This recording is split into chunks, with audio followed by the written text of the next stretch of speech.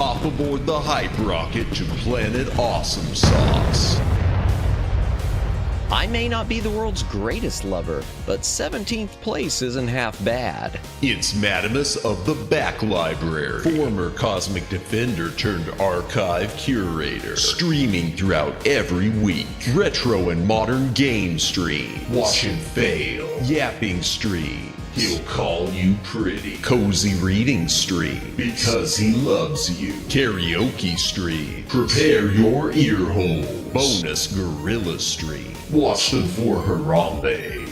If you don't watch live, Chibi Madamus will cry. Is that not enough? If you don't watch live, this kitten could explode. Don't blame me, I did not authorize any of this. New schedule posted weekly on X and YouTube. Go read it. All streams scheduled in Eastern Time. God's favorite time zone. Always streaming horizontal, never vertical. Just the way you like it. Follow, subscribe, like, watch, do the things, have the fun. I don't know what that last part even means. Madamus of the Back Library. Why watch Madamus of the Back Library for free when you can pay for it? Your money is now my money, and I will spend it on hookers. It's Madamus of the Back Library. He started as just another indie VTuber, but now Madamus is another indie VTuber with YouTube partnership. Channel memberships now available at one incredibly low price. Less than all your favorite prescription drugs. Now including brand new content. Movie and game gift set unboxing stream, destroying value in real time. The Chatamus versus the Madamus board game stream. You better not cheat. Extreme Back Library archive exploration. Why does he even own this crap? Movie and TV watch along stream. Definitely not infringing copyright. Definitely. And Madamus will moan the name of anyone who becomes a member live. Wait, what? Plus, all the content you've come to love. Back that up. What's this about moaning? Retro and modern game streams. When did I ever agree to moan every member's name? Yapping streams. Quit changing the subject. Karaoke streams. Okay, fine, as long as I'm getting paid. Madamus of the Back Library. Become a member today.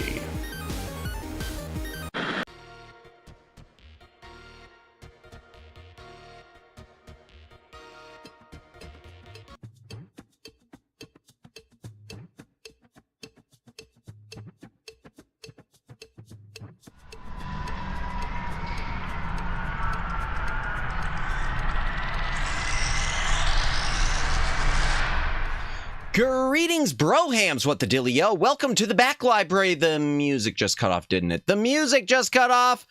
Oh, we're starting with the major scuff, aren't we? Okay, try that again. Greetings, brohams, what the dealio? Welcome to the Back Library. I am Madamus, former Cosmic Defender turned archive curator. My ear trumpet has been struck by lightning. Thank you so much for the $5 super.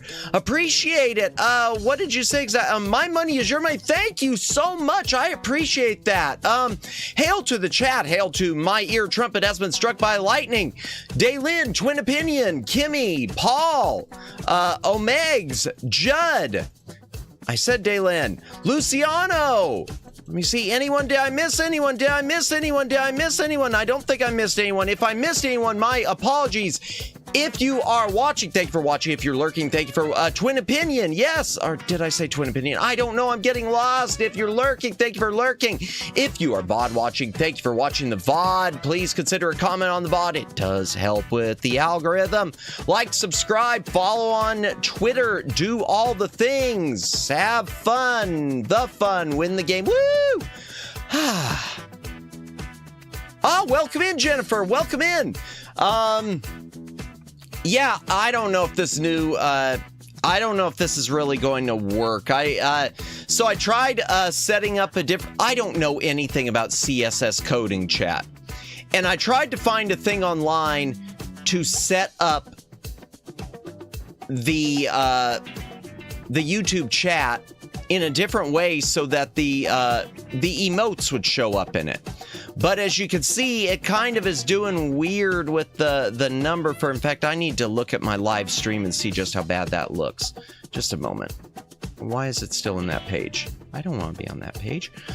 Just a moment, chat. Okay. Yeah, it's doing weird. It's blocking out the... Yeah, I'll have to find a new way to... I'll figure it out later. We'll figure it out later, chat. But yeah, we'll leave it like this for now. Old, oh dear. Oh my gosh, I'm not old.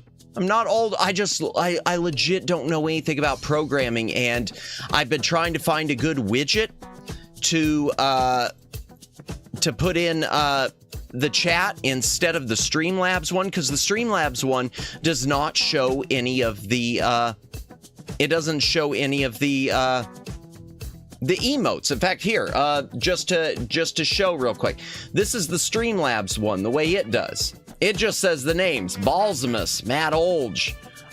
He's a boomer, chat. I am not a boomer. Definitely not a boomer.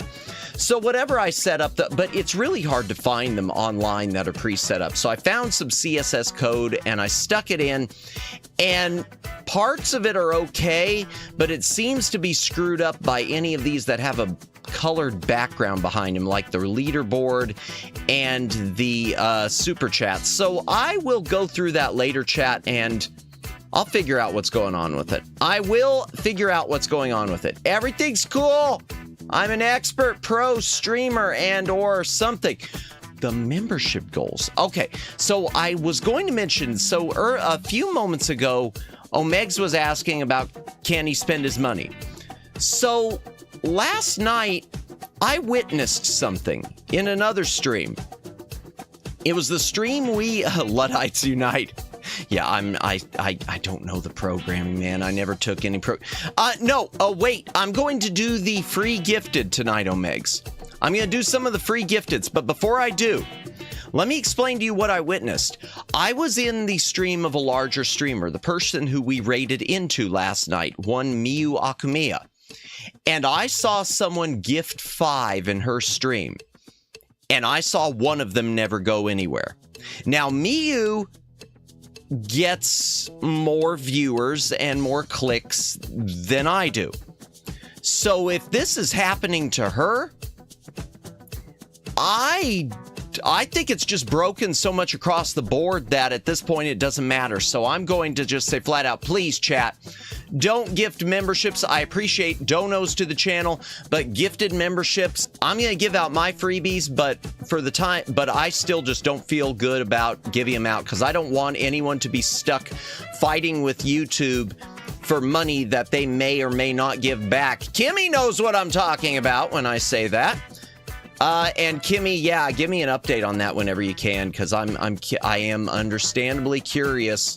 I am understandably curious about the way the YouTube has been treating you, the Google people, the googly people.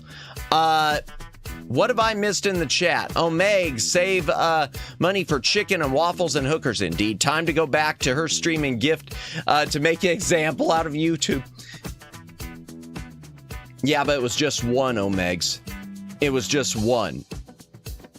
So I'm sure they would use the same thing with her.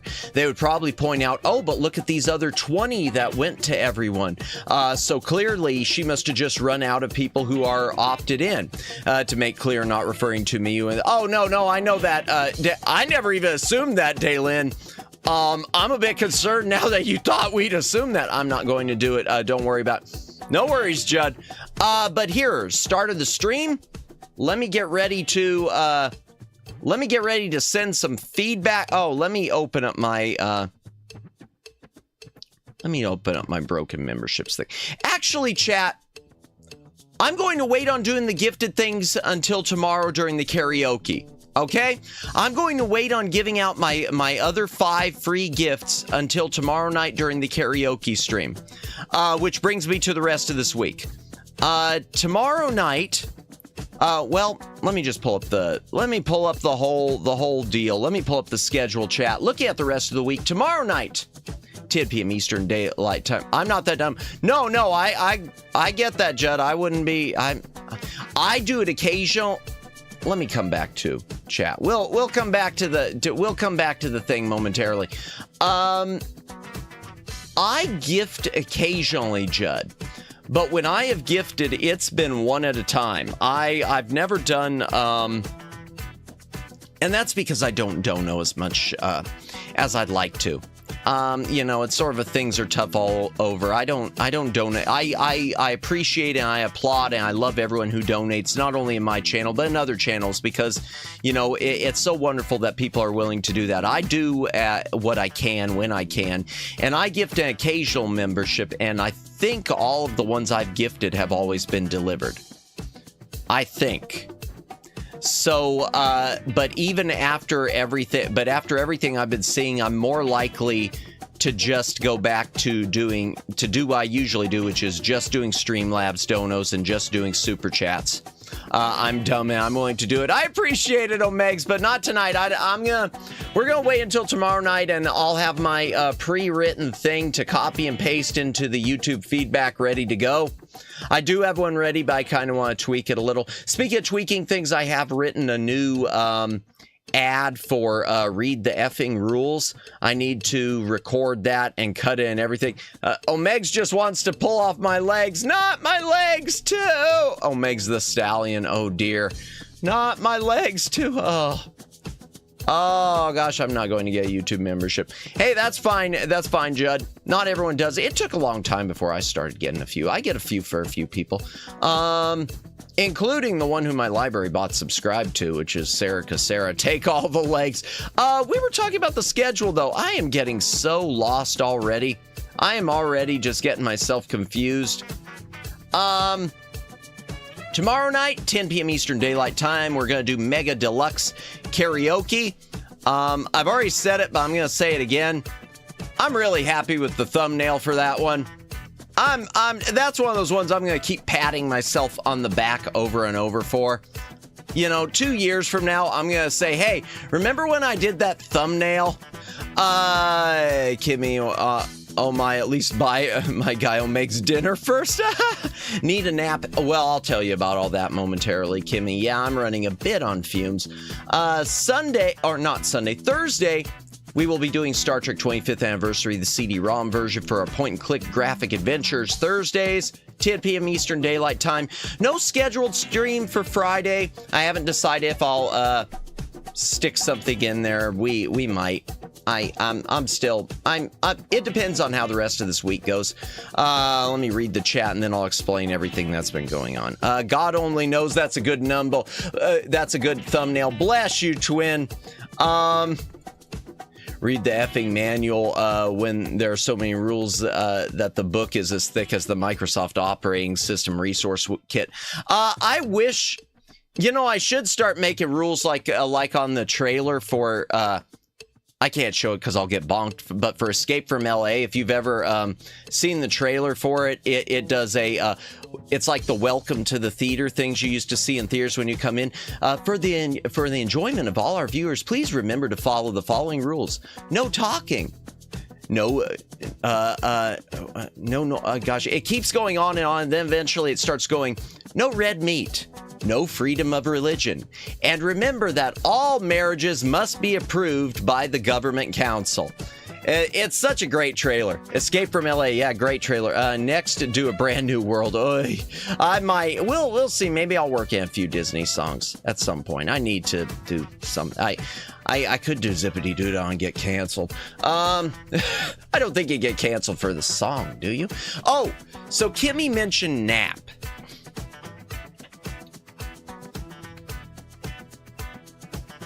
Excuse me, my throat's closing up already. Man, this is a good sign. I did have to take a nap earlier because I had to get up after like 2 hours of sleep because I was up late last night. I I had to take my father to the doctor for a follow-up appointment for his. Yeah, I'll take a hydration break momentarily. Thank you, Jennifer. I took my father to the doctor today. It was an early appointment, and it was it pretty much, unfortunately, it's one of those things where they were just recommending like a physical therapist, which I know he's not going to do. And how's he doing? Pain mostly. It's one of those things where, unfortunately, all you can do is let it heal. All they can say to him is you just gotta let it heal, but I guess it hurts him like hell, so his mobility is limited. And so I'm gonna be going over and doing lawn mowing and everything, because he doesn't have a lawn service, even though he's in Florida. So I will, I'll definitely, yeah. So everything's cool, but I didn't get as much sleep because I happened to take him for an appointment. So then I came home and crashed, and yeah, probably going to I won't call this stream early, but hopefully I get enough sleep tonight. Don't play that game. Is that a Disney song? Let It Go, Can't Hold Back Anymore. The Disney song. Okay, by the way, resource kits are easily over half a foot. Oy. Kimmy Choo, I wanna lock you in a tower with that song. Oh man, never again. The Mega Man. Oh yeah, so the game. I'll go ahead and mention the Mega Man. So those of you who missed the Mega Man stream last night, you missed the most screaming I have ever done in a gaming stream so far. I have never experienced something that frustrating that quickly. I will be recutting it into a short. I'm not going to say I'm cutting all of the screaming together, but I am cutting a bunch of the screams together, and I am going to label it on YouTube as a Mega Man ASMR video, just to see if that gets some clicks, and it'll probably get a bunch of downvotes, but I don't care. So you're screaming never gonna give you up. Oh man, I legitimately, unironically love that song. I still can't believe it's that Rickrolling is a thing after all these years, because it's a good song. But yeah, I should sing it. I'm gonna sing it this time. Never gonna let you, never gonna run around and desert you. Never gonna make you cry. Never gonna. I need to get into a different key. Same, it's catchy. It is. Matt screamed more when he played Star Trek. No, I don't think I did, Paul. I don't think I did. I hope I didn't. I don't think I did, because it was more spaced out. It wasn't consistent. So yeah, I started working on a short of that. I'm also working on a short for the Gorilla stream, the Harambe stream we did on Friday of Viscera cleanup detail. Briar Mare, or as apparently she has been called, Brian Mayer. Oh, bless. Briar Mare, VTuber, friend of the channel, she had suggested when she was in that I should do a short of all the counts of the times I spilled buckets of blood and body parts. So I'm going to probably try to throw that one together too. Darn, I got to fix that chat. That does just look wonky. I actually do like that song, but I don't listen to it often, so I can keep liking that song. Understood, Daylin. Understood. Yeah, so we'll do the singing tomorrow. As for tonight we'll do the yapping. Well, I mean, every stream is that. Thank you, Kimmy. Thank you for posting that. We'll do the yapping thing tonight. We'll keep going through the NES cartridges. We'll see how many we can plow through. I am going to try not to talk too much about them and their history unless it's really important. And there's one I hope we get to, which I will be talking about for sure. And it has to do with Ubisoft, and I think it's Ubisoft's only game on the NES. I wonder if they have a rule for it that I need to destroy it because they've discontinued service. Man, Ubisoft is really a piece of work. Daylin or hit her with the baby shark. Baby shark, do do do do do do. Baby shark, do do do do do do. Baby shark, do do do do do do. Baby shark. If I get demonetized for singing that little bit right then, I am gonna be so pissed, chat. If I get a copyright bonk just for those 3 seconds there, oh my gosh. Hydration break. If you got a drink, take a drink. Hydrate or dihydrate. Gotta save the demonetization for tomorrow night. Oh gosh, not that song. I am happy to say I've never listened to it all the way through, except I think I did listen to a VTuber at one point that did a cover of it during a karaoke, which probably will not be me. Copyright, doot, doot, doot, doot, doot, doot, YouTube strike, doot, doot. Oh gosh, it wouldn't be a strike, but it would probably be, the song is copyrighted, Paul. And so I would probably get a copyright flag, which would make it impossible to monetize, and then I'd have to edit it out of this stream. Tomorrow's I can't monetize at all. YouTube, that's the way you get around doing a lot of channels do their YouTube karaoke's as unarchived. I just do mine as no monetization. Now, a lot of the ones, by the way, when they do it as unarchived, they have to do that because they're doing Japanese songs. There's something about the Japanese songs and the copyright for a lot of these J-pop and anime and Vocaloid songs that hits a lot harder than it does with Western songs. Because the only thing I really have to worry about is no matter what I sing, I'm going to be banned in Russia. That's okay, because I've looked at my analytics. I don't seem to have any Russian viewers. So to all my Russian non-viewers, do svidaniya or something. I don't know. I don't speak freaky deaky Russian. Okay, what else was I going to say before we open up the Handcam? What else? Sag, no Russian gangs. No, in fact, I should check. I should check it. You know what? Okay, well, I can't open my YouTube thing on and get it to open on. I can't get it to open on my other window, or I would, show it off and dox myself completely. Let me open my YouTube studio. I want to see real quick where my viewership is. Come on. Going a little slow. Video blocked in some territories. Oh, it's one of my old YAAAPs. Okay. I already trimmed out what was there. Okay, where is it? Analytics. There it is. Analytics. Audience. Okay. Most of my viewers watch on PC or mobile phone, of course. Okay. So 40% of my viewership is in the US. Oh, let me put it for live viewership, not shorts. Oh, wow. Okay. Oh, that's interesting. Oh, man, that is interesting. Okay, so my live viewership chat, sadly not 69, but 60.9% of my viewership is in the US. 1.1% is in the UK. 0.5% is in the Philippines. That's interesting. And as far as anything else, it doesn't say. So I must just be getting like 0.5% everywhere else. I can only see 71% of what I'm getting. And as far as my age and gender, my live viewership is 88% male, 11% female. All right. We're growing the female audience. That's cool. That's good. That's good. That's why I try to go. So I've said this before.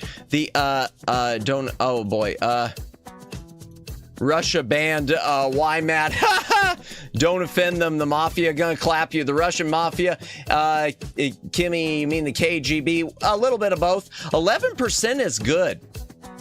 11% of female viewership is really good.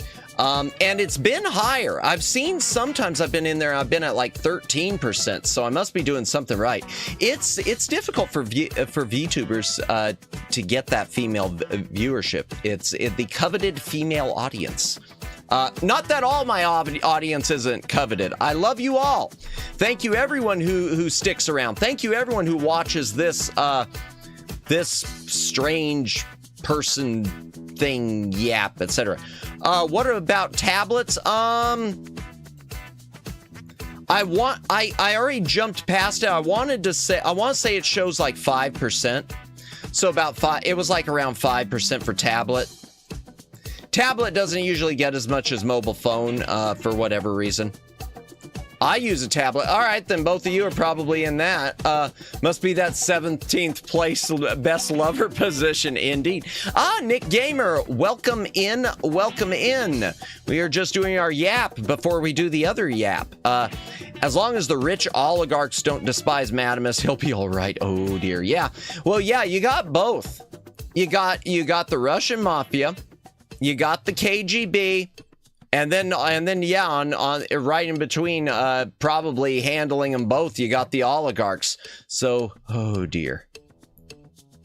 Okay. Did I miss anything here? Did I miss anything? So, yeah. Before we go to the Handcam, is there anything else I should... Flash Viewer, welcome in, welcome in. Anything else to mention? I don't think so. I already mentioned I'm working on some shorts, so I'm not doing nothing. I already mentioned I'm working on a new ad video for Rules, so I'm not doing nothing. Oh, and the thing with my side gig that I mentioned yesterday, so it's amazing. I texted 3 different supervisors. None of them responded to me. I finally texted one at a different office. He never said for sure he was going to fix the missing pay issue, but he just said okay. So I'm going to give it until I head into the office on Sunday when I'm going to see this person, and I'm going to ask him flat out, hey, did you fix it? Am I getting paid or not? And if he says no, then... well, I might be getting fired because I'm going to make it clear I won't be going to any more additional offices during the one-day side gig because it ain't worth it. Okay. I think that's enough dirty laundry. Is that enough dirty laundry? That's enough dirty laundry. Let's head into the Handcam, shall we?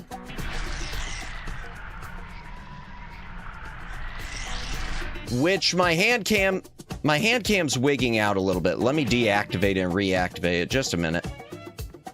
Custom. Device default. Hold on, let me see. Is it moving smoothly now? There it goes. It wasn't working. Dirty laundry. Yeah, well, you know what I mean. Talk about like personal junk and whatnot. All right, is it working better now? Yeah. Okay. Does money laundering count as dirty laundry? That's a good question. It isn't if it's my money. All right. So last time, chat, we went through all of the Nintendo brand. We went through all the Square Enix. And we went through all the Capcom. So tonight we are starting with Konami.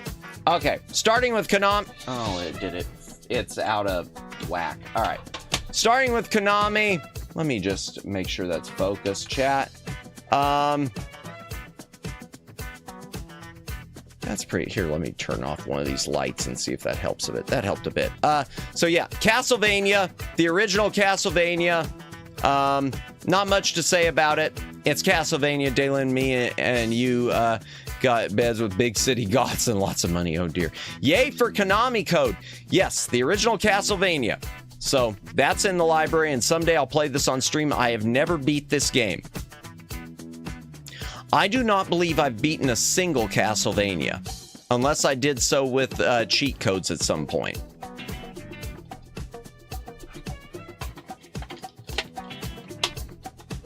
Okay.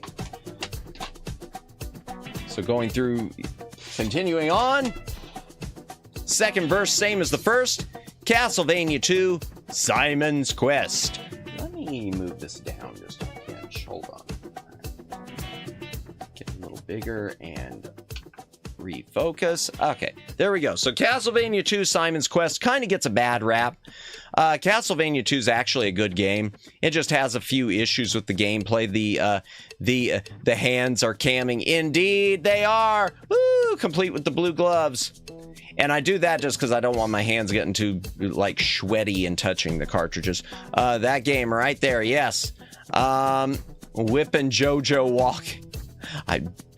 Simon's Quest was the first Castlevania I played. My cousin got it on his NES. Nice! I don't know what my first Castlevania was. Here, I'm moving the mic a bit, chat. Let me move it forward. So sorry if that made some noises. I don't know what my first Castlevania was. I just know I suck at them and I love them all. Whip it good indeed. And I have some mixed, mainly fond memories of it. Yeah, the NPCs are, Matt's hiding his gang tattoos. You know what? Okay. This might surprise some of you. It might surprise none of you.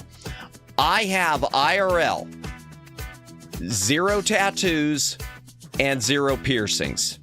So anyone who's watching, you know, thinking no, I don't have any. I don't have problems with tats or piercings. Hell, I think plenty of them are hot, but I don't have any myself.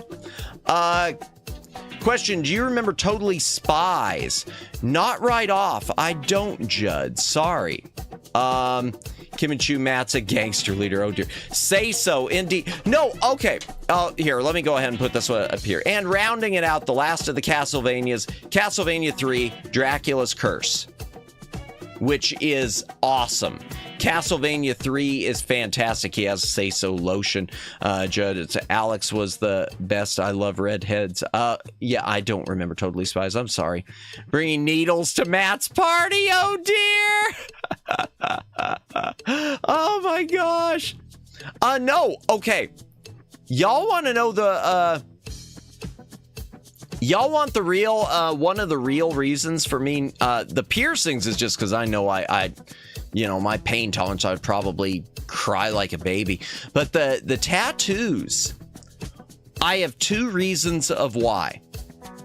The first is I hate spending the money on it because I know they can be expensive. Moo! Welcome in. Oh, the old always right out of the gate. Welcome in, Moo. We're just going through the physical game library. And we're starting Konami, so yay! On the house raid, we bring goths, alcohol, and get Matt his first tattoo. No. There's another reason. Okay, so tattoos, number 1, I don't like the price. Number 2, the permanency is a problem. Because people's tastes and attitudes do change. Everyone changes. And so I don't want to get a tattoo and then, you know, a few years later be thinking, why did I ever get that tattoo? That doesn't fit who I am. Madamus passes out during ear piercing and wakes up with piercings and tattoos all over. Oh, dear, no. Goths, it went back to, I think it was last night, maybe, Moo. I don't remember how it came up, but the discussion of picking up hitchhiking goths came up. And it was established that, yes, if a goth is hitchhiking, I will pick her up and deal with the consequences later. If I lose my vehicle and my wallet and my life, not necessarily in that order, oh well, I picked up the goth. Dylan, that's too much. Oh, dear.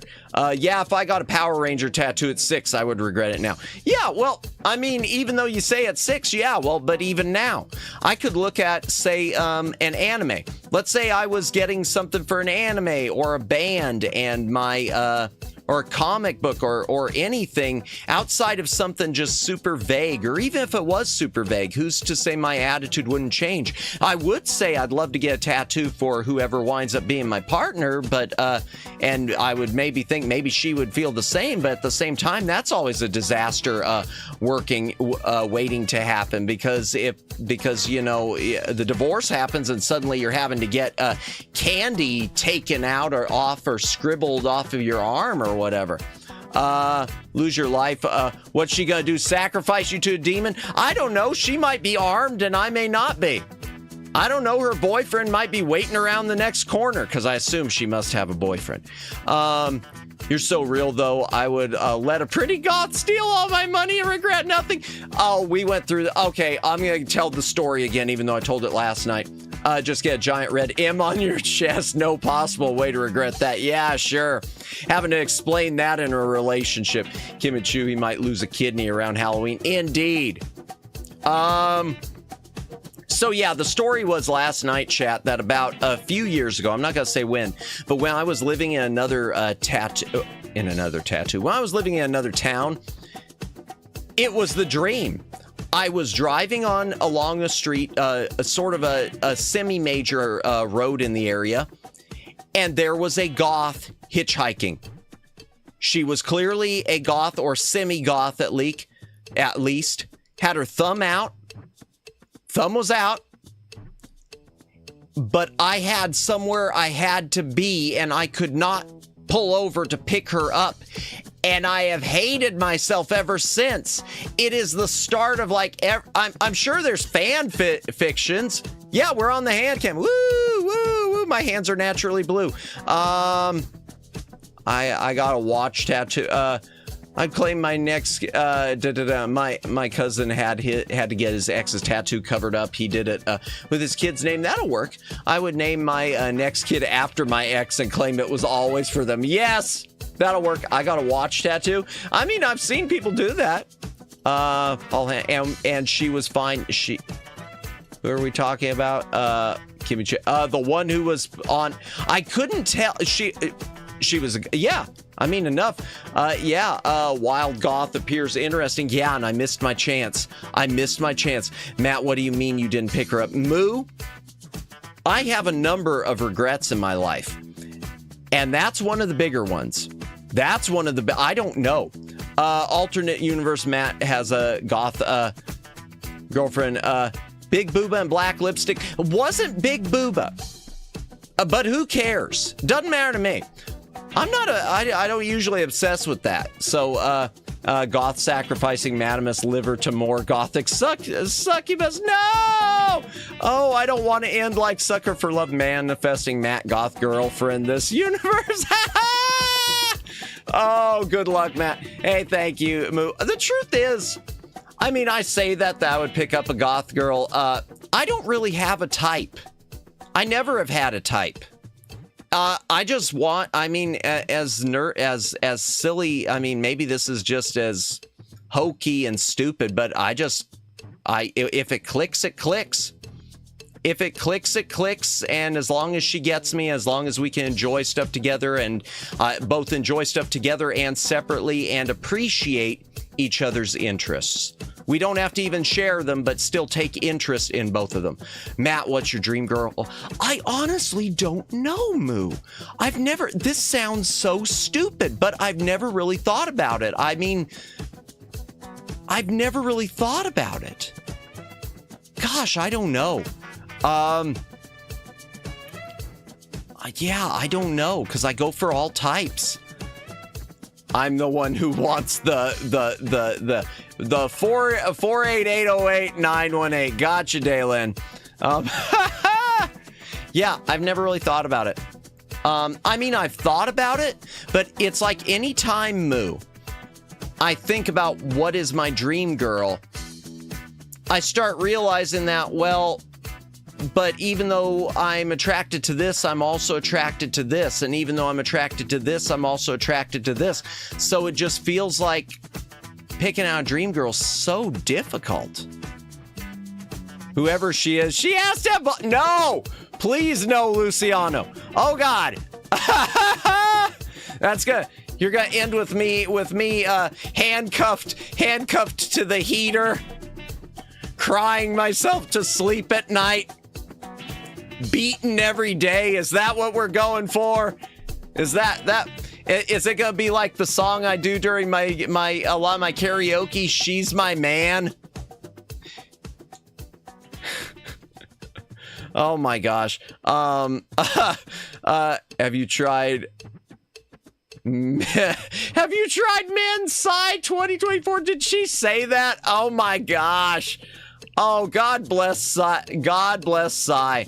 Cyan Aria. God bless her. Handcuffed to the heater. I don't know. I don't know. I don't know where that came from. Matt likes like, no, femboy, changing the subject. They just need to be far more pretty than me. That'll work. And rich. That'll work. And nice. And that'll work. And a hard worker. And a homemaker. And a mother. And a warrior. And an artist. And an archaeologist. And 6'5". How hard can it be? 6'5". So we're going the full-on Amazon route. Wowie, wow, wow. That'll definitely end with me beaten to a pulp, probably. Less the heater, more the headboard. Ah, gotcha, yeah. Yeah, I don't know where the handcuff to the heater thing came from. 6'5", pretty women. Yeah, I mean, if you're maidenless, perhaps it's time to... perhaps it's time to be the maiden. Oh, wow. Oh, put that on a t-shirt. How about caring? Yeah, caring would be important. 6'5" pretty women. Yeah. Futurama, Amazon's, oh dear. Gimme speaking fats, broken pelvises debuff. Oh my gosh. What happened? So NES cartridges, huh? That's the last of the Castlevanias in the back library. I'm 6'2", not many women taller than me.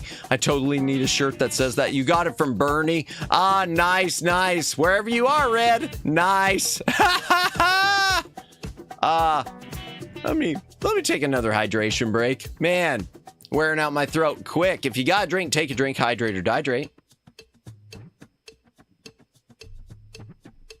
Oh my gosh, I'm not a woman, but I'm 6'7". Really? Are you? Wow. If that's true, wow. I am 5'10". I'm 6 foot though if you've been drinking.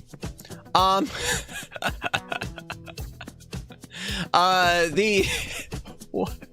don't even know what that means.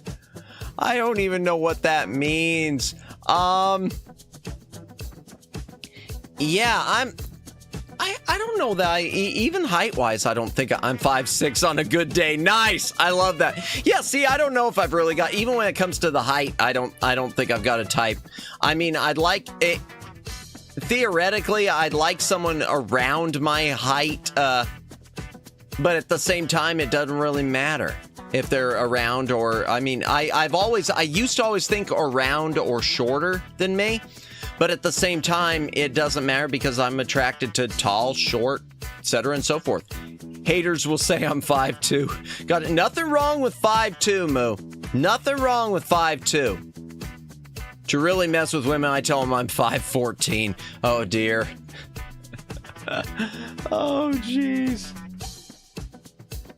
I'm going to keep moving on just because we're never going to get through any of these at this rate. Metal Gear. I have never played this other than popping it in and making sure it works. According to Google, I'm 6'28", 190 centimeters in my country. Oh! Okie dokie. 190 centimeters. Okay. That's adorable move. Yeah, 5'2" is. Seriously.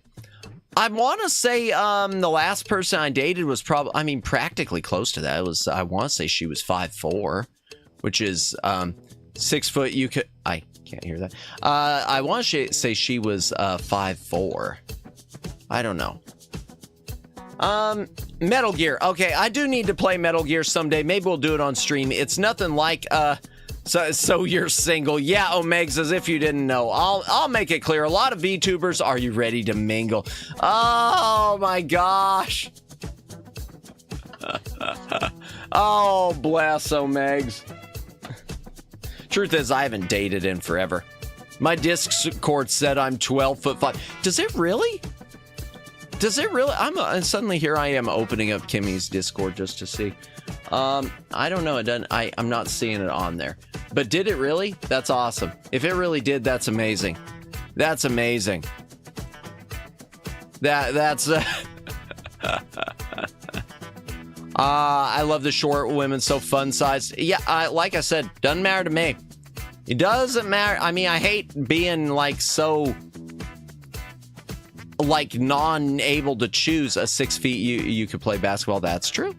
That's true. I definitely can't play basketball. Yeah, I mean, you look at the WNBA players. Definitely got that height advantage. Yeah, I feel lame by saying that all these things don't really matter to me, but maybe it's an age thing too. I'm not old, I'm not a boomer, but you know, I do feel like as when you're a younger kid, I feel like the younger you are, the more you have a type in terms of physical, and the older you get, the more you have a type in terms of personality, maybe, or in terms of getting just looking for that sort of a connection.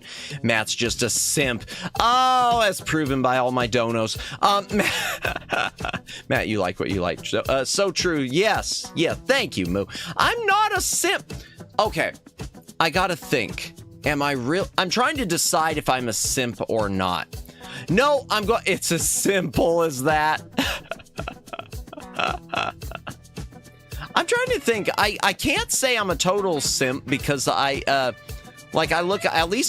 not one of those simps who goes and gives his life savings to any streamers or anything. So I've got that going for me, at least so far. So far, emphasis on so far. I'm single, ready to mingle, but so lazy I don't leave my place and listen to Monster Girl ASMR to have an occasional tingle. Oh dear. Oh dear. Yeah, but I mean, fair enough, Daylin. I haven't dated for the longest time, and I haven't tried to date for the longest time. It's rough out there. I feel the same way. It's just really, I feel like the way the world keeps evolving, it's gotten so much harder to date even than when I was a little Madamus. I feel like things when I was a little Madamus were more like your movies and TV shows where people just, they met at their job and found love. They met at the workplace, they found love. They went into a Walmart and just started hitting on someone and it actually worked out. And then suddenly, here comes real life 2020, 2025. Like Harry Met Sally. You know what? I have honestly never seen it, Flash. I think I've got an old DVD copy and I've never watched it. All this talk about height reminds me of Cartman. Oh, he joins a chat to find new friends. And then a guy says, I'm 14 inches, to which Cartman responds, I'm not interested in being friends with. Yeah, I'm not going to say the word just because I will get bonked, but wow. We were more social before the internet. True. Agreed. If it happens, it happens. It's what I say relationship-wise. That is for me, at least. Amen to that, Jennifer. I like that. Yeah, I'll say for myself, I'd like for it to I'm not going to say I don't want it to happen. I'd like for it to happen. I want it to happen. I think to me, you'd be crazy. A person, I think, no offense to anyone here, but I think a person would be crazy to flat out not want it to happen. But at the same time, I don't want to ever force it to happen, because to me, the forcing it to happen is where you wind up with all your divorces and everything else. I'll have what she's having. Yes, man. Interesting people too. Yeah.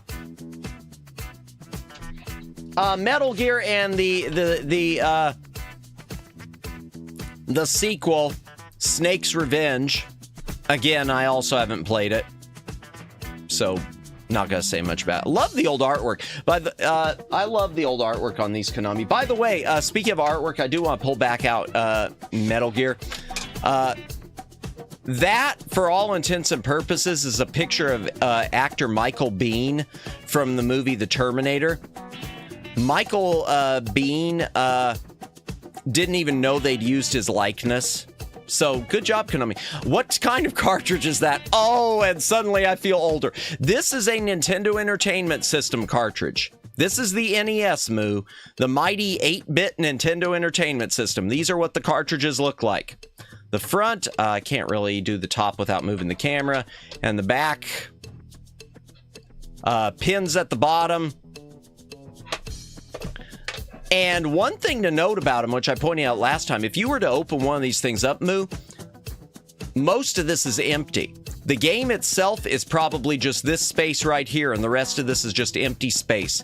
There are a few games, very few, that take up a much larger portion, but 90% of NES games are like that big at max.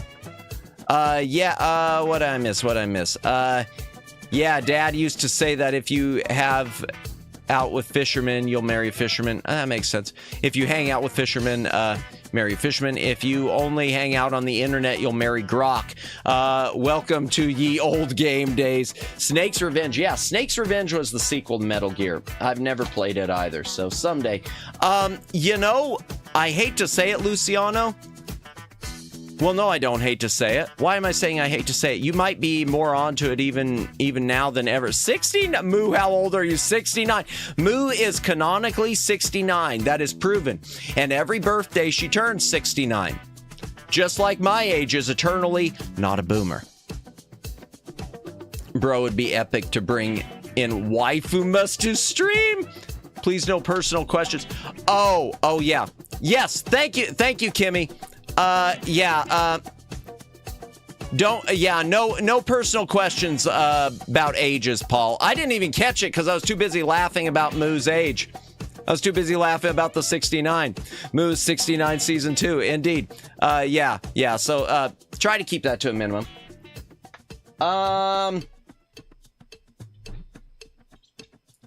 Before I go to the next one, I was going to mention, though, what Luciano was mentioning. Y'all have seen what Elon and Grok have done, right? Y'all have seen the Super Grok, right? Y'all have seen Waifu Grok? Blowing on the bottom of the cartridge actually works, but it sounds NSFW. Yeah, where is... Hold on just a moment. I'm going to my browsing system real quick. I am going to the browsing system real quick, because I got to pull up the waifu, the Super Grok waifu. Just a moment. BGMBD. Okay, there we go. And, all right, just a moment.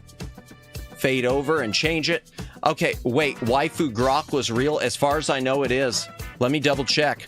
Yeah. Elon is launching Super Grok. It's a paid service, and it is a waifu anime, virtual anime girl avatar. He's trying to put the VTubers out of business, y'all. Elon is trying to take our jobs. Well, I don't know if Elon himself is, but you know. First they came for the VTubers, and I said nothing. Super Grok.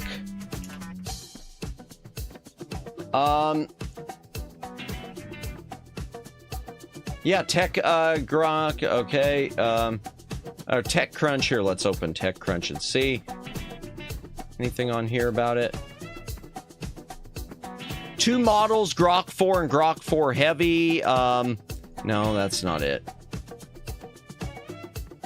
Demo live stream. No, that's nothing. Careful going to images. I'm positive those are 90% NSFW. Oh yeah. Yeah, I'm not gonna, yeah, that's like there was one I saw about Sonic the Hedgehog being the chief architect of inflation. Look up if you want to see proof, look up Sonic the Hedgehog Rule 34 inflation. VTuber revolution begins now. We're in the space waifu market now. Yeah, gotta be very careful. That is true. When he perfects AI, all he has to do next is perfect genetic engineering and then perfect AI genetic encoding. Well, he's already putting the chips in people's heads. Yeah, is it for real?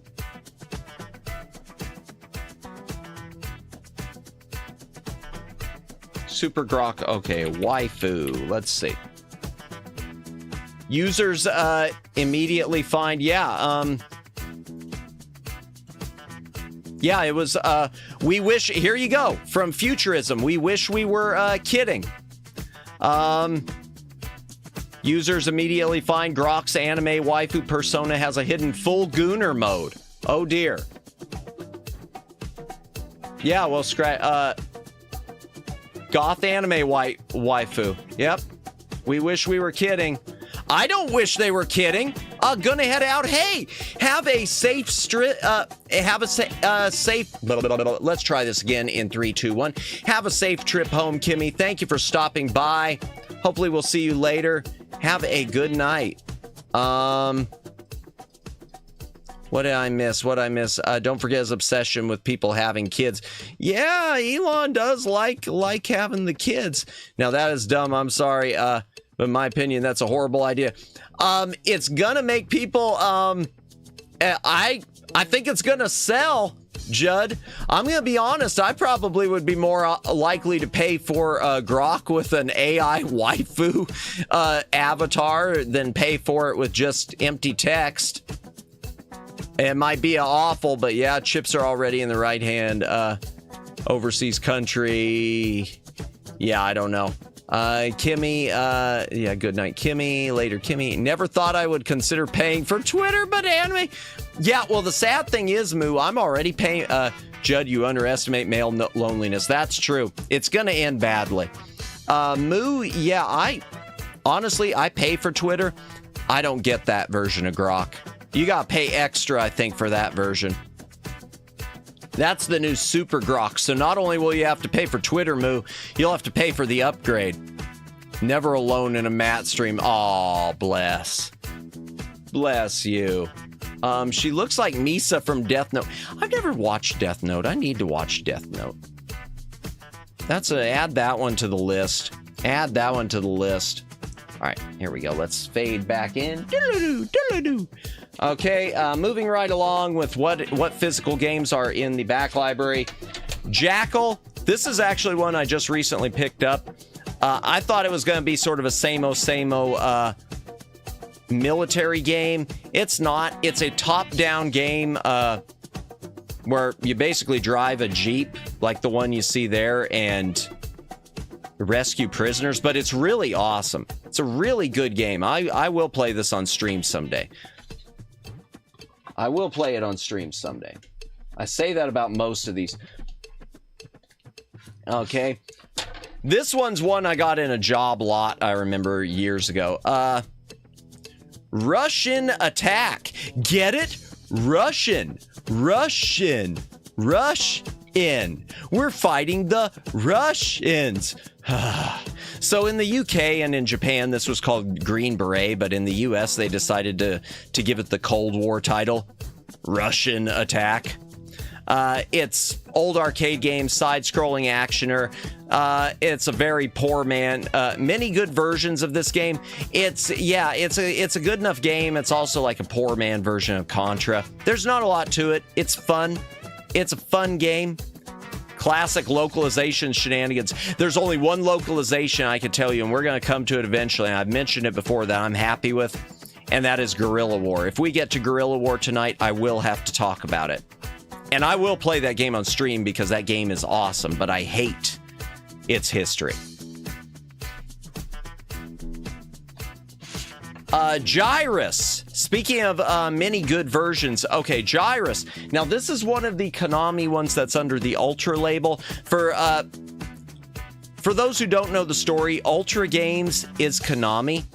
What happened was Nintendo had a limit on how many games a company could release every year, and Konami had a bunch of games they wanted to release.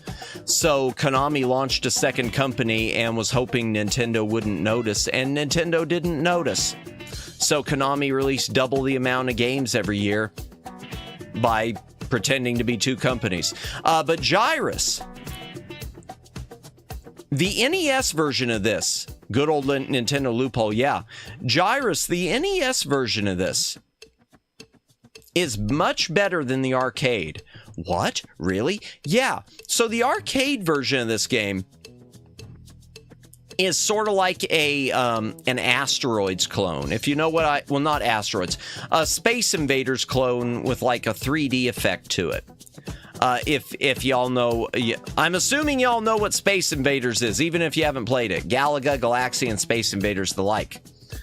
This version added in power-ups and boss fights and new music on top of the already amazing music. This right here, bang on. I suck at it, but bang on. Okay, keeping with the Konami. Ooh, something special here, chat. I'm gonna play this on stream, even though we already did the PC version. I'm gonna revisit this at some point. I don't quite understand the whole thing with this. I'm gonna change my light. Hold on just a sec, chat. Let me see if this works any better. No, that's worse. Okay, that is worse. Darn. Yeah. I can't get rid of the glare, sorry. I'll have to figure something out for that someday. So, those of you who are around know I already played King's Quest V, the CD-ROM version. For some reason, Konami licensed and put King's Quest V on NES. And not Super NES, which is a weird thing. So it's a point-and-click adventure that was originally 256 colors with full voice and everything else, downgraded to 8-bit 16 colors on a system that doesn't even have a mouse. Now, on the Super Nintendo, there was a Super Nintendo mouse. This game, I remain... Now, the NES version, a lot of people complain that it's ugly. I don't think it's that bad.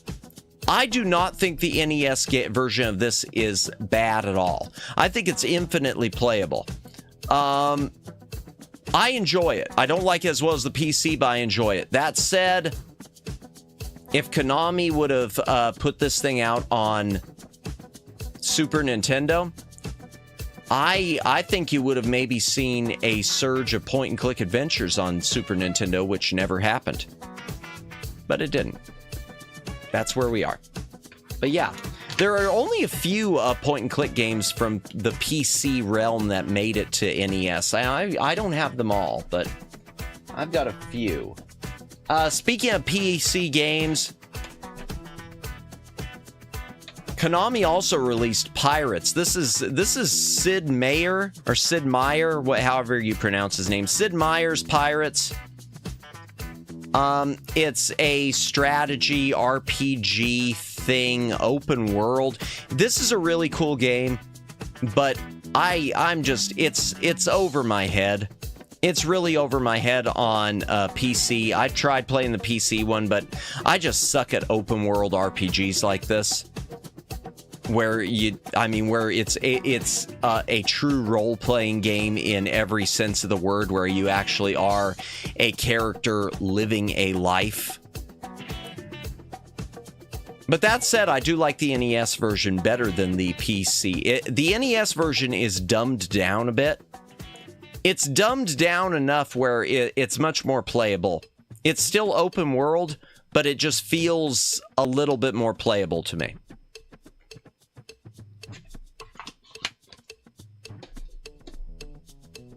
Oh gosh, also from PC realm. I've never really played this that much. This is from the Amiga realm. The Commodore Amiga. Y'all ever heard of the Amiga? The Commodore Amiga, not to be confused with the Commodore 64. So it was a computer system / video game console that was really big in the UK. Didn't really make an impact here in the US.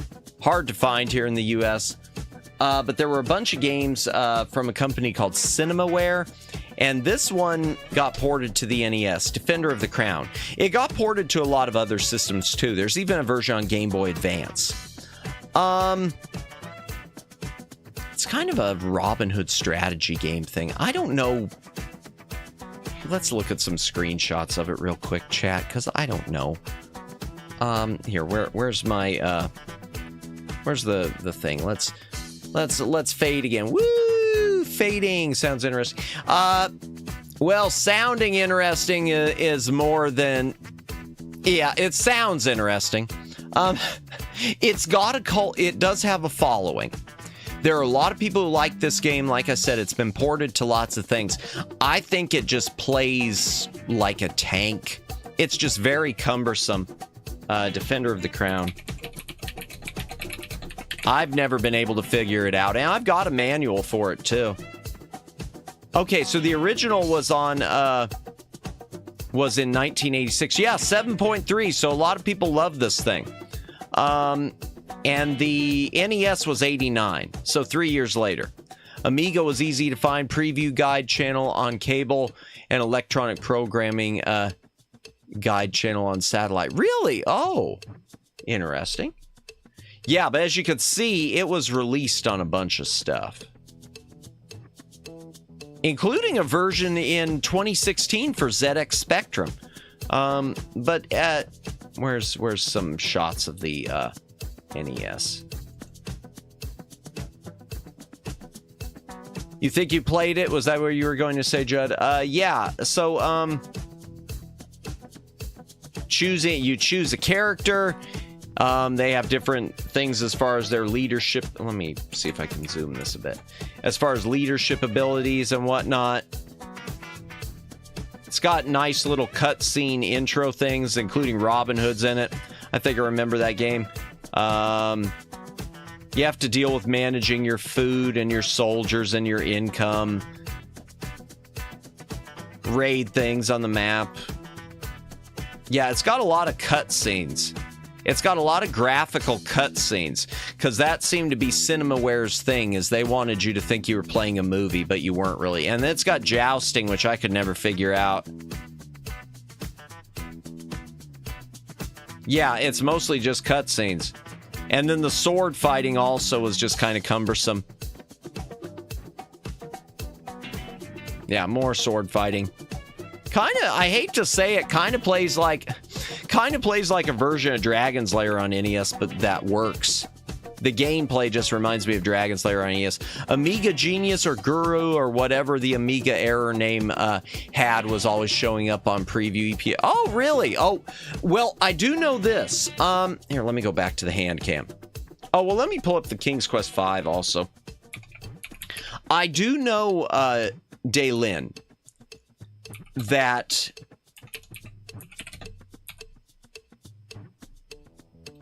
the Amiga was used by a lot of TV stations, even here in the US. I remember one of the schools I went to even had an old Amiga system lying around that they, I guess, had used for their, like, opening, for their morning news announcements things at the school.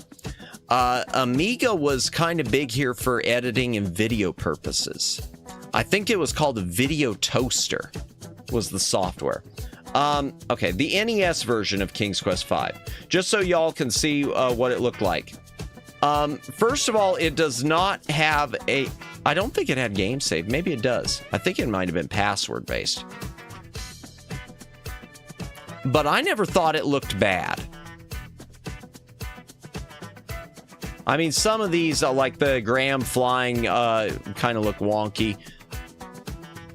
Oh, my castle, and the look of Graham in the things looks wonky. Let me find a good screenshot. And the wizard obviously looks wonky. Maybe it looks worse than I remember. Be right back, alrighty. Cedric waits impatiently for Graham. Ooh, look out, Graham! A poisonous snake!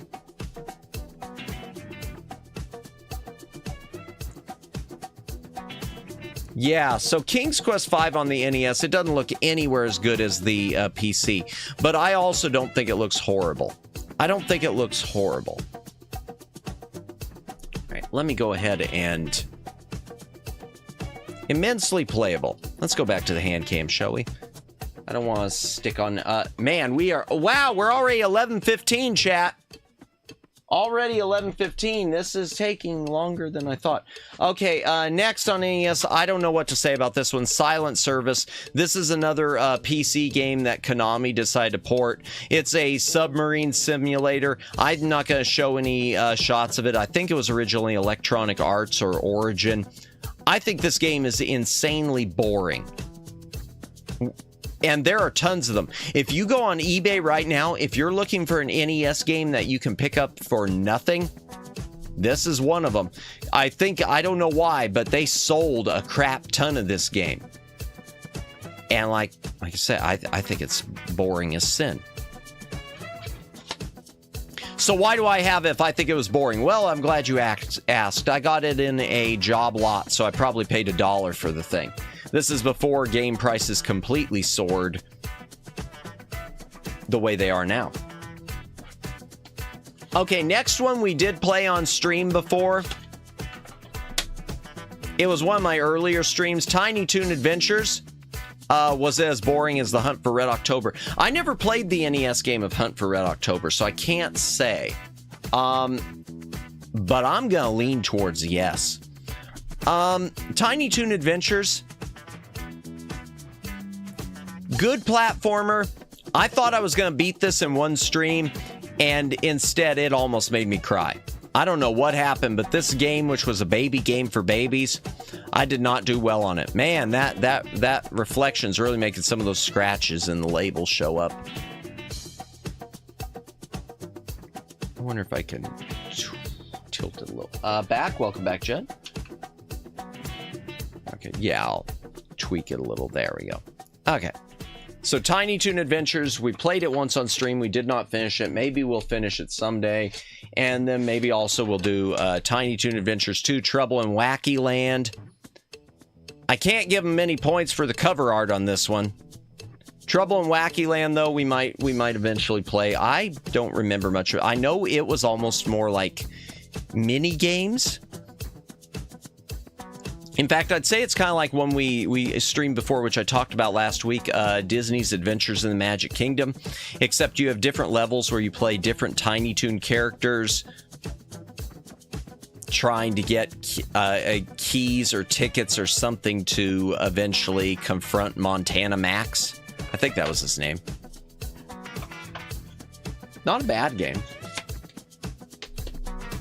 It's Konami. Konami didn't do many bad games except for things like Silent Service. Oh, but then this happens. All right, I got to talk about this one, chat. This is one of those why did you do that non-games. We're tiny, we're toony, we're all a little loony, and in this cartoony, we're invading your TV. Tiny Toon Adventures Cartoon Workshop. I'm going to pull up some screenshots on this one. This one, chat, is not a game. It's literally what it says, Cartoon Workshop. It is a,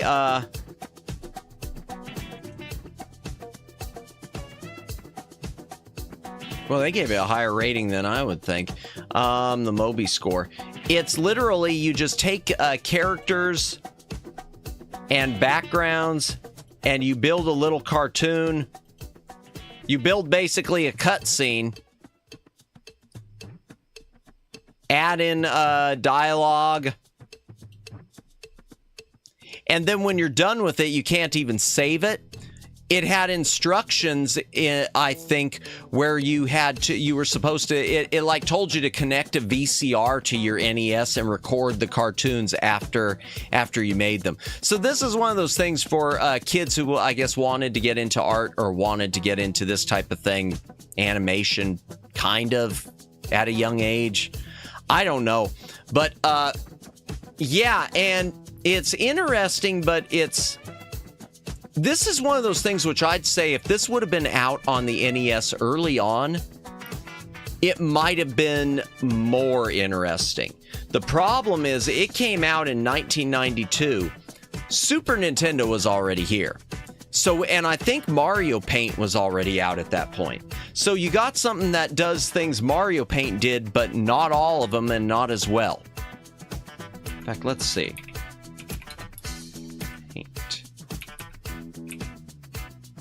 92, yeah, same year as Mario Paint. So this just kind of seemed, I don't know what prompted them. Or Super Nintendo. Yeah, it would have been, yeah. It would have been, on Super Nintendo, you already had Mario Paint. Maybe this would have been more interesting on Super Nintendo. I don't know. I just think it's one of those things that was interesting, but also just why? Why do you exist? Why did you do? Yeah, I think Mario Paint was fun. I think I never had Mario Paint, which we'll see once we get to my SNES library. I think my thing is I don't understand why Konami did this instead of, if they were trying to milk their Tiny Toons license, I don't know why they didn't just put out another platformer. I think it would have done much better business. But what do I know? Where is the hand cam? I gotta move this thing. All right, there it is. I gotta move it up on my thingy. Okay. I got too far down on my scenes list on my OBS. I had Mario Paint Gnat Attack. I played it. I never have owned it, but I have played it. The Fly Swatter game, yeah. Which they probably put in because there was probably someone who complained this isn't going to sell if we don't have a game. Oh, excuse me. A game with it. Oh! Okay, now we're moving back into some real stuff, chat. Extremely difficult game, but Teenage Mutant Ninja Turtles. Now, one thing you will notice about TMNT on NES, they all have the red masks. The reason they have the red... You have that game? Nice, Omegs! The reason... Love the... I suck at this game. This game is so hard. I have never beat it. But I always loved the music. Oh my gosh, did I love the music on this one. Most of it. I kind of, the going down into the sewers, I kind of got annoyed over time with it. It's pretty dang hard. I also never beat it. Yeah. And for those of you who are wondering, with the red face masks, the comic books were originally printed black and white. And even though this came out about the time of the cartoon, I guess they were basing it on artwork from the comics, at least for the cover art for whatever reason. So the cover art, they did just like a lot of the comic books. A lot of the comic books of Ninja Turtles, their covers did just have red. Now the game itself, the characters all have, there are so many TMNT video games. Yes, there are.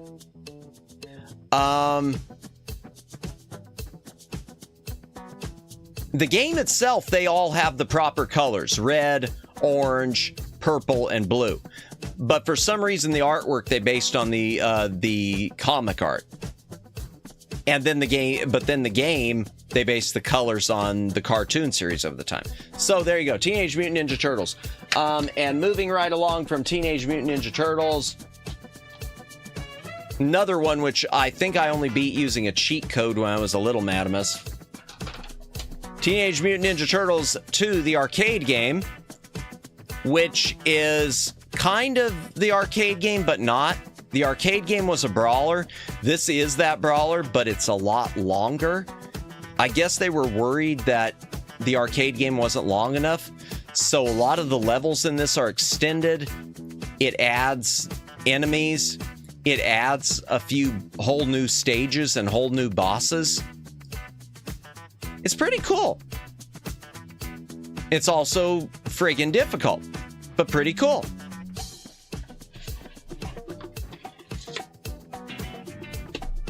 And while we're talking Teenage Mutant Ninja Turtles, here's one of my few complete and boxed ones. I want to say my family... Let me zoom it out a little. That's good enough. I want to say my family picked this up at a Kmart that was closing when I was a little madamus, and they were clearing them out for just a couple bucks because, you know, Kmart closing. But yeah, Teenage Mutant Ninja Turtles 3, The Manhattan Project. Oh my OMG, I wish I still had the box. I don't have many boxes. The Ninja Turtle and Simpson arcade games are awesome. Yeah, The Simpsons. I never understood, Daylin, why The Simpsons arcade game was never ported to Super Nintendo or Genesis or whatever. Best TMNT game is Turtles in Time, if you remember that game. Yes, yeah. And I know the Super Nintendo one was different than the arcade one in a few ways, but yes, I do remember it. Yeah, Turtles 3 is also good, though. Not as good, maybe, but it's still good. Brawler again. Yeah. So I've got it luckily complete. Thankfully, luckily, whatnot. Yeah, that works. Let me just set it out of the way. Okay, and what's next? Let me move the camera back down a bit. This one I'll have to put in focus. All right, chat. Now, this is one of the real gems of my library.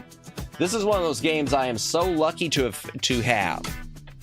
And I didn't pay a fortune because I found my family found it at a game store back when they were like actively purchasing and whatnot.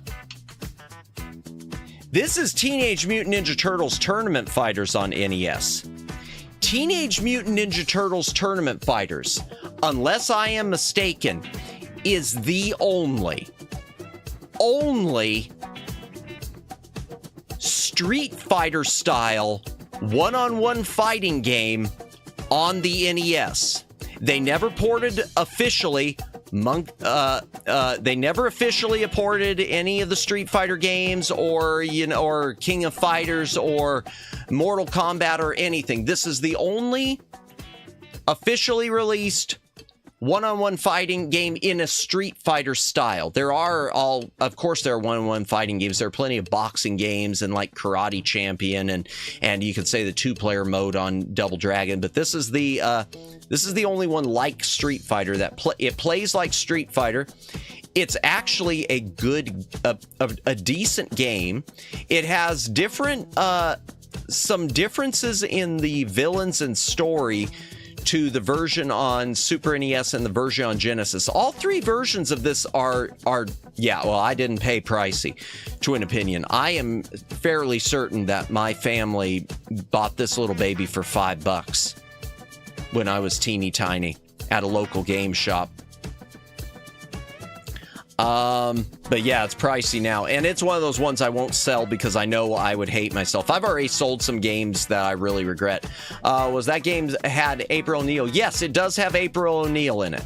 In fact, here, let me pull up some screenshots of this one because I think this one deserves a look at them. And then after this, I'll probably have to go grab another stack. Just a moment. Fade! Ninja Turtles are cameo fighters in some game series like Mortal Kombat and Injustice. Really? That's interesting. Okay, Turtles, if I could spell. I know I can't. Turtles Tournament Fighters. And the versions on SNES, Genesis, and NES are all completely different. I think the NES is somewhat rare. Yes, it is. It is, Twin Opinion. I got really lucky when my family got really lucky when they found it. All right, there it is. And I think this was the last one released. Okay. The Turtles receive a strange letter. I rented it back. Did you? Oh, wow. See, I never even, I'd never had that chance. No, actually, I guess not, I guess not, Judd. It does not have April O'Neil.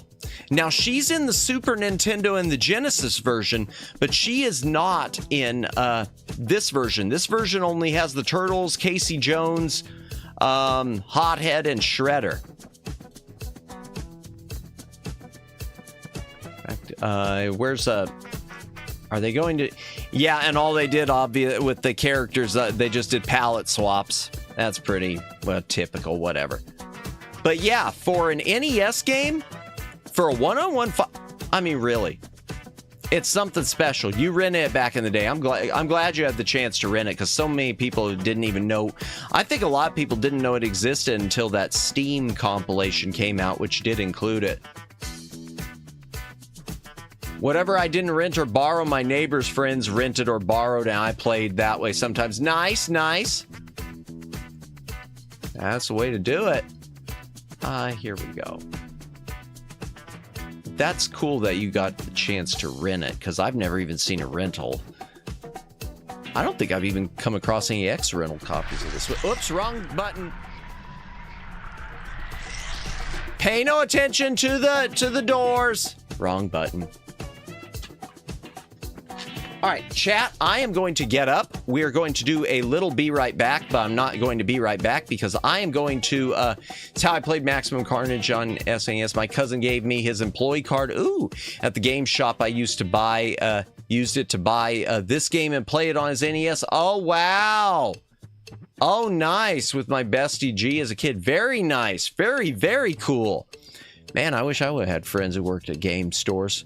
I had that one game store I mentioned. They used to set some stuff aside for me, but they kind of got weird and then they went out of business. Give me a moment, chat. I'm going to go grab the next little pile. We're not doing an official be right back. We're just being right back. Let me get these out of the way.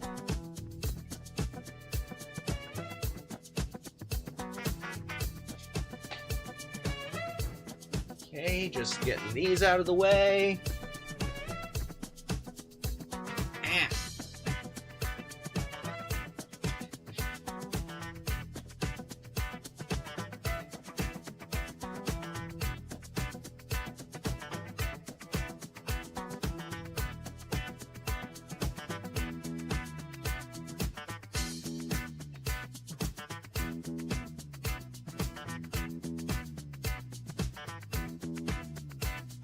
All right, just a moment, chat. Just a moment.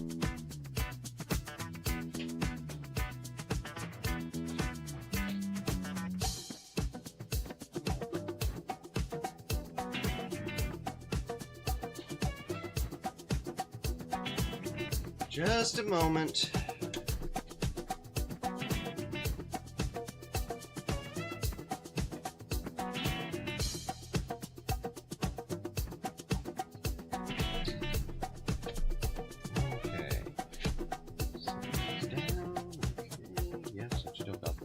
Order. Okay. Be patient. Yes. Yes. Be very quiet or the child will die. Wait, what? No, what does that mean? No. That's take your time. We got all night. Okay. Everything's cool. But first things first, hydration break. If you got a drink, take a drink. Hydrate or dehydrate. I am having a LaCroix mojito flavor. Not real mojito. Doesn't even taste like mojito because it's carbonated water.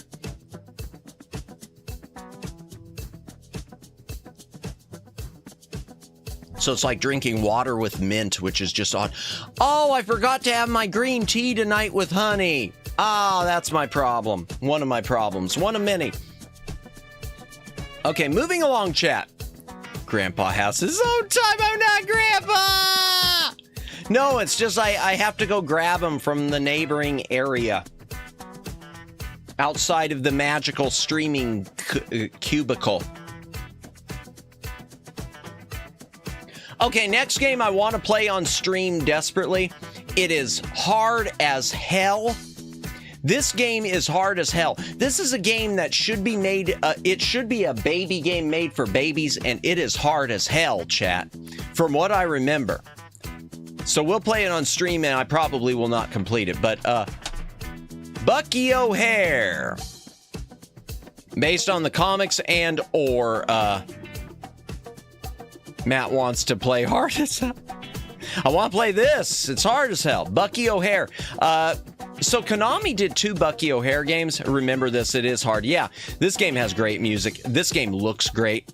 Konami did 2 Bucky O'Hare games. In the arcades, they did a typical brawler, but we didn't get that on NES. NES got a platformer, which I think the ending has some vertical shooter stuff. Very, very good game. 1980s cartoon series is cool. I want to say I've seen a few episodes of it, Judd. And I know there's a comic book series too. One of the, it must have been one of the indie comics sort of around the time of like Teenage Mutant Ninja Turtles. Because I think that's how this kind of rose to popularity, was companies were looking for more Ninja Turtles stuff. And then Konami bought it.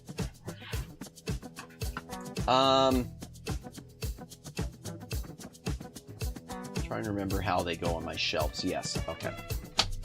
Great game though. I really want to play that on stream. Okay, and one more cartoon. Okay, chat. I don't know anything about this one.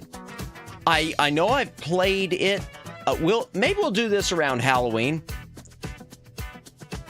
It's based on a toy, but I think it's also based on a cartoon based on the toy. Monster in My Pocket, Or is that a monster in your pocket, or are you just happy to see me? We have fun. Yeah, I still get that glare. Can I get rid of the glare at all? Yeah, that's a little better. That's a little better with the glare, chat. All right, so monster in my monster in my pocket. I want to say it's a platformer. I want to say it's just a platformer. In the back of my mind, I can still hear the cartoon commercial jingle, Bucky O'Hare. All I remember is I remember something from the theme song to the show from the few episodes I've seen, it being like, Bucky! Captain Bucky O'Hare! That just was weird when I did it. My apologies. Okay, monster in my pocket. I want to see what this one looks like. I know this is a later Konami release. Old Joe dear. Okay, 92. No, it's not that old. Okay, screenshots. Free Konami. Oh, that's too bad, chat. Well, chat, I wish I had a boxed copy, because apparently it included a free toy monster. Man, that probably sells for a bundle. So, got Street Shark. There is not a Street Sharks game. There is a Blu-ray release of it, though. Discotech put out the whole series. Okay, so you play as either the monster or the vampire. Ha ha ha, I sent out my henchmen. Okay. Come on, Warlock, we will beat you. That's some dialogue. Monsters in my house. Okay, what does it look like game-wise? Okay, so it's a side scroller. That didn't look too bad. Big character sprites. Yeah, those are pretty big character sprites, really. Yeah, really, those are. Interesting. Okay, let me head back into the library chat. I mean, not the library, into the camera.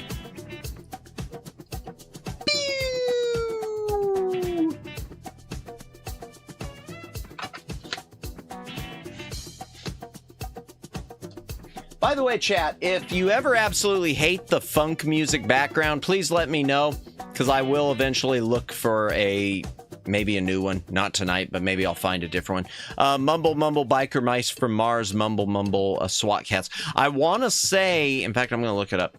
I want to say there is a game on Super Nintendo of Biker Mice. 1994, yeah, there's a Super Nintendo game of Biker Mice from Mars, and it is from Konami. And it's a driving game. And let me look up SWAT Cats, because I want to say there might have been.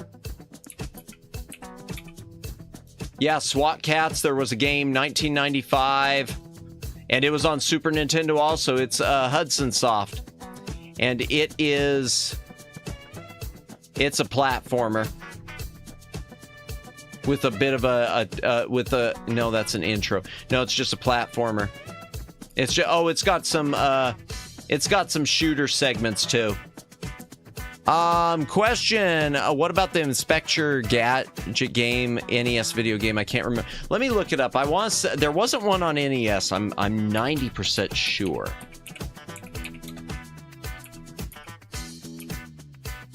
Inspector Gadget, 1993. Yeah, it was. There was one on Super Nintendo. And it's a platformer also. Yeah, it's a platformer. So most of these are just platformers. But yeah, there was an Inspector Gadget. Sadly, not NES. Okay. Oh, I'm already on the Handcam. Okay, next one, chat. We already did this one on stream. I did many streams of this. I know Omegs remembers this. Omegs really remembers this. Lone Ranger, the game that, man, we spent so many streams trying to beat this one. And we did beat it, finally. Man, oh man, this one was some good memories. I enjoyed playing this. The Great Ranger, this was a good game. This game had so much going on that Konami really, Right or wrong, they put all the games into one game.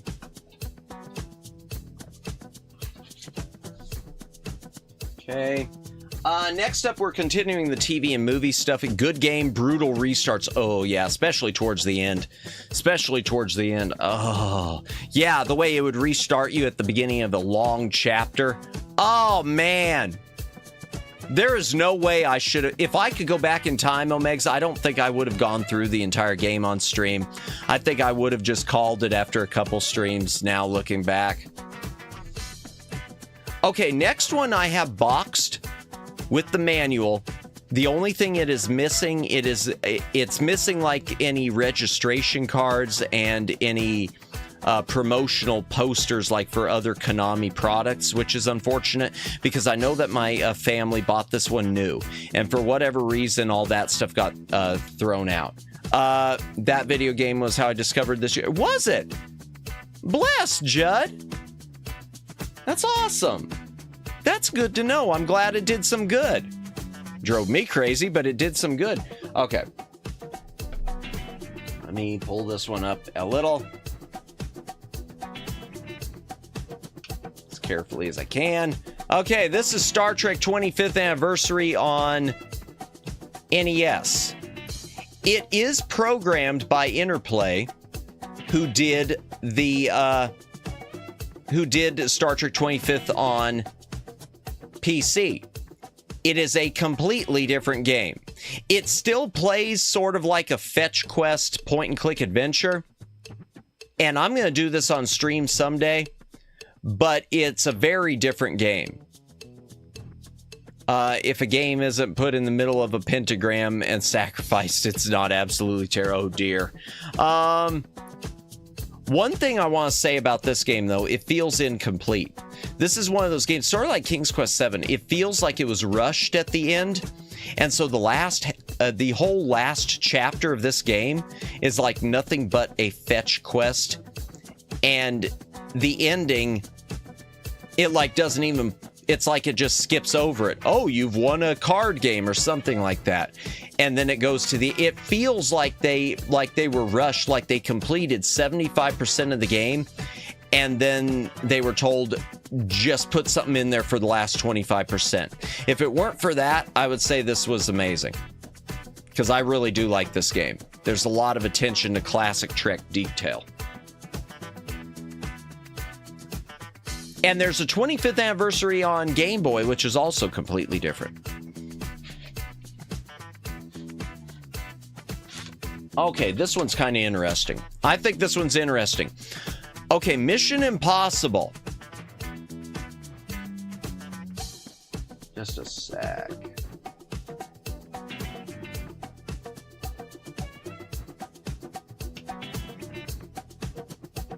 Okay, Rush Star Trek game, never yet. Is that game voice actor? Not the NES one. The PC one does. The PC version, which we'll be playing on Thursday, does have the voice actors. NES could never do it. NES, maybe you could have gotten one line. Good morning, Mr. Phelps. Okay, Mission Impossible. This is an interesting one. How do I explain this? Okay, first of all, it has nothing to do with the Tom Cruise movies. It's based around the TV show, but it is not based on the classic 1960s TV show. There was a reboot, revival Mission Impossible series, which is sadly not on Blu-ray. I think it might be on DVD. That game's really hard. Oh, Mission Impossible. Yeah, I'll come to the game momentarily. There was a revival series in the 80s of Mission Impossible. It did star, oh my gosh, I can't believe I'm forgetting his name. Oh my gosh, I can't believe I'm forgetting his name. Darn it! Yeah, just a minute.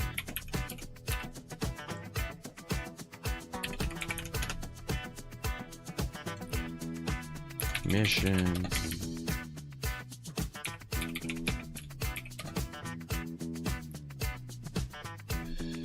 Oh my gosh, don't show me everything for Mission Impossible. I just want the I just want Peter Graves. Thank you, Judd. Thank you, Judd. Okay, so there was a revival series in the 1980s of Mission Impossible that starred Peter Graves in like a supervisor role, more so than he was in the original 60s series, and had a completely different cast. It didn't last but a couple seasons. And even after the first season, I think like they replaced half the cast. This game is based on that more obscure 1980s revival of Mission Impossible, which I think is kind of interesting and kind of cool.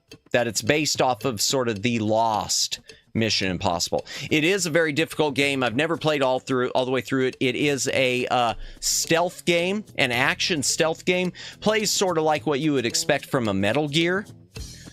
And if anything, this could have been it could have been another Metal Gear game. And I think if this would have been another Metal Gear game, I think it would have been the better, from what I've seen of the other two Metal Gears, I think this would have been the king on the NES. Because this is a good game. There's a lot to this one. But yeah. It's not quite classic Mission Impossible, but it's close.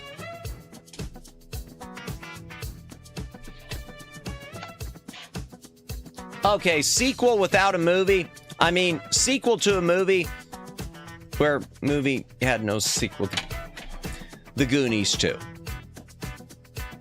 Okay, Goonies 2 is extremely difficult. It has long passwords.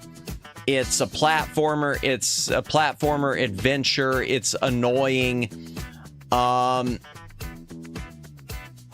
Konami also made a game for the Goonies, but it was never released in the US on NES because of Nintendo's restrictions for you can only release so many games a year. So Konami decided, well, we're going to skip releasing the first Goonies game. We're just going to release our sequel, The Goonies 2, which is just an odd story of the Fratelli game have kidnapped a mermaid, seen here, and now the Goonies have to go rescue her. It's not a bad game, but man, not a great game. The fact that Leonard Nimoy was in the Mission Impossible series is kind of neat. Yeah, he was in the original first season, wasn't he? And not only that, apparently I think Peter Graves was originally considered, and there might be have been test footage for either Peter Graves or Martin Landau were considered for Mr. Spock. Final Fantasy 2, Final Fantasy 4. Yeah, Daylin, I get it. Yeah. Well, in this case, though, it's sequel to a movie. The movie doesn't have a sequel, but we got the Goonies too. Well, in any case, kind of an odd game and a staple of NES. This is one of the easiest games out there to find. They made so many of these and they sold so many of these because this was one of those early NES games where it was sort of beggars can't be choosers type thing. And it's not bad. I just mean, I think people weren't as picky because they didn't know what to be picky. It was just getting rolling, chat. The ball had just started its roll. What's this one? Oh. Moving on, movie-based games. Okay. Batman Returns. Sunsoft did a game for the original Batman movie, which we played on stream, and I played all the way through.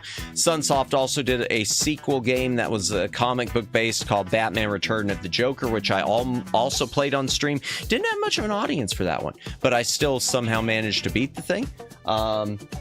Batman Returns is a brawler, so like your Double Dragon Final Fight. And it's based on Batman Returns. I don't know what you want me to say on this one. It's not Konami's best. It's not their worst. It's really difficult. I think this game is hella difficult, chat. It's a brawler. It's hella difficult. Maybe I'll play it on stream someday. Maybe we'll use it for one of our 12 streams at Christmas type things. But Sunsoft didn't have it. Oh, one other thing.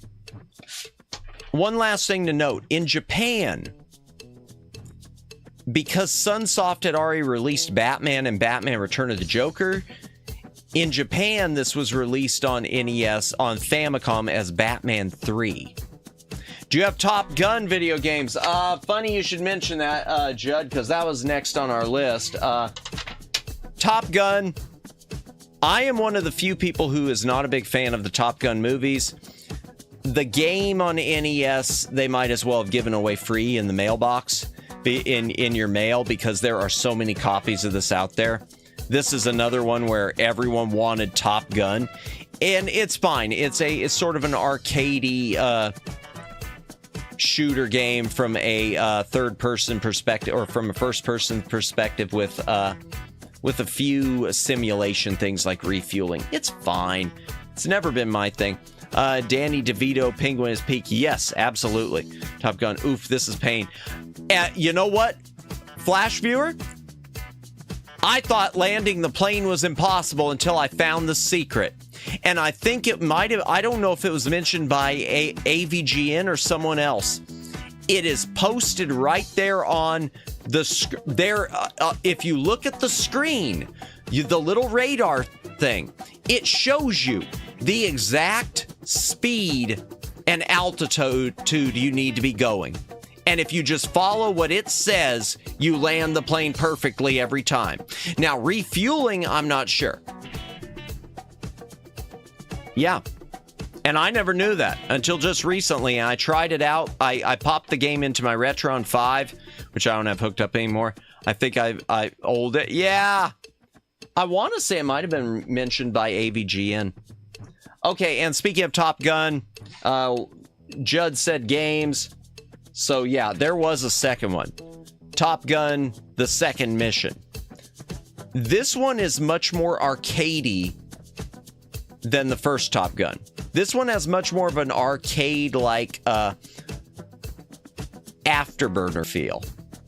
Ace, fun fact, did you know that they were going to have a Robin in Batman Returns?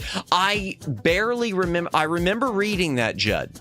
I remember reading something about how they were shooting, how they'd shot footage to sort of cameo it, and so he could be introduced in the next movie, but they abandoned it. I seem to barely remember that, Judd. But yeah, I don't know how far they got with it. Ace Combat, I'm kind of glad they didn't. I'm not a big fan of Robin in the movies. I'm sorry, Batman purists. Outside of the Adam West Robin, I just don't. It's just like the new Superman movie. They put Crypto in it. Crypto the dog. Yeah, Crypto's cute. I don't want him in my Superman movie. Sorry.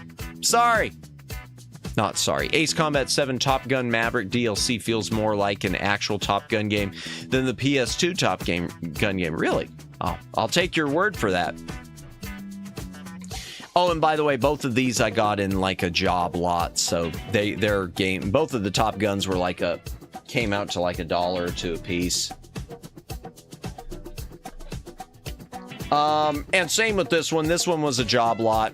I guess this is one of those things every kid in the 80s must. I'm guessing every kid in the 80s and 90s must have been required to own this. I don't know, but Skate or Die. I know it's everywhere. It's just a roller skating game without much point. There are 1.5 follow-ups too. There is Skate or Die 2, which is a direct sequel, and there's Ski or Die, which, whatever. Skiing can lead to death. Michael J. Fox was going to... Really? Now, see, I hadn't heard that, Judd. Who I had heard was one of the Wayans brothers. I had heard that Marlon Wayans, I think, was originally... because they were going to race swap the character, that Tim Burton was planning on Marlon Wayans. Who knows then? But yeah, Skate or Die. Kids must have liked it. Not me. Not Madamus. But it's there. Oh, okay, we're coming to some pain, chat. So a couple weeks ago, I did Super Adventure Island, and I got almost nowhere. But if you wanted to see me really, really get nowhere, we could always stream this. This is Hudson's Adventure Island, which is basically Wonder Boy, the original Wonder Boy, on acid, and by or not crack, not acid, but speed, because it's just so much more difficult to the point of being impossible towards the end. And I want to show you on the what I always mention this about Wonder Boy and Adventure Island being the same thing. I'm pulling up a screenshot. Just a moment. Robin Williams was going to play the Riddler. I think you mentioned the Robin Williams thing before. I seem to remember you mentioning that. My relative had the Top Gun PS2 game, also had Secret Weapons over Normandy, which has a cheat code to let you play as X-Wing and TIE Fighter in a two-player version. Really? Well, I know Secret Weapons. I've never played any of the Secret Weapons games because I know those were LucasArts things, because I remember the one title, Secret Weapons of the Luftwaffe. But yeah, I've never played it. All right, let me open 2 tabs, chat. 2 tabs? Has he gone mad? Wonder Boy. 1986. Screenshots. And we will just pull up the arcade.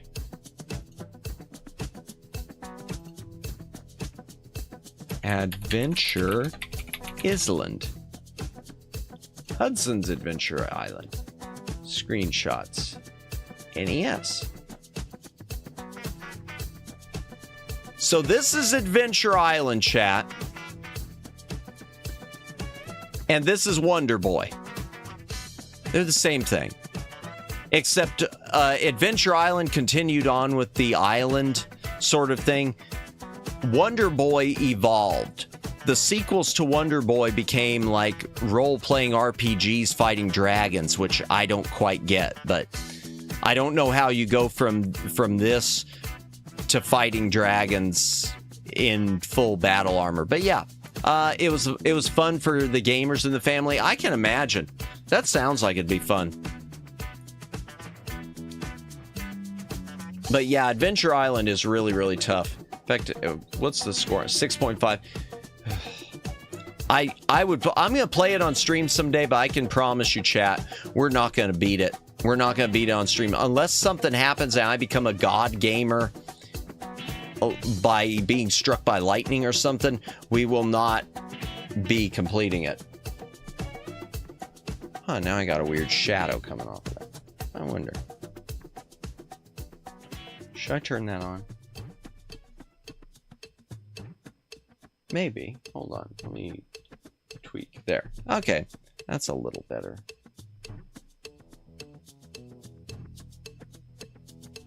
Okay, we'll leave it. Just become God Gamer. Oh, I hope so, Omegs. But then you won't get your lovely screams anymore. And where will we be then? The channel will this channel will dry up if I became skilled. Adventure Island 2. I'm turning that off. Hold on. Darn. Okay. Adventure Island 2. It's still difficult, but it's much more forgiving than the original. Plus, this one, as you can see, he's riding a pterodactyl. In Adventure Island 2, you can get, don't let ball dry up always. Don't let ball dry up always hydrate. Oh dear. Speaking of which, I do need a hydration break. If you got a drink, take a drink. Hydrate or dihydrate, chat.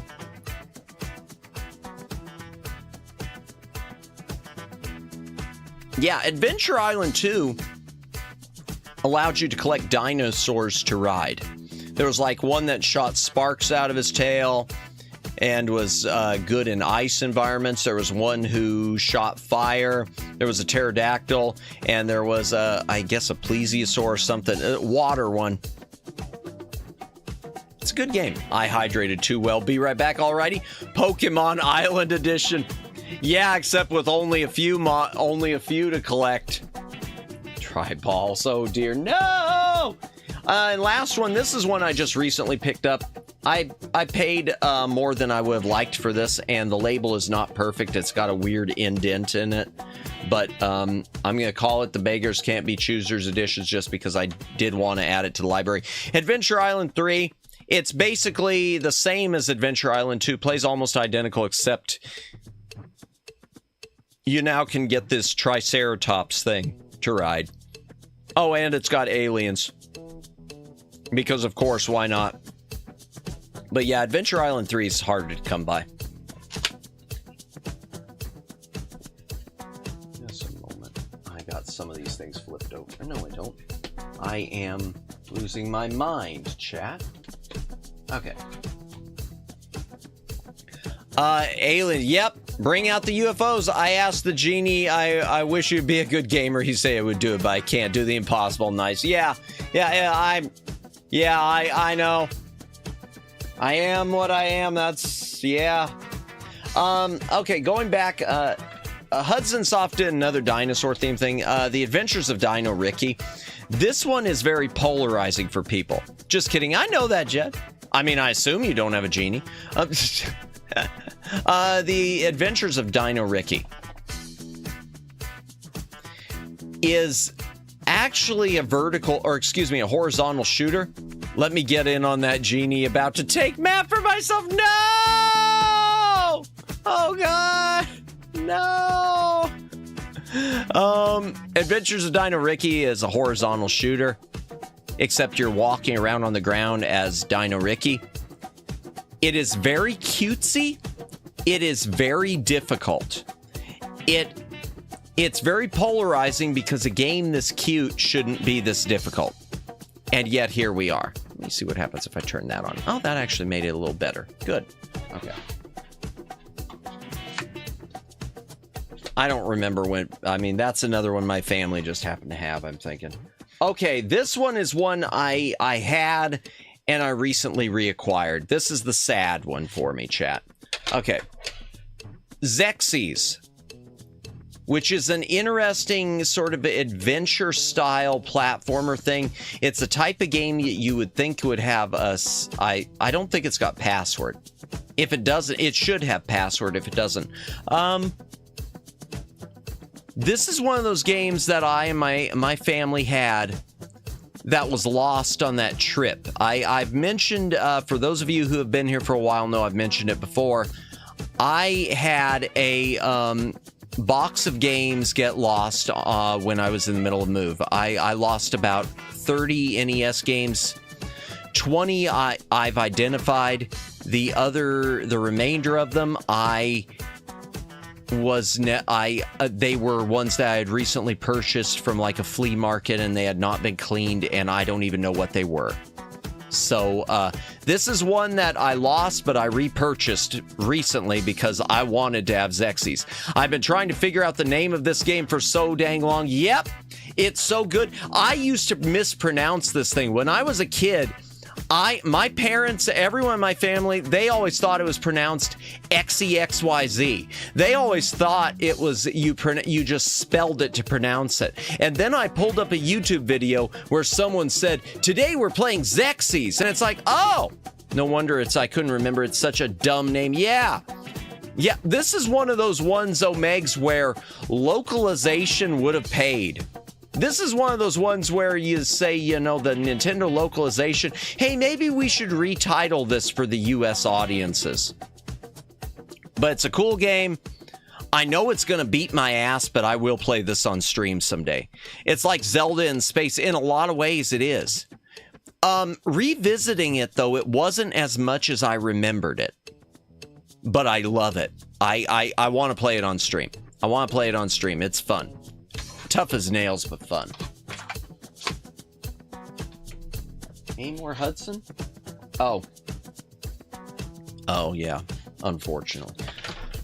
Mylan's Secret Castle. Okay, so this is a platformer. Problem with this game is... Okay, the problem with this game is you cannot beat it without a strategy guide. This game, they forgot to put any hints in it, I guess, to tell you where to go and what to do. So it basically required you to have the Nintendo Power Guide to get anywhere.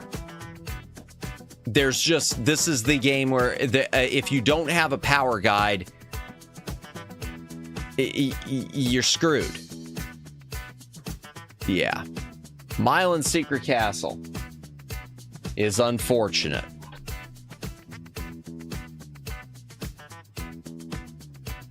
Wait a second. This isn't a European. No, this is a US copy. I thought this was a European copy for a minute, chat, because that didn't look like the old being with gold. It didn't look quite like the old seal. I thought it was the European seal. Yeah, Mylan's Secret Castle, not great. We know this one because I already played it on stream and we beat it, and we even had the game crash on us and we had to start the whole thing over. We had a good crowd that night. This is one where we had quite a few people in here when we played Jackie Chan. That was a fun little game, Jackie Chan's Action Kung Fu. Now, this is also on the TurboGrafx 16. Because Hudson Soft did a lot of TurboGrafx stuff. I never thought I'd say that, but that is smart and dumb at the same time. What about the Mylan Secret Castle? It was just bad programming. Now, there is a there is a Game Boy version, which I think the Game Boy version actually does have like NPCs or something to tell you what to do. But everything's hidden in it. The problem is you literally have to like blast walls and find keys, and you have no idea where to look. Continuing with Hudson Soft. This is a baby game for babies, but it's a cool platformer, and we'll play it on stream sometime. And it's super easy. Felix the Cat. In fact, I'll pull up the screenshots of that one. I'll pull up the screenshots for Felix. I'll pull up the screenshots, because this is a good looking one, as far as I remember. Cat. 1992. Oh, not the Game Boy. I guess it was on Game Boy too. This is one that he's driving a motorcycle. And now he's in a tank, but he's missing part of his head. There must have been a graphic glitch. Cutscenes after winning the thing. Balloon, I guess. I remember Felix had some DVDs of him from the 99-cent store. Oh, yeah, there are a number. So there are different eras of Felix the Cat. There are a bunch of cartoons like from the 40s that are public domain. Or at least they were. I think they still are. But then there's cartoons from like the 60s, and I think there was a revival in the 80s or the 90s, which is what this is based on. Which would not have been in the dollar store, because they wouldn't have been public domain. But it's a good game from what I remember, but I do know it's a baby game for babies. How do I know it's a baby game for babies? Because I was able to beat it when I was a little madamus, so I beat it as a baby, playing baby games for babies. Betty Boop got revived similarly to Felix. Really? I didn't know Betty Boop did. Nice. I like Betty Boop. Oh, this is an interesting one. I wish I had my Tengen stuff up here. This is my only Namco cartridge, I think. Yeah, this is my only Namco cartridge. Okay, so this is Ms. Pac-Man. This is a weird situation. Namco, early in Nintendo's history, and this is a late release, Namco licensed Ms. Pac-Man to Atari/Tengen. Atari decided to program their own version from scratch, and that's on the black Tengen cartridge. When the rights went back to Namco, Namco decided to reissue it, but they couldn't reissue it with the Tengen port. So they wound up doing their own port. The Namco port, the Tengen version only takes up half the screen and scrolls, so you can't see the whole screen at the same time. But other than that, it is fast and very arcade accurate. The Namco version shows the whole screen, but it plays slow, and it isn't super accurate to the arcade. So this is kind of just this is the worst version, but it's interesting. Question, did you remember Mighty Mouse? Yes, I've seen a few of the older cartoons. I think some of them are in public domain, I want to say, too. Not a lot of them, but a few of them. Yeah, sadly, no game for Mighty Mouse. At least not on NES. Oh, someone wrote on this one. I could kind of see it in the in the light, like the impressions. Okay, from Irem, Kickle Cubicle. This is a fun game. This is like this is kind of like a Bubble Bobble thing. If you like Bubble Bobble, Kickle Cubicle is really cool. I'm gonna pull up a screenshot. Kickle Cubicle, even though we're taking on that, I really like this one. Yeah, ditto. Here I come to save the day. And what doesn't even factor the intellectual property rights dispute that Namco went through. I didn't know they went through. Oh, and that doesn't even. Yeah, you're right for Miss Pac-Man. Okay, I think I know what you're talking about because you can't buy Miss Pac-Man anymore. Isn't that right? And they've like replaced it with all sorts of stuff. Or they've redrawn the character as like Lady Pac-Man or something. Let me transfer over Ms. Pac-Man. Yes, yep. It's too bad. It's too bad. So that's why if you buy any of these collections anymore, they don't have Ms. Pac-Man. Oh, that's the arcade. I don't want to show the arcade. So this was in arcades too. Here, we'll just pull up this screenshot. Yeah. So it's a top-down thing. You make little ice cubes, you make paths, you gotta wipe out the enemies, grab, get points with the food and stuff.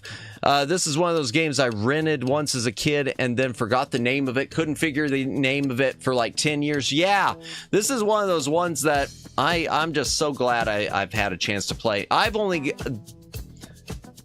only had one other IRAM cartridge, and we'll talk about it later on. IRAM didn't release a lot of NES cartridges. I know they did this, they did Image Fight, and they did, there's probably another one I'm forgetting, and they did Metal Storm. Metal Storm is one of my regrets, at least a half regret. I had Metal Storm. My family had Metal Storm, and Metal Storm is an awesome game, but when the Retro Bit reissue came out, which is the uncut Japanese version, I purchased that, which we'll see on one of the later library streams. And I sold my original one on eBay. I sold it for over $100.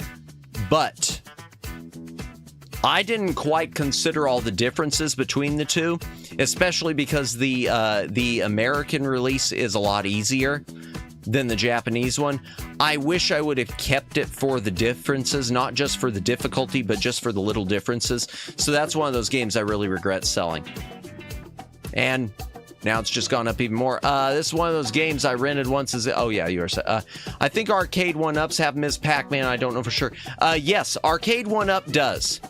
But if you go to, like, a lot of the collections of Pac-Man on Steam, they're missing it. So I think there's like a separate license. I want to say the Arcade 1-Up, maybe it's tied to Midway.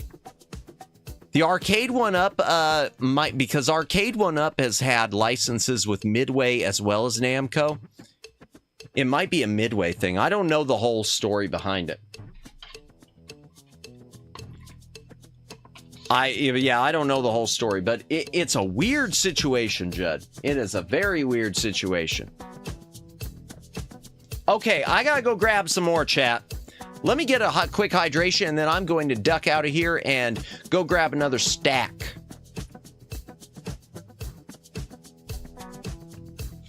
Fat stacks or something or whatnot. I don't know what I'm saying. I'll be right back, chat. Don't go away. Don't run away.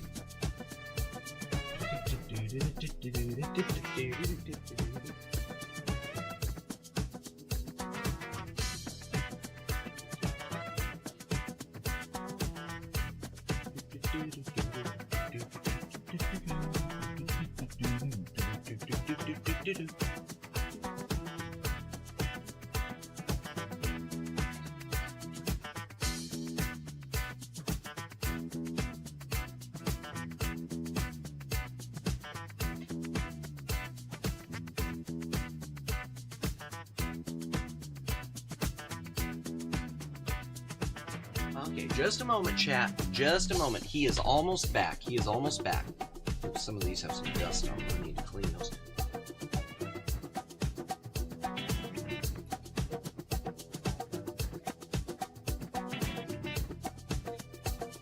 Just a moment, chat. Almost back.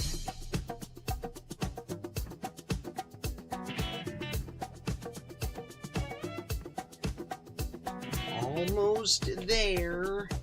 All right. Oh, I think I might have stacked this one a little too high. Okay. All right, we got more of a stack. Fat stacks dance with this music. Oh dear. I think one of them was Super Robin Hood that I was humming from one of the Aladdin cartridges. Whenever we get to the NES Aladdin. Okay. Where is the button to? Oh, wait. I'm already on the Handcam. I'm losing my mind. Okay, we're moving on into SNK territory. SNK, makers of the Neo Geo. Okay, I want to play this one on stream. Dig Dug, Pac-Man, and Galaga are as well. Gotcha. Okay, I almost bought one of those at one point. As this song was born in the 70s. Oh, this song. Yeah, it's something from one of these sets I've got of what are they? Of royalty-free music. So it's just generic funk music. Okay, someday we'll play this on stream. We talk about Zelda clones.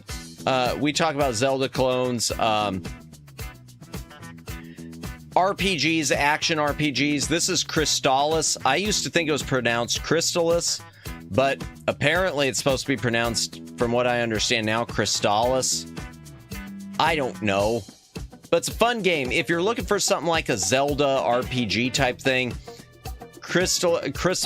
this game, fun. We're going to play it on stream someday. And I want to say, chat, that I got this one. My family did not have this one when I was a little Madamus.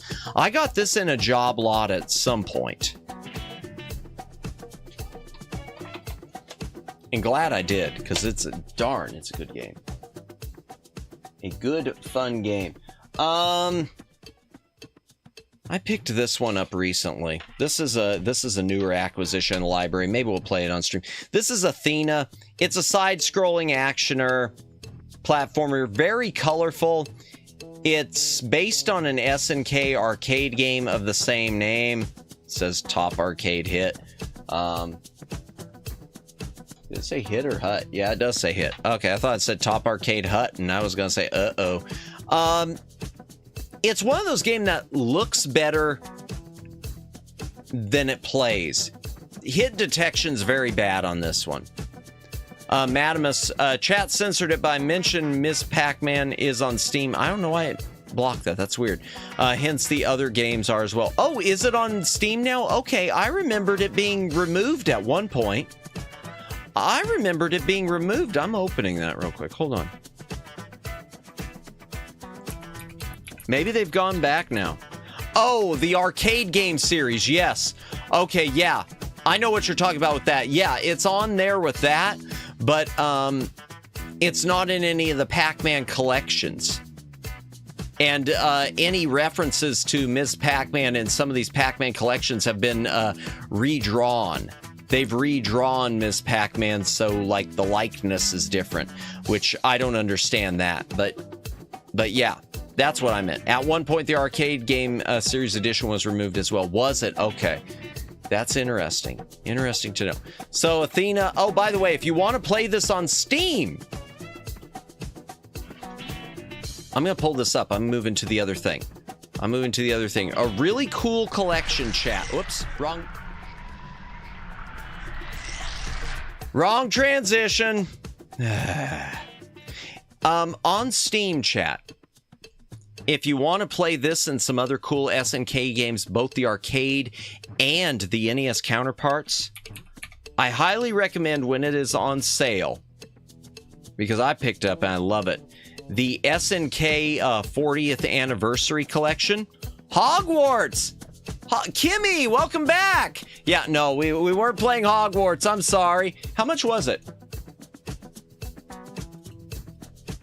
And now it's gone. Are you serious? How much is it? I've never played Hogwarts Legacy. Yeah, but welcome back. Welcome back. I cannot speak. Do you have or have ever heard something? Tomato Princess in the Salad Kingdom.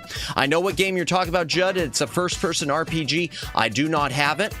I have seen one copy of it in my life. I wish I had it because it's supposed to be a really fun RPG. Just one that you would never expect. I saw Helldivers 2 on the main page. Isn't Helldivers 2, aren't a lot of people saying not to buy that? Okay, it's 60 right now for Hogwarts Legacy. Helldivers 2, is it good? Okay, because I remember seeing something where people were saying not to buy, I don't know if it was it or something else, because they like purposely delayed its release and fired the original production team just so that they could avoid paying them. I don't know what the whole deal was. I haven't played any of the Helldivers. Wait, am I? Oh no, I'm not thinking of Helldivers. No, I'm not thinking of Helldivers. I'm not thinking of Helldivers. I'm wrong. I'm wrong. I think it's this. I think it's a Dave the Diver 2 is what it is. That's what I was thinking of. Yeah, Helldivers. That's that one that you have to have like the PlayStation. You have to have the PlayStation. Yeah, I see that. The PlayStation Studios. Okay, you gotta have the PS ID. Oh, loop. Okay. Yeah, I got it screwed up. Too many divers. Dave the Diver, Helldivers, all the diving games. Aren't they? That we have divers at home. A while back, Helldivers 2 required PlayStation Lite, which led to outrage. Yeah, I remember that. And then I remember they did away with it, and then people were saying like they were backdooring it in. I don't know. I always thought Helldivers 2 looked really fun to play, though. How much is it? 60 for the whole bundle. Yeah, I always thought it looked really, really fun watching some of the streams. You don't see many streams with it anymore. For a while, you saw a ton of streams of it. Let me go ahead and take us back to the cam. If I can find the button. All right, so yeah, Athena's in that S&K collection, though, which is really worth your time if you can get. Now it's just Oh my gosh, yeah, the Umas. I don't know how to pronounce it unless I see it in front of me. The Umasuma Suma the thing which Rhea Sumire I think is playing tonight. I want to say she's playing it again tonight. I do wonder how long that's gonna last as a fad. I wonder how long that one's gonna stay around, because some of these streamer fads disappear real fast. Like Buckshot Roulette. We saw someone streaming it a few days ago that we raided into. You don't ever see anyone streaming Buckshot Roulette anymore. Moving on with the SNK stuff. Ikari Warriors, top-down, military, shoot things. The NES version plays very slow, in my opinion. Hello Kitty Island Adventure, is that there? You know, that's a good one too that you mentioned, Kimmy. I remember seeing people starting to play Hello Kitty, and then that disappeared immediately. I don't know what happened. In fact, I even know one streamer who I follow. She was like purposely playing it. Yeah, now they stopped. Yeah. I never even got a chance to really watch anyone stream it. And I know one streamer who I follow, she was like talking about how excited she was to have it, and then she just was playing it all offline, which, okay, fine. I mean, that's cool and all, but Elden Ring, Night Ring. Yeah, Elden, that's interesting too, because Elden Ring, the original Elden Ring, you saw a ton of, but then when the follow-up just happened, you haven't seen much. I've seen a few streams, but not much. Part of the outrage was justified because they were selling the game to countries outside of PSN, which is grounds for permaban if they logged in from those other countries, because not everyone uses PSN. Ah, gotcha. I still play them. Do you? Oh, the Elden Ring, you mean? Yeah, it always looked like it was something I would suffer with, but I always enjoyed watching those streams. Both? Okay. Well, there you go, Kimmy. If you ever start streaming, I mean, there's something good. I rotate my games. Nice. That's good. I mean, I try to rotate them with the streaming, but yeah. I don't play anything offline. I'm sorry, Kimmy. I didn't mean to give you unwanted pressure. Forgive me. Just saying. I think you should. I think you'd be good. Okay. I'm sorry. Oh gosh, I'm looking at that emote just staring at me, and I just can feel it cutting through me. First person on the ban list. Oh, I expected that anyway, Kimmy. I expected that anyway. Yeah, I expected that. I'm surprised. Half the time, honestly, Kimmy, half the time I go in other streamers' chats, even people who I follow closely, and I say something, and they never, and I even just saying hi, and I never hear anything, and my first thought is, well, I probably got myself shadow banned somehow.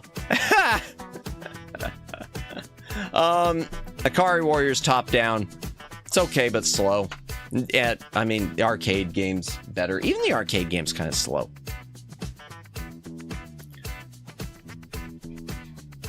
Not much to say about this. Akari Warriors 2 Victory Road. This is a weird game. The first Akari Warriors was more of a military thing. This time they've transported them into like some fantasy realm where they're fighting alien monsters. It's got a few voice clips that sound terrible, but they still were impressive for the NES, saying, "Come on, let's fight."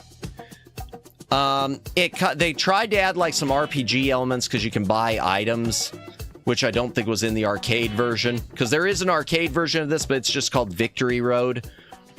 I don't know what to say about this one, really. Not much. And the last of the Akaris, which I think is the last one, period.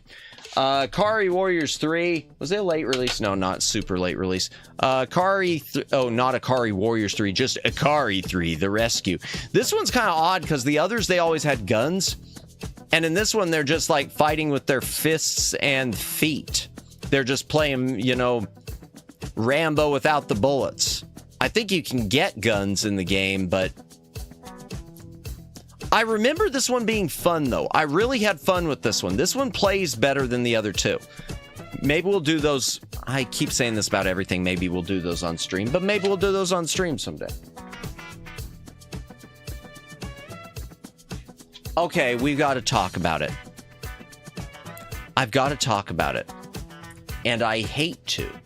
And I've talked about it before, and I hate to. Guerrilla War. Guerrilla War is a game that I hate to love. And this isn't a political channel, but I do have to touch on it because of this game and what it is. In the US, it was localized, and I'm personally am happy it was. It was localized to be some sort of a fun fact. Did you know they made a Rambo video? Yeah, they made a couple. There was one on the NES. I know there's also on Sega Master System / Sega Genesis, a Rambo 3 game, which I think was a lot better than the NES one. So the US version of this, made in Japan, yes.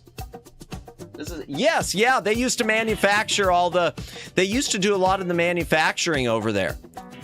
And the game itself was created in Japan, and it's a different game. It's the same game, but it's different in terms of content. And I'm not talking about content like blood.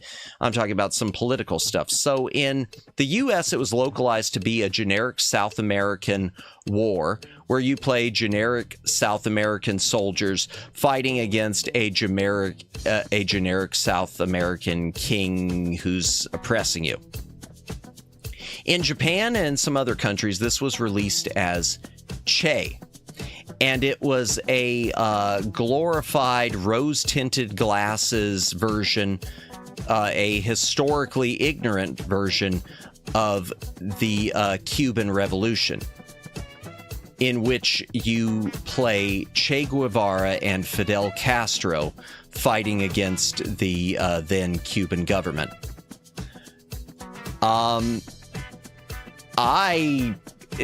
That's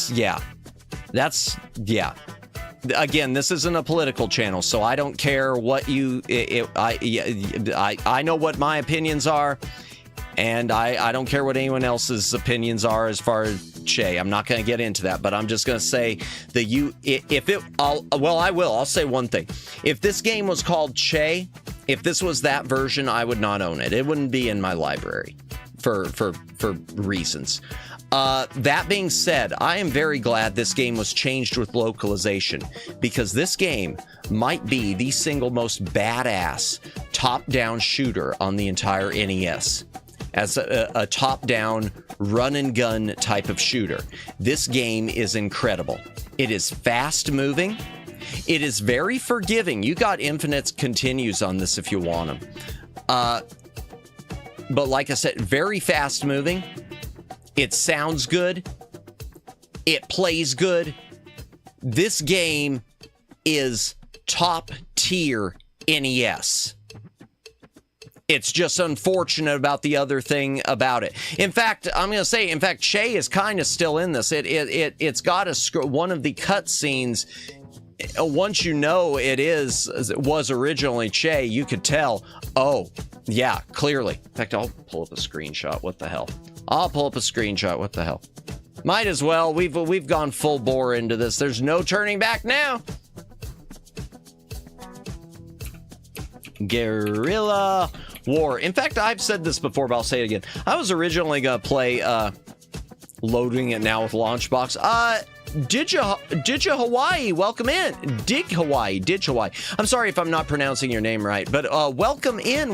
Yeah, we're looking through a lot of my old NES cartridges. Guerrilla War is on a lot of systems too.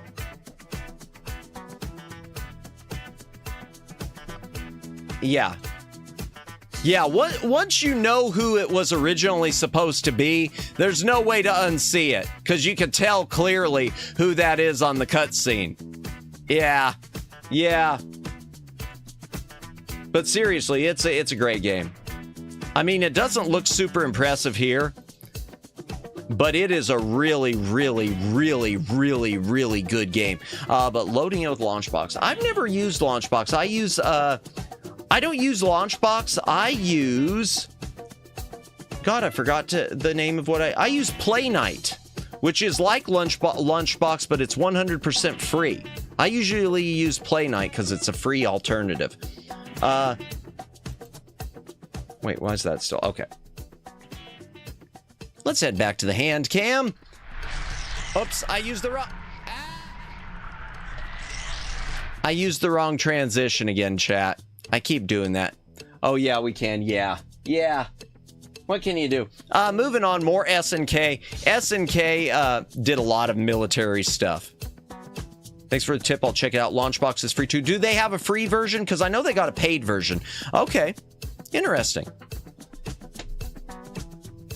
I use Launchbox a lot to get my artwork, though, that's for sure. I go to their website and scalp that stuff. Iron Tank. The Invasion of Normandy. So this is supposed to be, what's fading off? What happened? Uh-oh. Oh, was that the doors? Yeah. Oh, dear. It fades off. Oh! I need to change that, Kimmy. I think it's because I've got a sound with it. Because when I do just the generic fade, it doesn't fade me out. The transition, well, yeah, because I'm going behind the doors. The doors are closing behind me. The elevator's about to crash. Okay, well, only thing I'm going to say about this one. It says the Invasion of Normandy. Y'all, this has nothing to do with Normandy. This is just a single-player soldier riding in a super tank. I think in Japan, I think in arcades, this was released as Super Tank or Tank 3. For some reason, they brought it to the NES and thought, we need to make it about World War II. Y'all, this has nothing to do with World War II. It's a super tank. They didn't have those. It's a fun game, though. Okay, this is one of those repurchases I'll mention. And unfortunately, it's got a little bit of damage to the label. POW, Prisoners of War. The SNK love doing war stuff. This is it's a brawler. It's a brawler like your Final Fight. only thing for me to say about this is one of those games I had with that group of games that I lost in one of my moves. I said it earlier in stream, I'll say it again. Lost a box of games, about 30 NES cartridges, 20 of which I knew what they were. This is one of them. And it's one of the ones I've repurchased. I've only repurchased like 2 or 3. Yeah, it killed me, Kimmy. It was a move between Florida and another state. And I think what happened was I had a box I was bringing because I was going to be in an extended stay hotel. I brought a game and I brought a box with me, and I thought I brought my NES with me, but I had just brought some games. And for whatever reason, I think the box got left under a bed or something. And of course, they never contact you and tell you, hey, you left something behind. So yeah, someone got it. Someone got a box of 20 games I know of, and about 10 of them I still needed to clean that I'd picked up from a pawn shop. Bet they were happy and sold them in a yard. So yeah, unless they threw them out, because I've heard reports about some of these things just getting tossed in the trash frankly by idiots. Yeah, I hope they got, or maybe they got donated to a Goodwill. I hope that too. Something. In the not too distant future next Sunday, AD. Still reminds me your stream transition of MST3K. Yeah, I get that, Dalen. I get that. But POW's a good game. Yeah, unfortunately, there's like 2 or 3 games that were part of that lot that it's just not feasible for me to replace them, just because a lot of them were cheap. There were ones I could still repurchase for cheap, but there were like 3 of them that are a bit on the upper side. Not super expensive. They're not like Power Blade 2. Go spend $850 trying to buy a copy of that, but they are closer to the $100 range. They weren't that. They're not important enough to repurchase as much as but they were important enough not to lose. Bubble Bobble! Okay, if y'all don't know Bubble Bobble's awesome. If you've seen me streaming, I did a game a while back called Rodland. Rodland's very similar to Bubble Bobble, or Bubble Bobble's similar to Rodland. It is a single screen platformer where you're supposed to wipe out all the enemies and then move on type of thing. A lot of fun, this one. I'm not going to pull up a screenshot. There is, it's that old. Oh, what? Bubble Bobble? How old is it? Yeah, it'd be older, because my family had a lot of these things. Yeah, 1986, and the NES cartridge came out in... Yeah, wow. This NES cartridge is from 1987. Holy crap. Friendly reminder, I'm not a boomer just because I've got old stuff. I don't remember the name, but Bubble Bobble's good. And then we've got the sequel, kind of. Rainbow Islands. So it is the sequel, but it's very different, but it's very the same. It's still a single screen platformer with the same thing, killing enemies and collecting money or something. I don't know what this has to do with Bubble Bobble, but the full title is Rainbow Islands: The Story of Bubble Bobble 2. I don't get the title, but that is the full title. When you turn it on, that's the title in the arcades. Fun game. I'll probably do it on stream someday. That said, there is on NES a Bubble Bobble 2.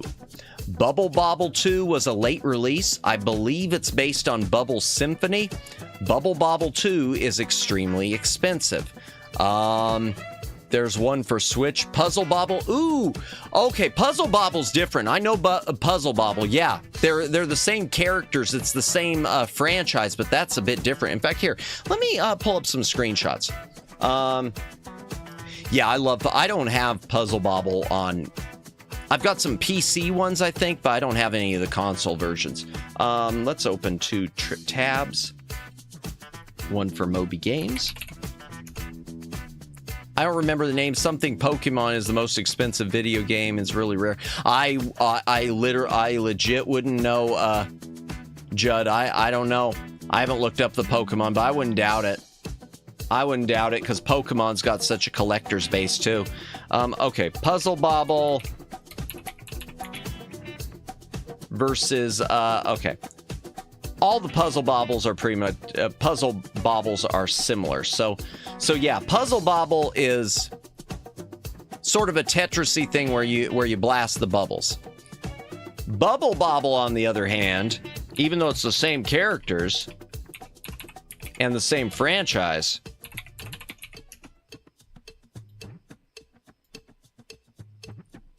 now where's NES? We'll just pull up the NES one. Bubble Bobble is more like this. So you're the little green guy there running around blasting enemies with bubbles. It's interesting how they milked this franchise and turned it into a puzzle game though, because I love the Puzzle Bobble stuff. Is these, to me, the Puzzle Bobbles are more fun. I really love the Puzzle Bobbles.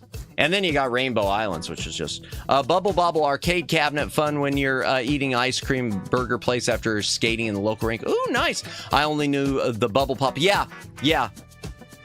Well, it's the one that's been the most popular over the years. I mean, the original was popular, but it didn't have the same staying power. People aren't beating down the doors to play a single screen platformer. And Rainbow Islands, the story of Bubble Bobble 2, which was also in arcades. Yeah, it's a similar type of deal. Oh, wait, this is the arcade one. I meant to do the NES one. Oh, no, that is the NES one. Darn, that looks good for the NES. That looks a lot better than I thought. Wow. Okay. Whatevs. Oh, I was going to pull up Bubble Bobble 2 real quick on eBay. Please don't dox me. Please don't dox me. Please don't dox me. Good. You're not good. Nothing there. Good. Okay. Bubble Bobble 2 NES. Just to give you an idea of how expensive this one is, which I will never be adding to the library unless I find it in someone's yard sale. To go back to what you were mentioning, Kimmy. Donkey Kong was only 4 levels when they got right. That is, yeah, Donkey Kong was a single screen platformer, and it was, yeah, well, there you go. Here's a used copy on eBay. Cartridge only. No box. $560. Yeah. Well, I'm one of the bad ones too, Kimmy. I sold something on here. Well, I've sold. Does it work? Oh yeah, I'm sure. At 560, I'm sure it does. At 560, I'm sure it's been tested. Cartridge only, guaranteed working. Yeah. Well, and I'll show you. I mean, the one I sold one before on here for a little bit more than that. There's one game which I kind of wish I still had to stream with, but when you see the prices it goes for, you'll understand why I sold my copy. I had a copy of Power Blade 2 on... Oh my God, it's gone up! Oh no! Oh, now I feel awful!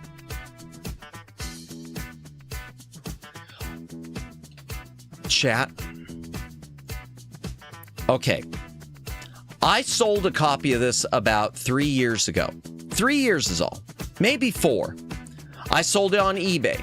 I sold it for probably close to, it was in condition like this, and I sold it for about there. I sold it for, I did it as an auction because I wanted to see where it would go. I sold it for, I want to say, $850. Now, $850 for one game is good. But if I knew then what I'm seeing now, I would have waited a few years. I could have probably paid for I'm pretty sure, I mean, not, you know, like HoloLive grade, but that would have bought a 3D model. But here's the real kicker with this. I mean, not a 3D model, a 2D model.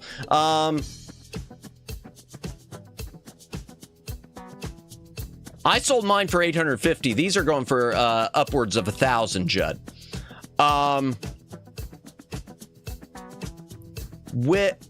when I bought Power Blade Tour, when my family bought it, it was at a mom and pop video game store. I know this for a fact. $5. They bought it for $5, and that's the copy I sold years later. So at least I can feel good knowing that I did well from that. Oh, I want to go back to the Handcam. Nah. Okay. Yeah. Rainbow Islands. The most, and now I am going to say, as far as me spending, the most I've ever paid for a used game was probably $100 with a perfect label. I've never really gone above $100, and even that, it's like a knife to my stomach. I hate paying that.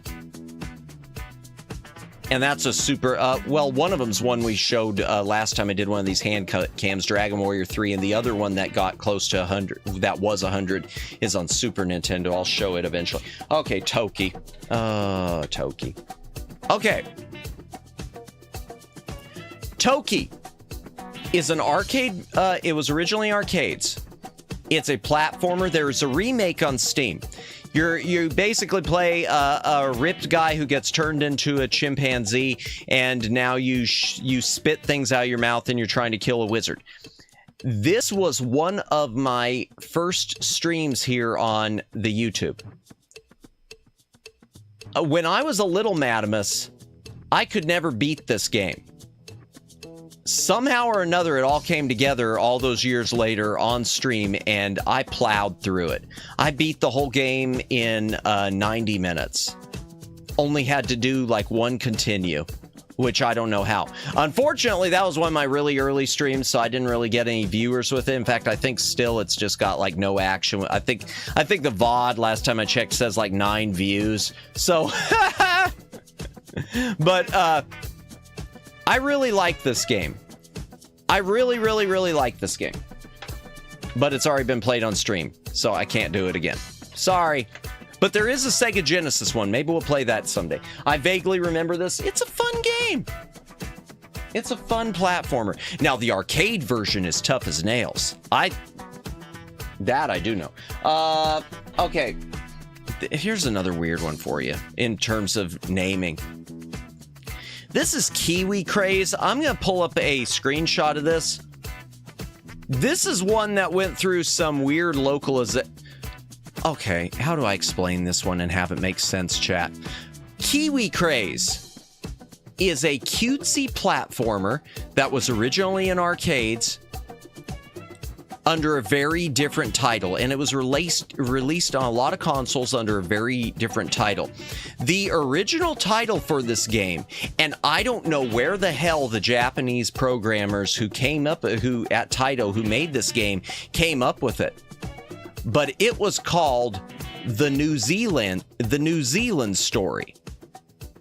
This game has nothing to do with the country of New Zealand.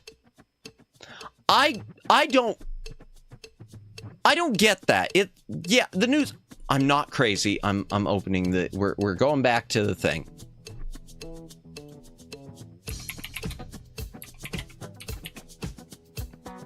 The New Zealand Story.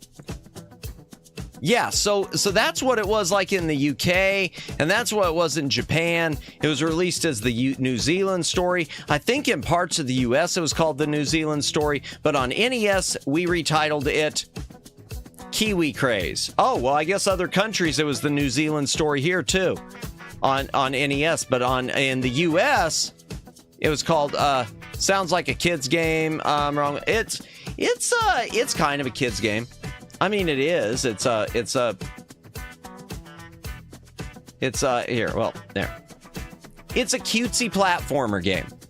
This is a boss fight against a whale boss. But yeah, I don't get the. It's a good game though. It is more. I don't know if it looks like a kid's game, but looks can be deceiving. Because if I remember, it was difficult. Well, it was an arcade game, and arcade games are meant to take your quarters. So it's purposely hard in the arcades, and the NES version, I think, is pretty difficult too. Be right back already. Continuing with Taito. Man, are we ever going to get through all these? Wrath of the Black Mantha. Not much to say here. Side-scrolling actioner. You play a ninja. You're trying to rescue kids who have been kidnapped by drug lords. So, something, something, Diddy Party, something, something. But yeah, not great. Not going to pull up screenshots, but it's okay. Yeah, well, I don't know. Takes place in New York, I think. Also, title. I'm not gonna harp on this one too much. Renegade. This is a brawler, but it's a very limited, small. Okay, I'm gonna have to pull up a screenshot on this one because this is one where localization came into play and they changed the design of the character. This was originally more of like a Japanese high schooler fighting delinquents, but that wouldn't resonate with the school uniform, so I think they changed the outfit to just make him look generic, you know, t-shirt and pants. Let me pull it up on the, let me go to the thing and pull it up and see if I'm crazy. I just want to see if I'm crazy, chat. But it was an arcade game. It's basically like Double Dragon, but not great. Is this the right one? Yeah, Arcade Archives, okay. Yeah, so it was on NES. 87 again, darn. NES. Okay. No, it doesn't really show the difference between the Japanese. Okay, yeah. Not very impressive graphics, obviously. Let me move it to the arcade version, though, because maybe the outfit's different. I want to make sure I'm not entirely going nuts on the outfit. Oh, I guess I am. Yeah, I'm wrong, chat. I thought they changed the outfit. I must be wrong. Take everything I said before about him being a high school kid wearing a school uniform. Strike that from your memory. I'm totally misremembering it. I think I'm confusing it with River City Ransom because I know they did some of that with River City Ransom. Maybe you played a mod cartridge. No, I'm probably just confusing it with River City Ransom. Which River City Ransom is a brawler, but it's got what kind of dream? The kind where I just the kind of lame dream I always have, Kimmy. The kind where I visit video game stores and find all these cool things, and then I wake up and they're not there. It's better than Mega Man on DOS. Oh, for sure. That's easy. Yeah, those of you in chat who missed the Mega Man stream last night, holy hell. Not even Holy Hannah.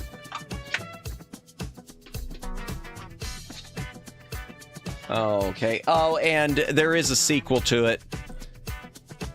From Renegade to Target Renegade. Artwork makes him look like Rambo. Poor man's Rambo. The game does not look like that. He doesn't have a headband or anything. But yeah.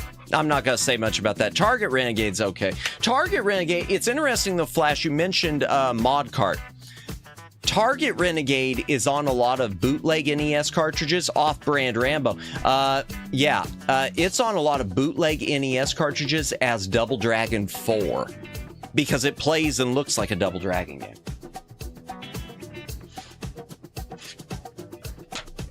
Sky Shark. Sky Shark is it's a horizontal shooter. Biplane. Shooting things and stuff. Really difficult, but it's a horizontal shooter. I want to say this might be a Toei, not Toei. I'm just going to look it up real quick. Sky Shark. Toa Plan, yeah, it is. This was originally by Toa Plan. The US version was released through Taito. Toa Plan is known for really, really good, good cover art. It is, definitely. You could see the madness of the pilot's eyes, that's for sure. Toa Plan was known for really, really good vertical and horizontal shooters, especially on Sega Genesis and in arcades. Do you remember Congo 13? Oh, Golgo 13. Yeah, and we'll get to that at some point. Golgo 13, based on the anime series? Yes. Yes, I do remember Golgo 13. I like Golgo 13. Golgo 13, when we get to it, I'll pull up screenshots. The graphics aren't great, but the gameplay's good. And there's a sequel to it also, The Moffat Conspiracy. Operation Wolf, if you've never played it, it's a first-person... It's a rail shooter. It was in arcades. NES version, you could play with the light gun or with the gamepad. It's... You shoot people. Nothing much else to say. You just shoot things and try not to die. From a first-person perspective as a rail shooter. This one's really popular. I've never been... Yeah, awesome. Let me pull up a screenshot. Let me pull up screenshots. Oh, boy. I might have to change that music sometime. Operation Wolf, and I know there were some sequels to it. I want to say there's a reboot on Steam also. Yeah, there's a Operation Wolf Returns 2023. I might pull that up momentarily. Yeah, it was in arcades and it was on NES. Okay, the arcade version of it. Arcade version was pretty awesome. The arcade version is pretty fun. The NES version. The NES version leaves a lot to be desired. It tries, though. It's an early NES cartridge, and it tries. I want to pull up Operation Wolf on here. Let's see. Operation Wolf. Mostly positive. Okay.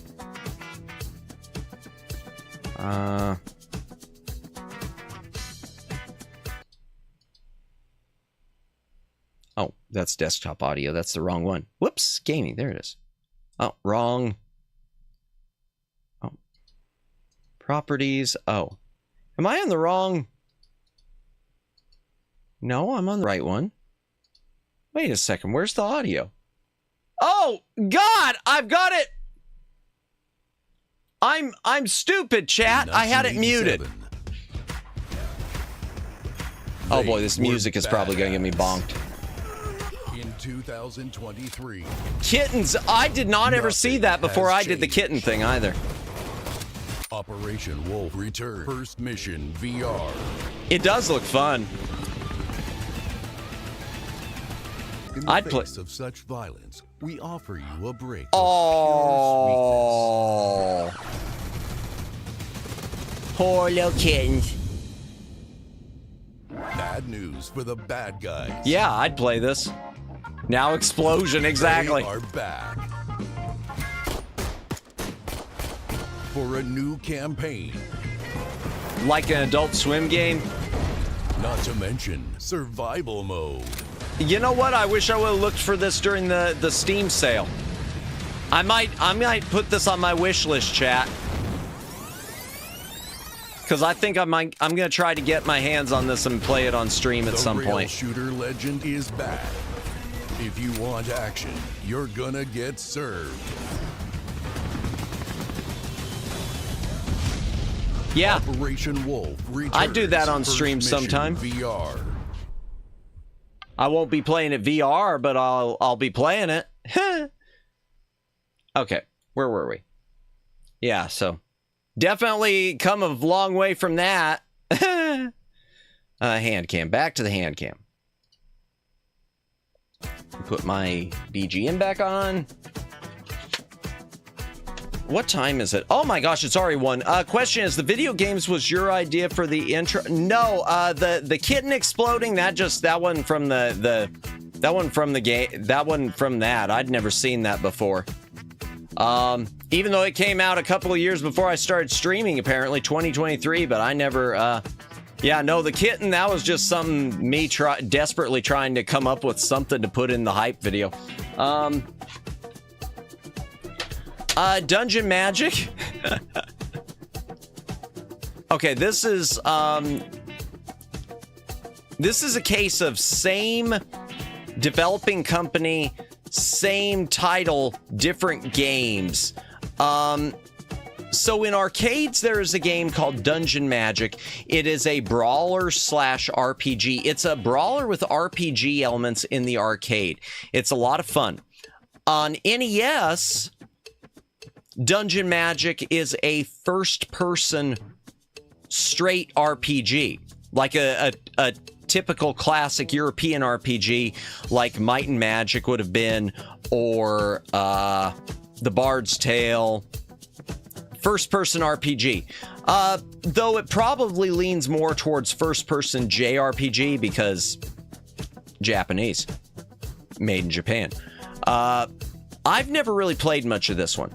It might be worth taking a look at on stream someday, but it's a first-person RPG.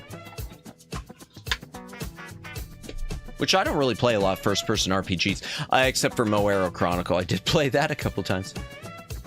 Arkanoid, and before anyone asks, no, I don't have the control, and then someone's going to say, wait, what do you mean the control? Okay, so Arkanoid, it's like Breakout. You have a paddle, you hit a ball, you break bricks.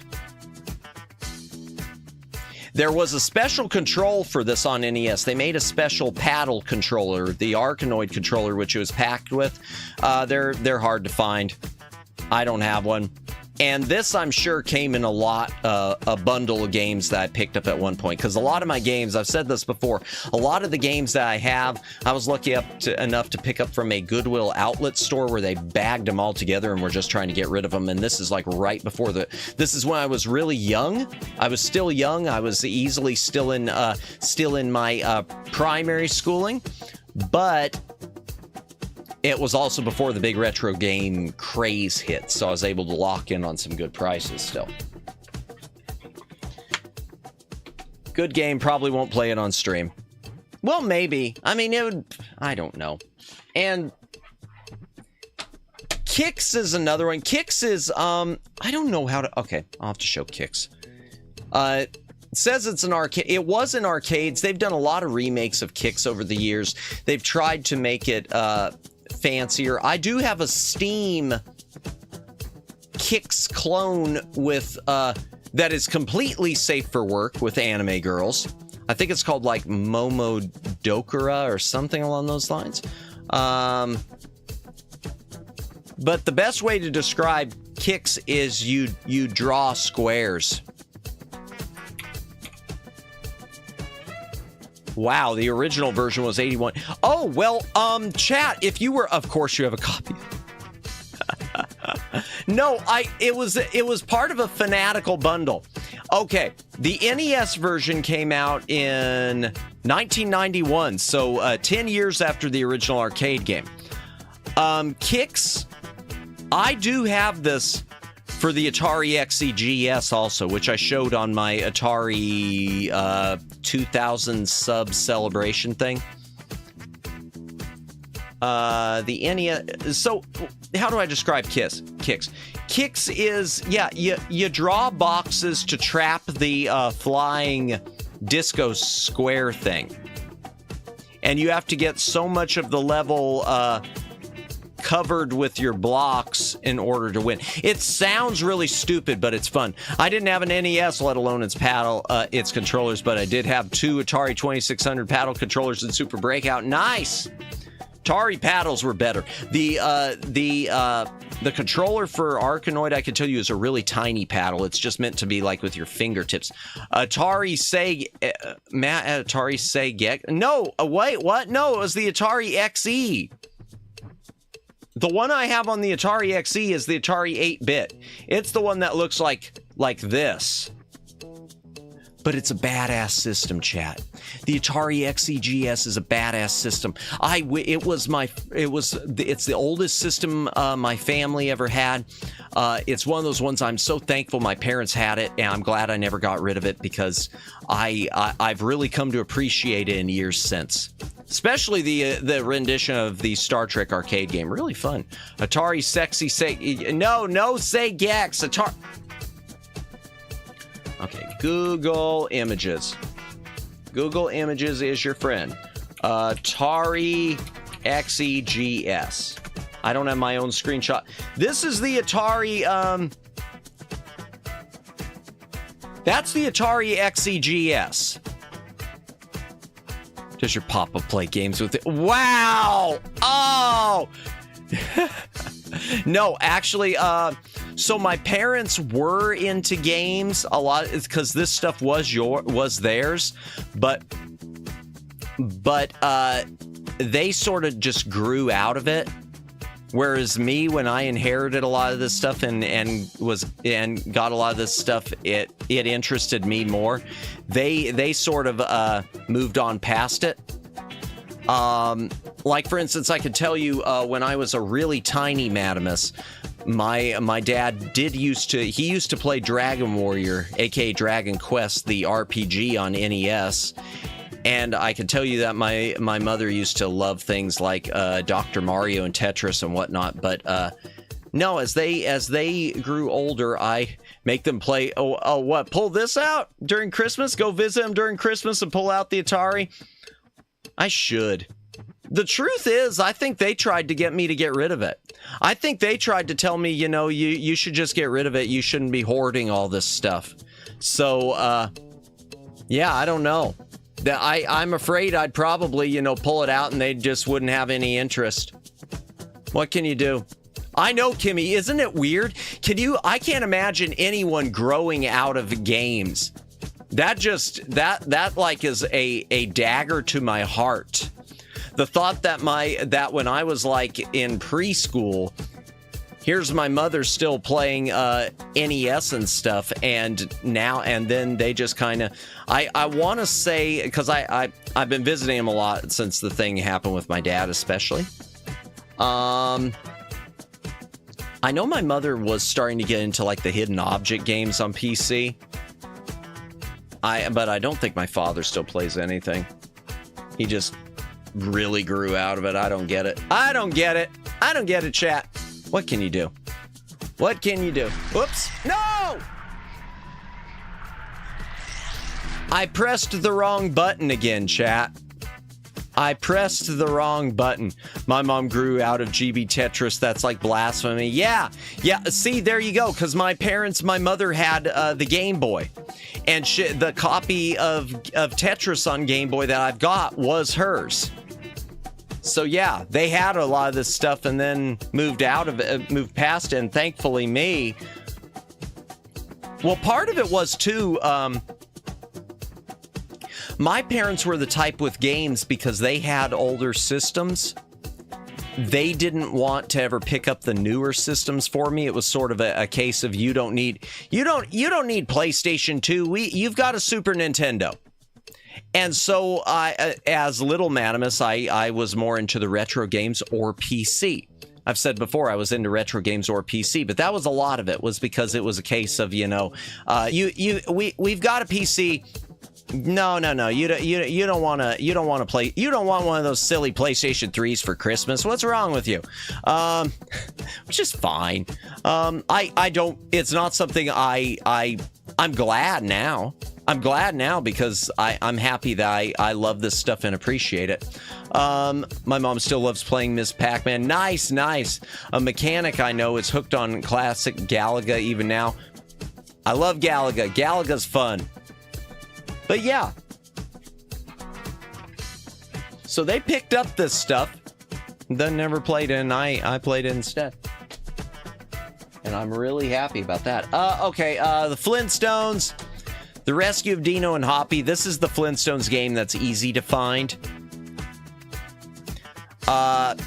It's a platformer. It's a platformer you play as Fred Flintstone, trying to rescue Dino and Hoppy, who have been stolen by aliens or something. I don't know. Same Galaxy and Galaga 88 are great games. Yeah, Galaga's fun. Especially an arcade machine. There was a pizza place I used to frequent that had an arcade machine of it. And this is in recent years. But the Flintstones. So there's a sequel to this. And I think it's called like something at Dinosaur Peak, Challenge at Dinosaur Peak. It was released only as a rental. It was never sold in stores. It was only for outlets like Blockbuster, I guess, and Hollywood Video. So it's really, really rare. It's not the rarest game on the NES, but it's super rare because it was rental exclusive. As far as I know, it plays exactly like this one, but you can also play as Barney. Barney Rubble, not the dinosaur. Barney Rubble, not the dinosaur. Because I know at some point someone was going to say that. Barney, Fred's best friend, Barney. Oh. Okay, chat, we're about to get to something. It's time for something weird. And this might be, we'll do a few more after this, but this is the weird one. And I don't know the whole thing that happened here. This is Indiana Jones and the Last Crusade by Taito. This is Indiana Jones and the Last Crusade by Ubisoft. These games, as you can see, the artwork is almost identical except for the cloud background. Other than being based on the same movie, Indiana Jones and the Last Crusade, these games could not be more different. They are totally different games. They were released years apart. At the time this one was released, LucasArts had already released an action game of Indiana Jones and the Last Crusade, which was ported to Sega Genesis, Sega Master System, probably Commodore, Amigas, PC, everything. And it is a really difficult platformer game that isn't very good. Taito did not release a port of that game. They designed their own game, their own completely original Indiana Jones and the Last Crusade game, which came and went. A few years later, Ubisoft releases Indiana Jones and the Last Crusade. This is the only Ubisoft cartridge I've ever seen on Nintendo. It is I was verifying the label. It's a very late release. This one is a port of the LucasArts game, the LucasArts action game.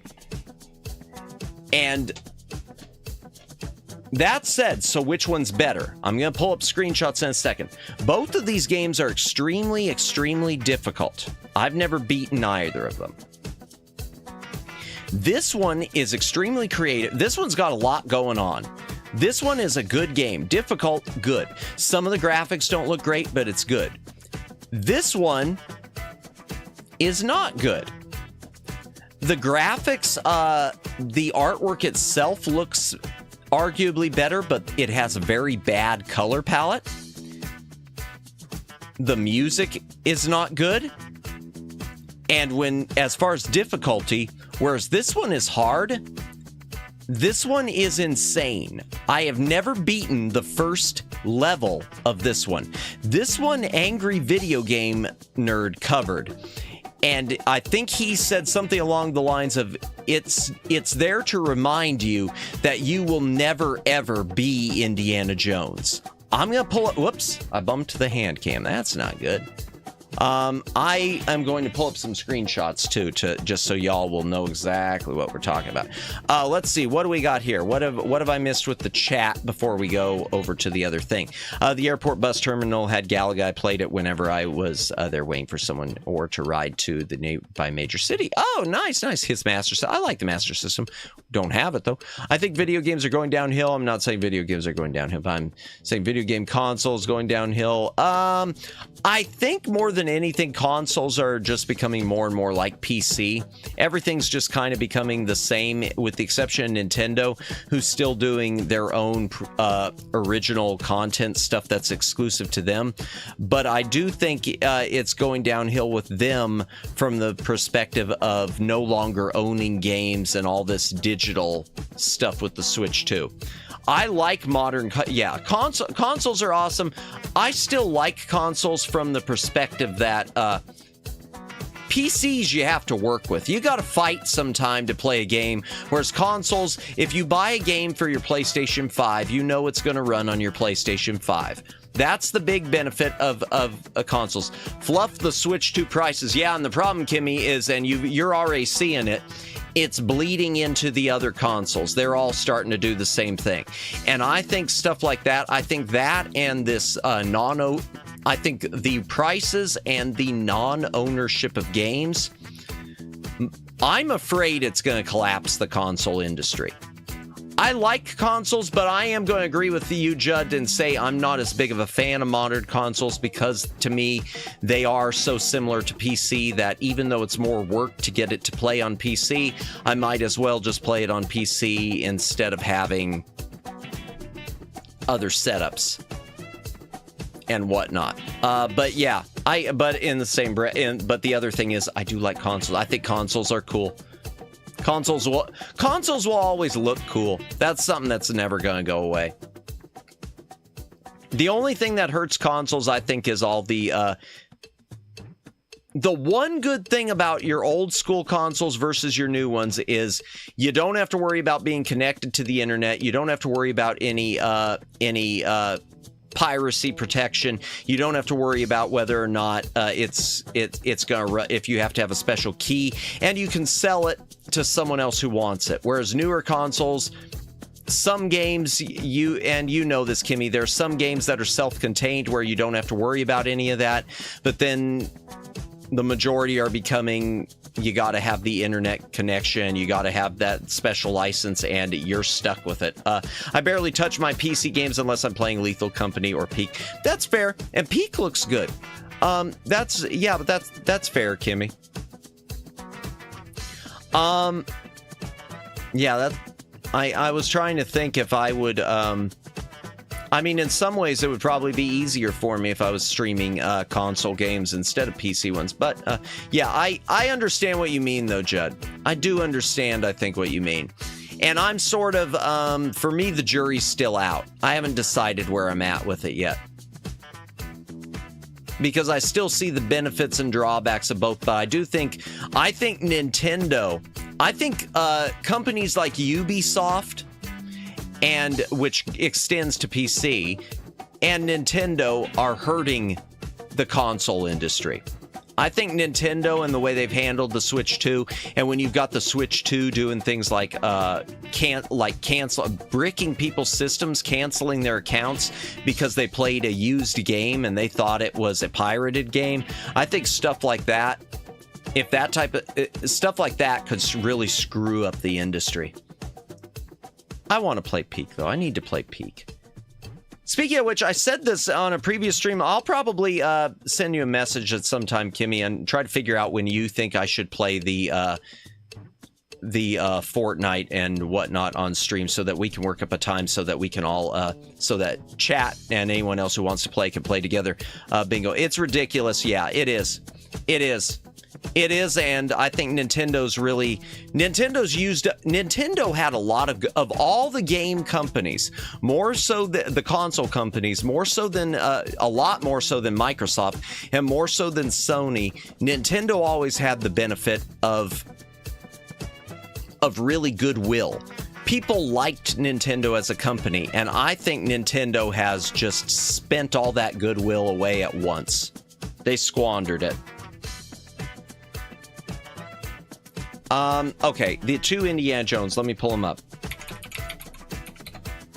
Jones Last Crusade. All right, NES, okay, the title one is 1991, and the Ubisoft one was 2 years later in 93.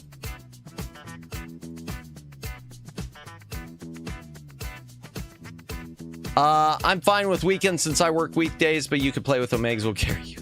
No, I'm fine with weekends too. The truth is, Kimmy, my schedule, I can, except for Sundays where I'm limited to one certain time, which is the time I stream. I can usually make my schedules pretty open. So we could probably do a Saturday thing for it. We could probably do a Saturday thing or a Sunday thing or even a Friday night thing. We'll work it out. We will. Yeah. I can make it free, and because that was a membership goal, so I want it to be really aimed at members and chat. Okay. Last Crusade. Title screen on Taito. Cutscenes on Taito. Gameplay for one type of area on Taito. Then you had gameplay also where you got to ride bikes, so it was different.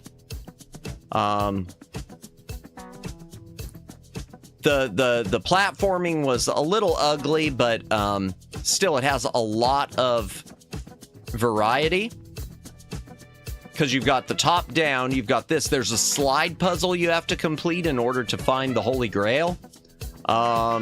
Levels where you're fighting on top of tanks. There's a lot of variety in this game. And then you got the Moo is pro Roblox. Oh yeah, and we got a. That's true. We got a set up for the Roblox stream too. Yeah, with Moo. Yeah. Definitely. Thank you for reminding me of that. Yes, and both of those got unlocked. The Roblox and the Fortnite. Yeah, I know. Man, Moo, every single time, Kimmy, that I go on the Discord, and yeah, I said the Discord like a boomer. Every time I go on Discord, if I ever look, Moo's profile says playing Roblox. I don't think I've ever seen it where it doesn't say playing Roblox. I had Vader 2600. It looks awesome. Oh, welcome in, Aaron. Welcome in. I'm not familiar with the Vader 2600. Oh, are you talking about the black unit? That's nice. That's awesome. I love the look of the 2600s. 2600s was an awesome looking system. Let's see. Okay. NES.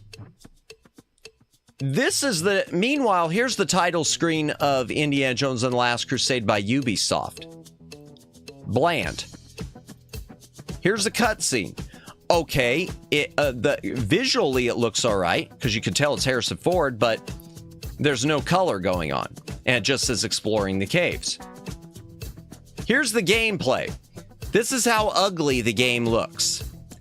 Yeah, the detail on the sprite is better, but look at how ugly that color is compared to the other. I finally returned after YouTube app crashed because of system update. Gotta love those updates, Daylin, but welcome back. Yeah. And it is just a platformer. It is just a platformer. And an ugly platformer. And a brutal platformer. Like I said, I have never gotten past the first level of this game. Never once. The other one, I've gotten pretty far, as much as I should use a walkthrough on it, because it gives you choices on the Taito. Do you want to go here or do you want to go there? And depending on where you go, it influences how the rest of the game progresses. Like you can play the game and never rescue your father. Fade back in. But yeah. So the Taito Indiana Jones 91, the Ubisoft 99, and as far as I know, the only Ubisoft cartridge on NES. Okay, 124, we got enough time I could do a few more. Let me go grab another stack. Let me go grab another fat stack. Give me a few moments, chat. I will be right back.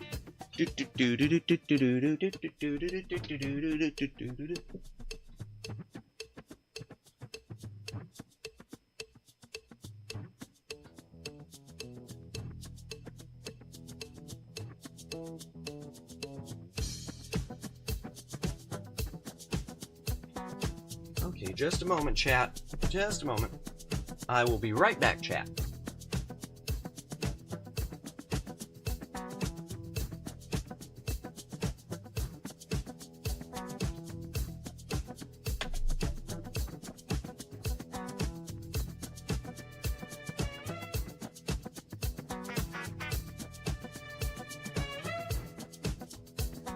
Okay. All right, this will be the last section we go through tonight, chat. This will be the last section we go through tonight. BK quad stacker is thick. Man, I haven't had Burger King in the longest time, Daylin. Good idea, Kimmy. I should hydrate. Thank you. My throat is a wreck. Let me, if you got a drink, take a drink, hydrate or dihydrate.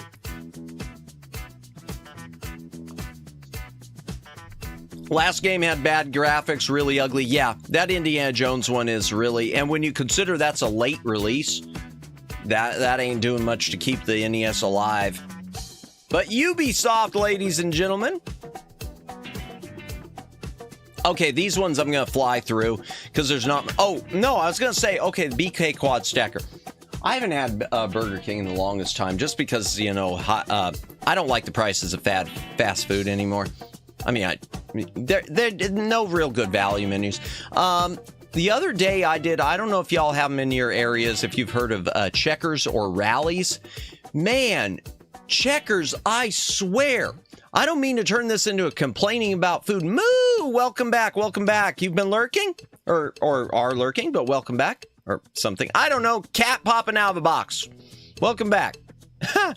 We were just mentioning you and Roblox and Fortnite and how I need to set up times to do those streams playing Roblox and Fortnite with chat so that we can we need to work out some scheduling of when different people will be available, like you and Kimmy and Omegs and Red, etc. and so forth, and anyone else who wants to play. Try to get it in a good ballpark. Checkers or Rallies. The other day, I had Checkers for the long... I'm down anytime for Roblox. I love Roblox. Yeah, I was just saying, anytime I pass by your profile on Discord, it always seems to say playing Roblox. So it's just... Yep, Moo's playing Roblox again. I am curious to play it. I've seen so many streams of it, and I still don't know what the hell it is. I mean, I know it's a hub for all sorts of other games. So yeah, definitely. Okay, so down anytime. Yeah, we'll work on that. I know I'll get with Kimmy to figure out good times. She said weekends, so good times on weekends for Fortnite streams, and get with you to figure out some good times for Roblox. But the Checkers, the Rallies. So I had it for the first time in forever, chat, and I swear to you, it was nothing but bun. They like have changed their buns, and they're super thick, and it might as well not had any meat on it. It was just paper thin, and I felt like I was just eating bread and lettuce with a drop of mustard and a drop of ketchup and a pickle and an onion. Oh, I want good fast food, chat. I just want good, cheap, fast food. Is it too much to ask? A Rally's opened in this city forever ago. It closed a long time ago. Then more recently, Checkers open, and best of my knowledge is still open. Yeah. I need to start hitting. I haven't been to anything McDonald's, Taco Bell, any of them in the longest time. Ever since, really, I haven't been that much since, I guess, COVID. My buns are thick. Wait, no. Okay. Moving on. Yeah, it makes me sad, Moo. The only fast food I get I get takeout pizzas, because the price of pizzas has stayed the same, but everything else, it's just gone nutty. Fast Fears here is iffy. Yeah, it's iffy with me too, Moo. But see, I used to be able to excuse the iffy when it was cheap, when they still had the 99-cent burgers and 99-cent Taco Bell and everything. Then I could excuse, it's iffy, but it's cheap. Fun fact, did you know Checkers and Rallies are the same company? Yes, I did know. One of BK's by me has been doing a good job so far. That's good. New Firehouse subs was the best food I had in a while, but a bit pricey. Yeah, and I haven't done Subway in the longest time either. Went to Crystal's once, this year, and it gave me the violent food poisoning for several days. Oh, is that when you were sick, Moo? Oh, I'm sorry. Oh, yuck. Oof. Now I don't know if I've ever done Crystal's. I'm trying to remember. I've done Steak and Shake, I know. And Steak and Shake has always been hit or miss for me. I've had like one time I thought Steak and Shake was really good, and every other time it's been a miss. Firehouse is delicious, but definitely pricey. But oh, yeah, that'll turn you off with crystals. Oh, man, you're reminding me of something. Madamus lore time. This was years ago, and it was in another state. But I remember I went to Dairy Queen, and they had like their cheapy burgers. It was some sort of special. They were running them. They're like 99-cent burgers. They were running for 50 cents. Raw. I got these burgers home. I was with my parents at the time. Got them home. I think I might have been in high school. Got them home. Raw. Bit into it. Raw hamburger. Hell no. I missed some of chat. Let me back that up. Ooh, crystals is a toss-up. Food has been fresh, but never hot. Gotcha. Zaxby's is good. Zaxby's, yeah. Checkers, Rallies, Fries. They're sold in freezer bags. Are decent. Steak and Shake mention. Okay, I have a story. Up, go ahead. That time, I'm pretty sure the burgers I got was undercooked raw. Yeah, they were brown on the outside and complete, not just pink, but red in the middle. I'm guilty. I've crystals before. I'm sure I have. I want to say I've had it, but I just don't remember. Ramsey Matters. It's raw! Moving on the Handcam. Okay, these ones are easy to go through. Ninja Gaiden, as seen in The Wizard, or as the guy pronounced it in The Wizard, Ninja Gaiden! Awesome game. Tough as nails. Tough as nails. Tough as nails. I'll probably play it on stream and lose badly at some point. And I've said before, we will do a watch-along someday of The Wizard. I gotta put this pile in a different place. Okay.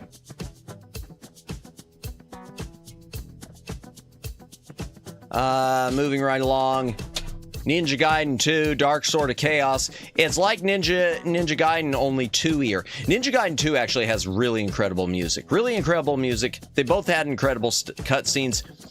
Gameplay-wise, it looks almost identical, but really, really great music on this one. I had the lime freeze at Steak and Shake in Kentucky. Those things are like lime-flavored milkshake crack. Oh, that sounds delicious. True, tough in all caps. Yes. Did those cartridges taste good, or was I licking them a DS only thing? Okay. Unfortunately, I think licking them is a DS only thing because the pins are down inside here, and you don't have a lot of space to work with. So you'd have to really work your tongue on in there in order to. This just sounds bad, but you know what I'm saying. You'd have to really try to lick one of these, unless you wanted to unscrew it and take the circuit board out. I couldn't stop eating those the entire vacation. What, DS cartridges? Oh, the milkshakes. Yeah. Yeah, I've never licked one. I'm sorry, and I don't have a DS, so I can't say I ever licked a DS game either. Yeah, oops. The freezes, not the cartridges. Yes, got it, yes. I knew that. Ninja Gaiden 3, Ancient Ship of Doom. Here's the thing about this one. It makes a few improvements in terms of sound quality. It's a good game. It's still just as tough, but the first two Ninja Gaidens had unlimited continues.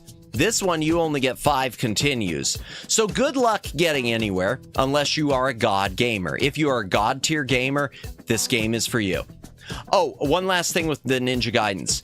There is a Super Nintendo cartridge called the Ninja Gaiden Trilogy, which put them supposedly updated to 16-bit. I used to own it.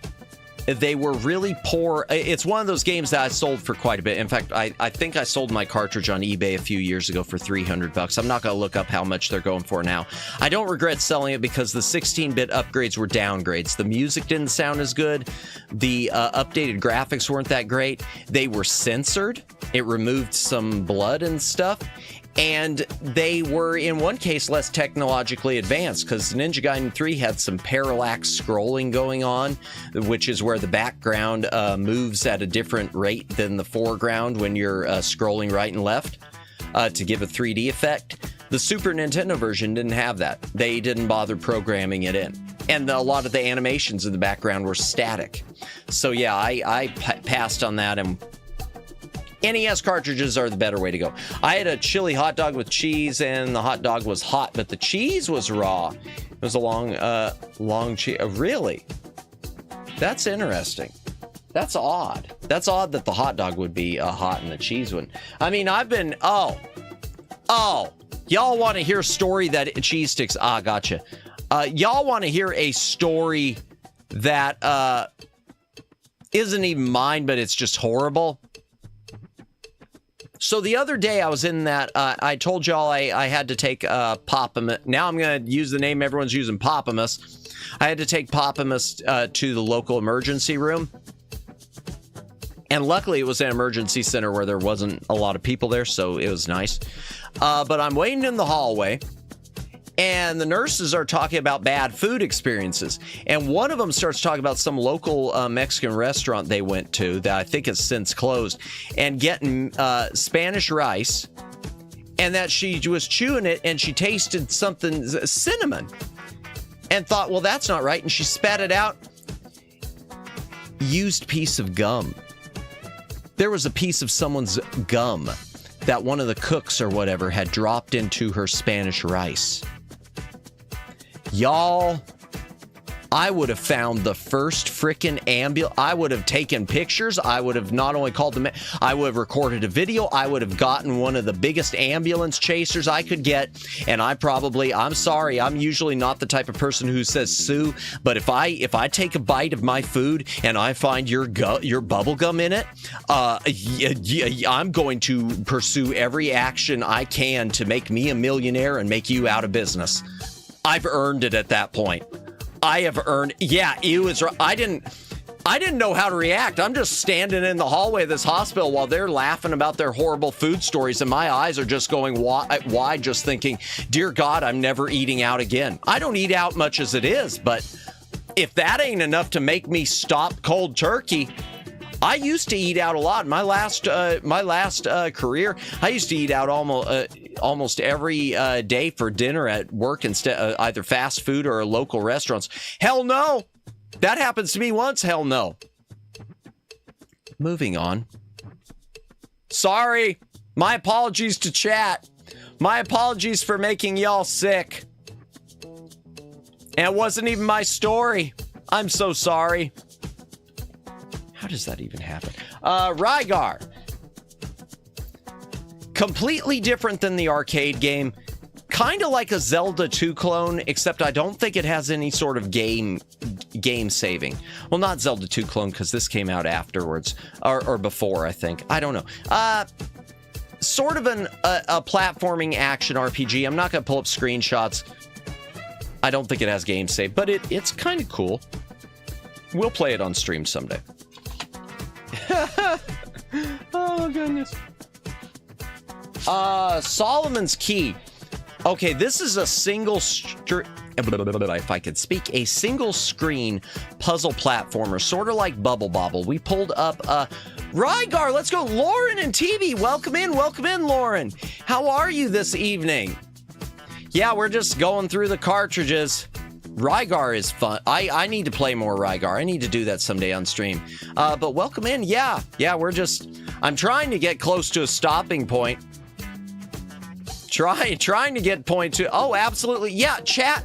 Seriously, if you have not checked out Lauren and TV's channel, do so. Go subscribe. They do really, really great content, and there's a lot of variety, and I've said it before, the dynamic that they have both as a couple that streams together as well as individually, it is just it's so pitch perfect. Really, you need to check out their channel.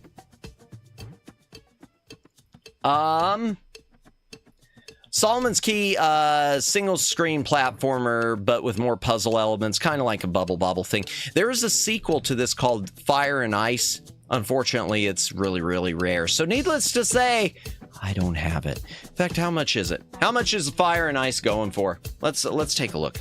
Let's take a look. Let's take a look. Let's get myself depressed by seeing the high prices. Let's take a look. Yeah. Okay, Fire and Ice NES. Yeah, there. Oh, I can't spell. This is probably gonna make me sick. Yeah, 300. 300 for a loose car. Oh, 210. I ain't paying 210, but 210. And it doesn't look damaged. Horrible artwork, but doesn't look damaged. Yeah, that's why no one bought it. That artwork is abysmal. Holy crap. Man, that's pricey.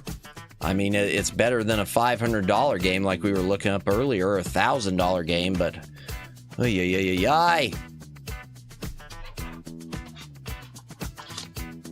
Okay, Tecmo World Wrestling, one of the best wrestling games, generic wrestling, but best wrestling games that you could get on the NES. It has running as subtitled, mind you, but it has running color commentary, all sorts of special moves, and a character who I think's name was Dr. Guildo or Dr. Gildo. I don't remember, but yeah. Cool game. I love this one. Yeah, this is one. This and Pro Wrestling are probably the best wrestling games on the 8-bit NES. This one was a real gem. Oh, okay. I just picked this one up recently because I was looking for more horizontal and vertical shooters on NES. This is Twin Eagle by Romstar. I think this is the one that's called Twin Eagle, the Rescue of Joe's Brother, I think is the full title, or something like that. I don't remember. Let me look it up. Twin Eagle. It was a good game. I know that. Yeah. Okay. So the full title of this one... Oh my gosh. And it was in arcades too. The full title of this one is Twin Eagle, Revenge Joe's Brother. That is a messed up sentence, but apparently we're gonna get all revengey for Joe's brother. Joe's brother needs some revenging. So there you go. It's a good game though. I'm not gonna pull up screenshots on this one, but it's a good one. I'll probably play it on stream soon. Just something else to scream about like the Mega Man. Not as much as the Mega Man though. The Mega Man brought out a special kind of streaming last night.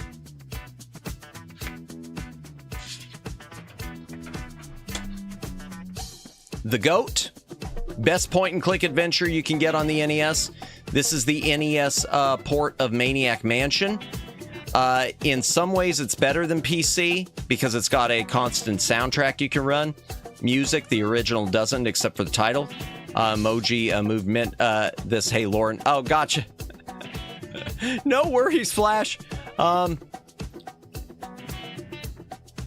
Yeah, it's a great... The point-and-click... Let's go to the screenshots. I'm going to pull up this one. Someday we're going to play this one on stream, but we'll probably do the PC version. Let me fade back and forth a bit. Matt morbed last night. Did I morb? Wait, what happened? Oh, yeah. Oh, the Mega Man. Holy crap. Yeah, I'm recutting that into an ASMR of screaming. Holy, that was unbelievable. I knew it was bad. I didn't realize. I don't think I ever realized that the Mega Man for MS-DOS was that bad. I never realized it. I knew it was horrible. I just didn't. Maniac Mansion. And there's a second NES version of Maniac Mansion also that was only released in Japan. They did their own port. Okay, so those of you who were here for Day of the Tentacle, Day of the Tentacle is the sequel to this. Maniac Mansion is the original. Day of the Tentacle is the sequel. Maniac Mansion, there's a few different releases. Looks like this on DOS. Maniac Mansion, though, on NES is a different beast. This is Maniac Mansion on NES, and it doesn't look bad. The only bad thing about the NES, in fact, I think this is one of your best looking NES games overall. When you look at the design overall, it looks good. The one bad thing is Nintendo's censorship. I don't think it shows it on here. No, it doesn't.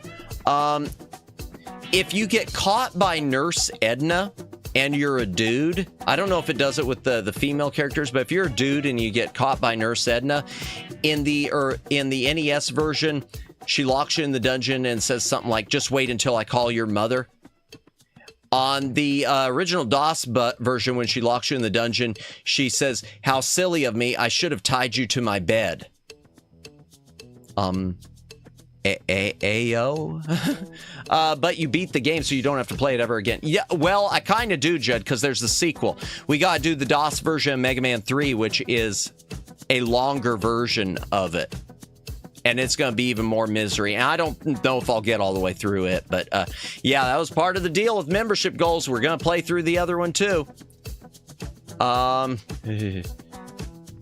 This looks a lot better than I remember. Let me see if they show the Famicom one, though. Yeah, the Japanese one looked very different. It's got more chibi-looking characters, even. I've only known 3 others who have screamed like Madamus did. Oh, dear. I would love to have a translation of the Japanese one. I'm curious to play it. Although that's the regular one. The Japanese one looks interesting. They like I said, they did their own port and they designed it from the ground up. Whereas the NES one from Jalico in the US, it uses the SCUM engine, same as the DOS version. I mean, there's some tweaks to it, so porting between the two, playing it on PC doesn't run perfectly, but yeah. It uses the SCUM engine. You can run it through SCUM VM, the emulator. Let me go back to the Handcam. Handcam. God, I can't speak. I'm too tired, but we got to finish this last stack, chat. And then we can do the rating. Okay, continuing with Jalico. Wampum, which is probably politically incorrect, and I don't care. This was a different game in Japan. It was some sort of fantasy game. When they brought it to the US, they localized it by giving it a Native American Indian theme. So you play this character traveling like through all these different cloud realms and heaven realms, collecting jewels or something.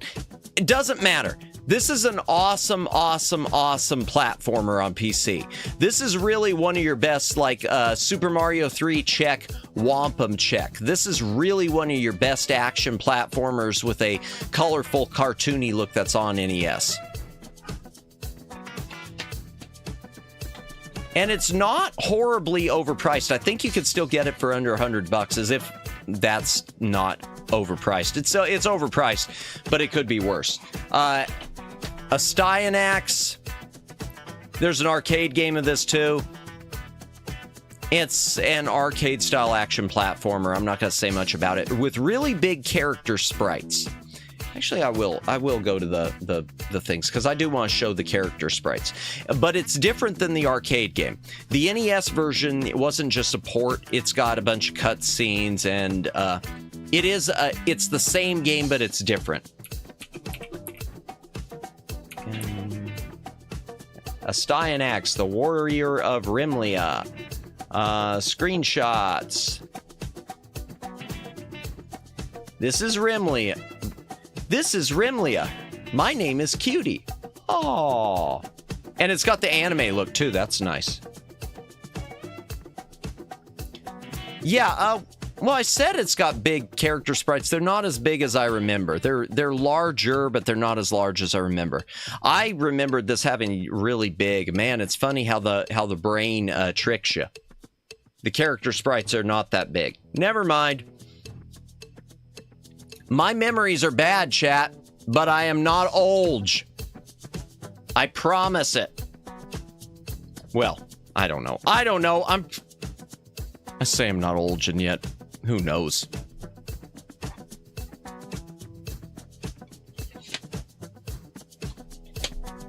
Who knows? I've never disclosed. Hey, that almost rhymed or something. City Connection. NES port of an arcade game. You basically drive this little car over these platforms and you try to light them all up. And you have to jump from platform to platform, lighting them all up while avoiding police cars. It's a very odd game. I don't know what to say about it. Oh, and it's a recent edition. I recently picked this one up because I'd remembered playing it at some point and I really wanted to pick up the cartridge. But it doesn't hit quite the same way. We'll play it on stream. Okay, keep moving. Keep moving. Pinball Quest. I wonder what this is. Okay, pinball. Pinball Quest is not a typical pinball. It is an RPG pinball or an adventure game pinball. It's got a couple tables that are just traditional, typical tables, but then it's got an adventure mode where it's a fantasy table, which is a bunch of tables hooked together with like enemies you have to fight, and with I think at least one or two cut scenes and puzzles you almost need to solve, and you have to collect keys and everything. It's much more than just a pinball game. Not going to show screenshots, but it's much more than just a pinball game.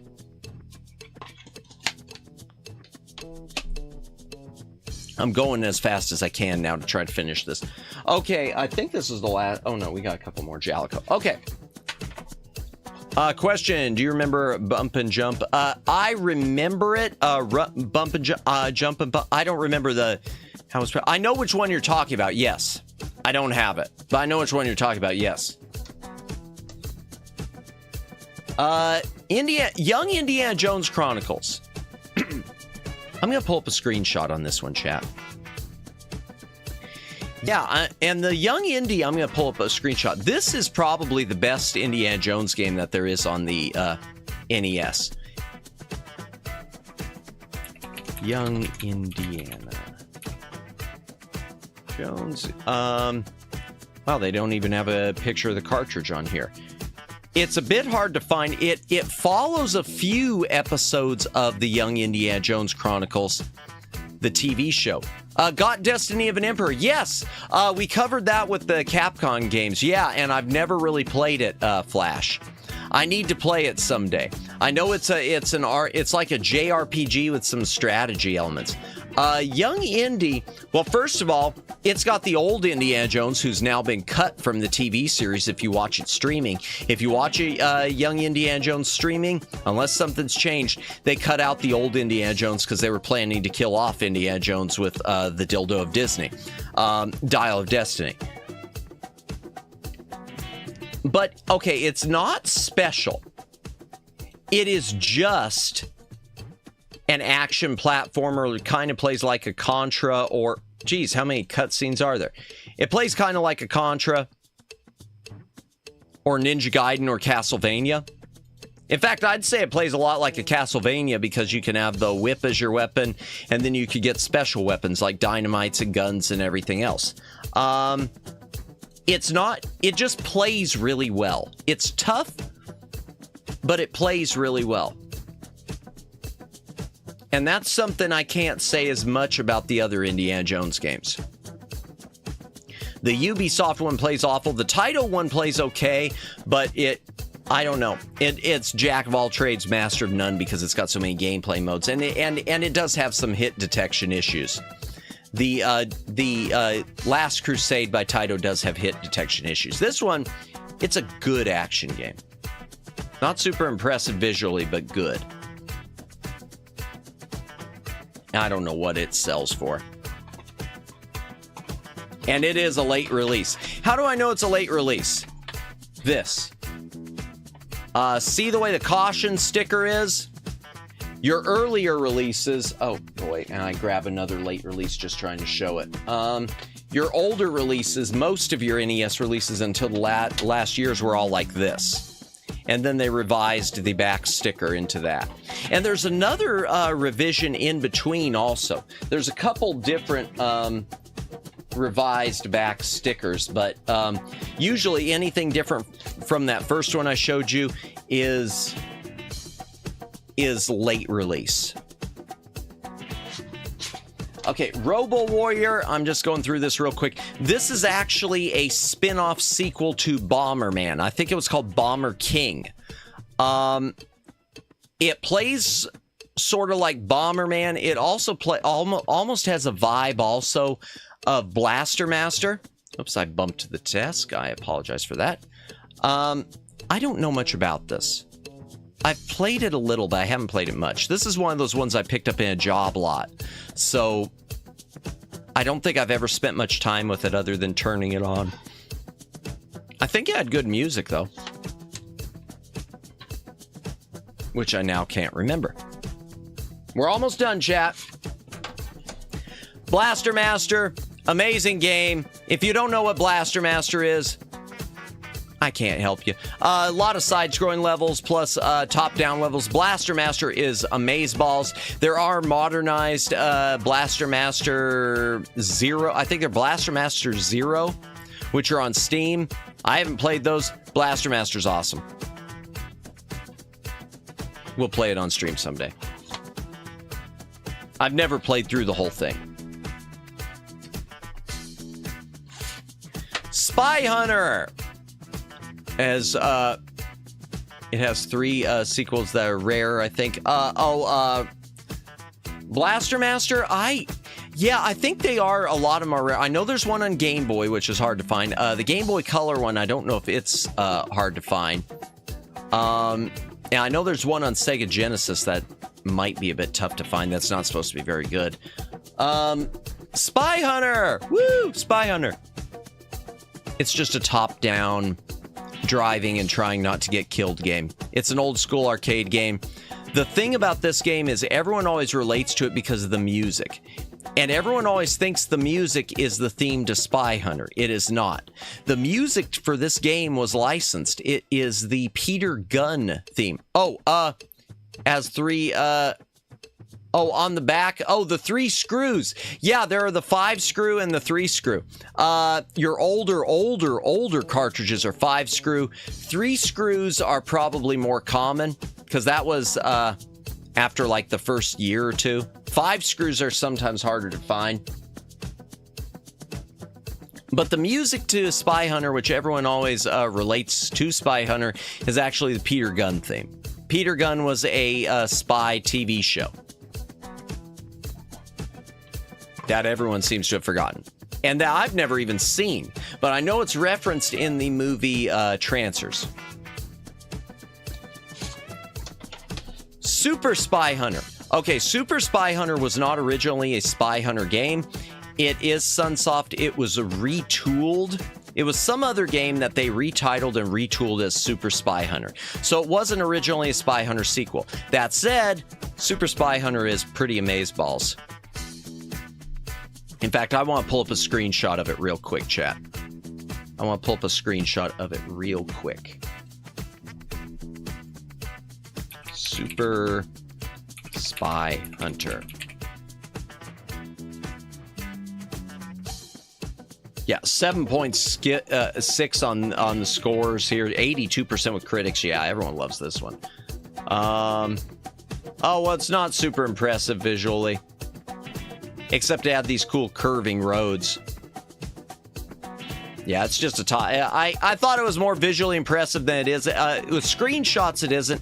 In motion, it actually looks really cool the way these roads are like, they must have been individual pixel pieces that they moved to give this really cool, smooth, bending road effect.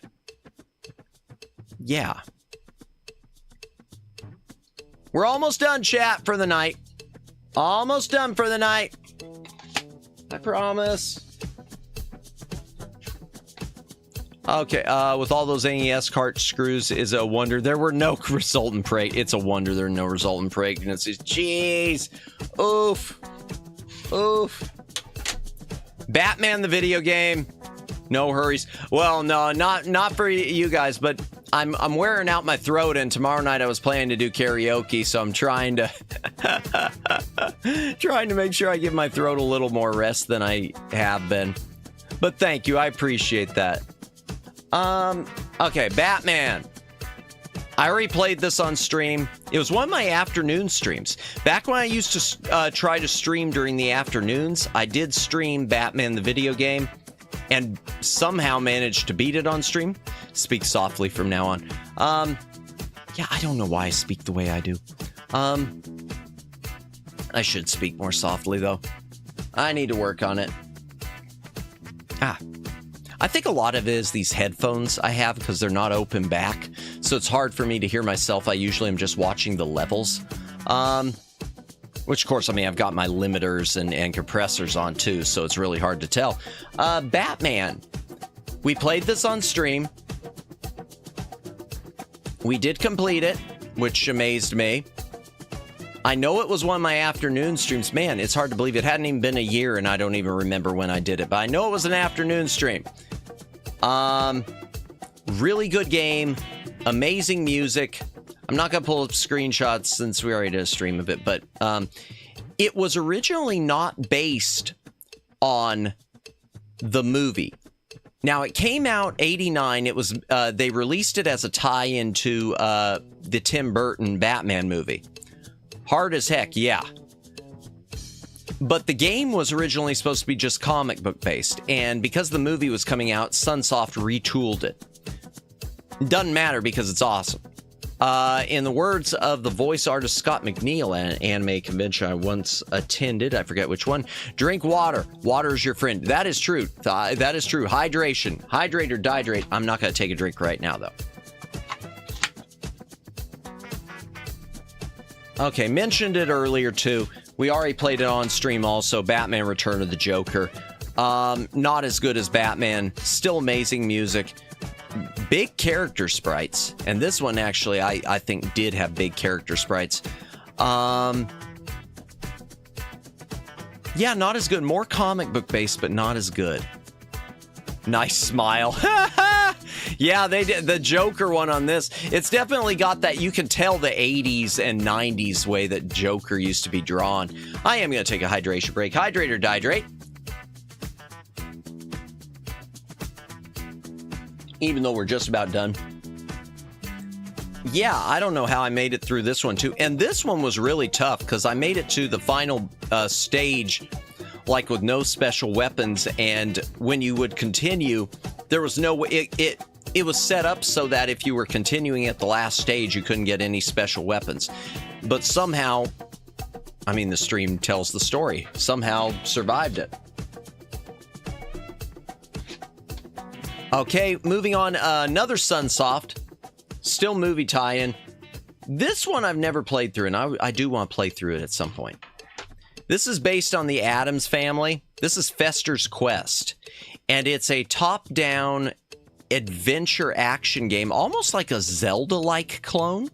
It's almost got Zelda elements to it, but where you play as Uncle Fester trying to defeat a bunch of aliens. And this is one of those ones that when I was a little Madamus, I had no interest in because I didn't really know much about the Addams Family then. This is one that just was sitting around and I finally sort of came to become interested in later. Is it as frustrating as Star Tropics? I honestly... Oh, the Batmans? Hard to say because I beat the Batmans. I never beat Star Tropics. I missed part of that chat. Let me scroll back up. Every time I hear Return of the Joker, I think the Batman Beyond movie. Oh, that's right. There is like a Return of the Joker, or Joker Returns Batman Beyond movie. I never saw that, but I know of it because I remember like all things, I remember seeing the DVD case.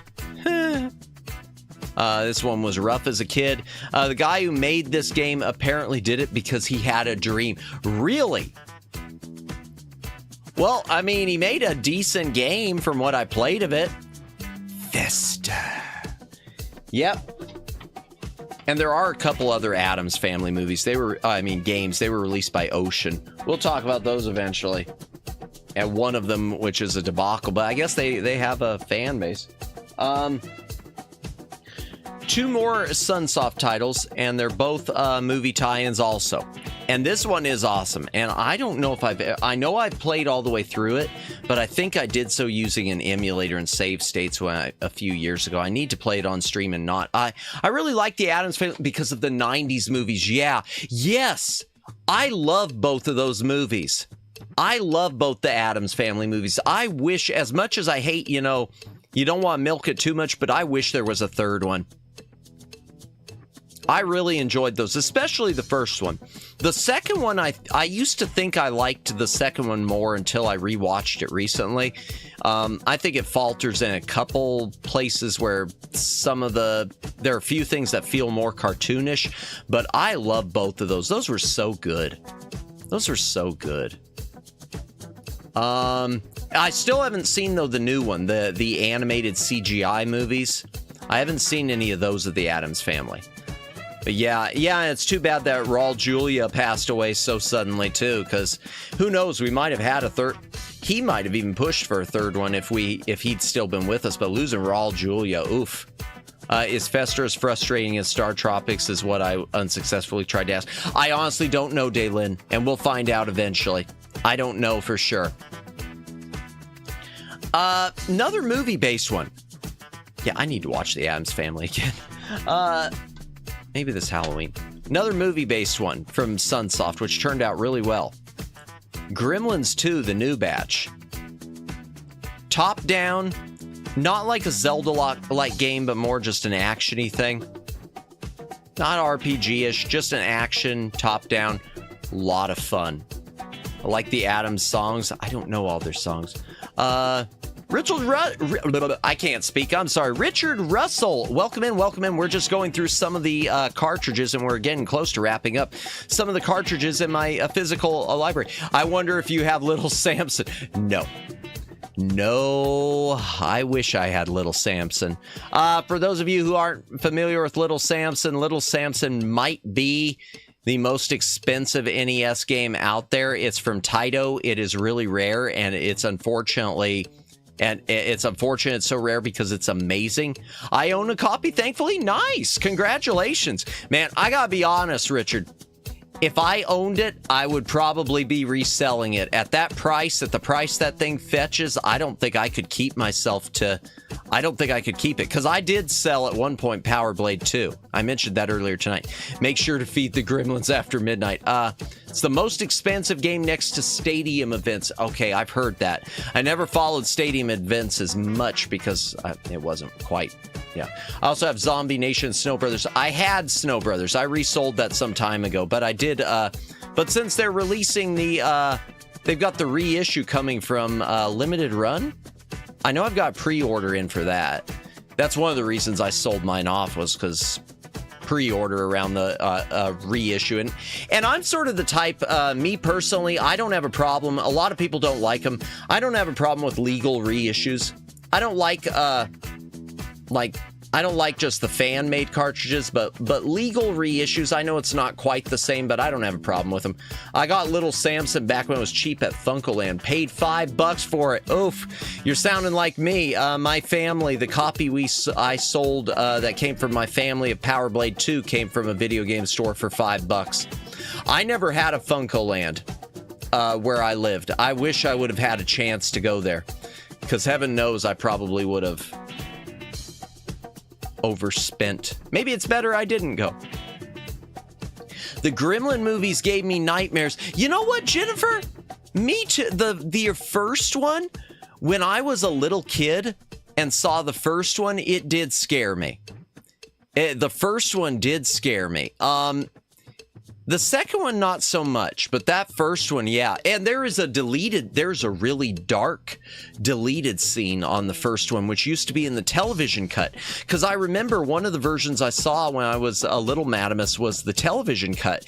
And there was a scene where where the two main the guy and the gal, the two main characters, I can't think of Billy and I can't think of her character's name, where they were hiding from the gremlins and they were in the bank and they find Judge Reinhold's character hiding in I like both. And which scene? It is when they're in the bank, Billy and Phoebe Cates' character, they find Judge Reinhold's character hiding in the vault, and he basically says, "Did you see the bank manager? They already got him," or something like that. And they try to get him to come out of the vault to help them, and he just, "Are you kidding? I'm not going with you. I'm staying right here." Is that scene on the DVD? Okay, hold on just a moment. Okay, we're switching back to the gaming, to the browse gaming, whatever PC. I got to see if it's on the DVD as a bonus feature. Hold on, let me read chat. Interesting, I like both. Yeah, I like both. 2 was not, to me, the second one wasn't scary. The second one was just a lot of fun. But the original one, yeah, it freaked me out when I was younger. I love it now.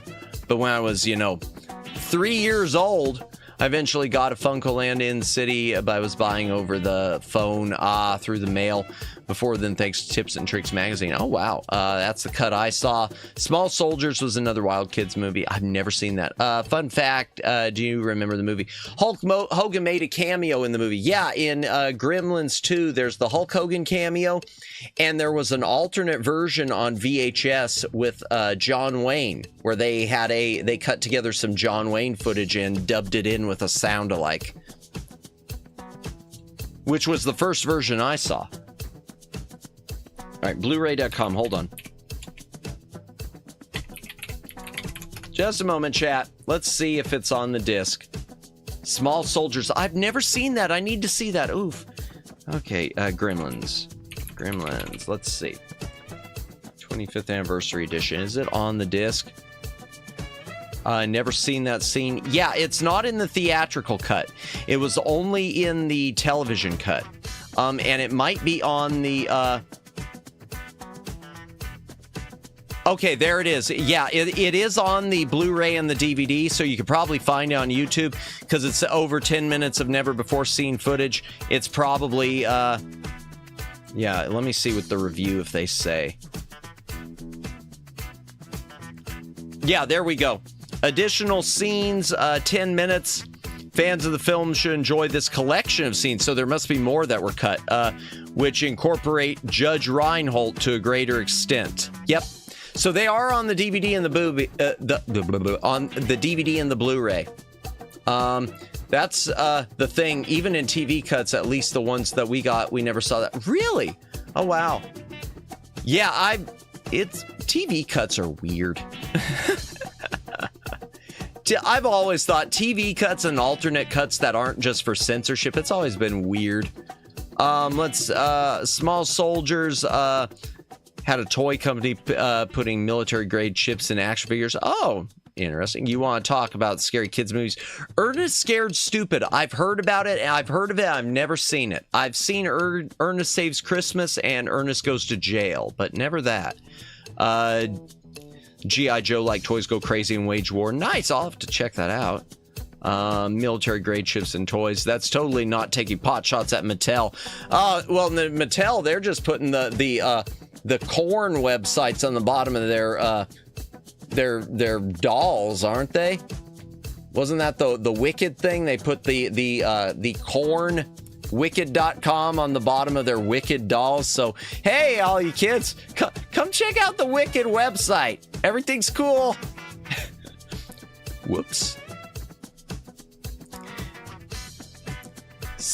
They need some quality control. Call me crazy, but I don't think that's the that's the level of quality control that really shouldn't slip. That's really, yeah. Gosh, TV cuts though. Yeah, that was the TV cut with that extended scene was the way I originally saw Gremlins. And I know the TV cut of Star Trek The Motion Picture was the first way I saw that. Gosh, I don't know what else. It was supposed to be Wicked movie, but they messed that one up. Yeah, they messed that one up pretty bigly. And one last one for the night, chat. One last one for the night. And not a great one. And Hasbro has as well. Yeah. So this is one I got in a job lot for like $1 because I don't think I would. Platoon, based on the isn't it an Oliver Stone film? Platoon, based on the because that's what makes it. Why didn't you also make JFK while you were at it? Platoon is an interesting game. I like what it tried to do. It's got side-scrolling action segments, and it's got some first-person shooter type segments on NES, which is interesting, and they're not rail shooter. They actually are you going through the jungles of Vietnam. Yeah, but Vietnam War movie. Platoon shouldn't have been a video game, y'all. Of all the things where I look at a movie and say that shouldn't have been a movie, Platoon shouldn't have been a movie. Oh, I think I've seen this one. Yeah, Sunsoft made some great... And the game isn't half bad. Let me go ahead and open up the screenshots. I want to open up the screenshots on that one. I've never really played that much of it, though. It's never been one of my top ones, but Moby Games. Platoon. Yeah, why? I just don't get. I don't get making a game, but whatever. Okay, is this the same one? Oh no. Oh wow, they had it on a lot of different systems. Okay. Oh, it was Ocean. Well, that explains a lot. Ocean and Sunsoft. Interesting. Okay. All right. So yeah. So you had the side-scrolling segments, which look good for NES. For NES, this looks good. I think that looks really good for NES. And the first-person segments. Yeah. The gun bounces at the... Yeah, as you walk down the gun sight, bobs. Sort of like you eventually had in Doom. Whereas Wolfenstein 3D didn't have that. And then I guess you follow the map. Okay. I never really got into the tunnel levels. But for NES, this is impressive. Unfortunately, I mean, it was Platoon. It just doesn't scream... It just doesn't scream the perfect... I don't know. Maybe it's just me. I wouldn't have made a Platoon game. Oh well, what can you do? But yeah, on a lot of systems. Okay, and it was developed by Ocean. Wow, Ocean made something really good. That's interesting. Data East Sun. Okay, that's Sunsoft. Sun Corporation is Sunsoft. All right, here. Let me head back into the Handcam, and let me. Since we're done with the Handcam, we're gonna stop there for the night, chat. Let's switch back into the library and we will wrap things up.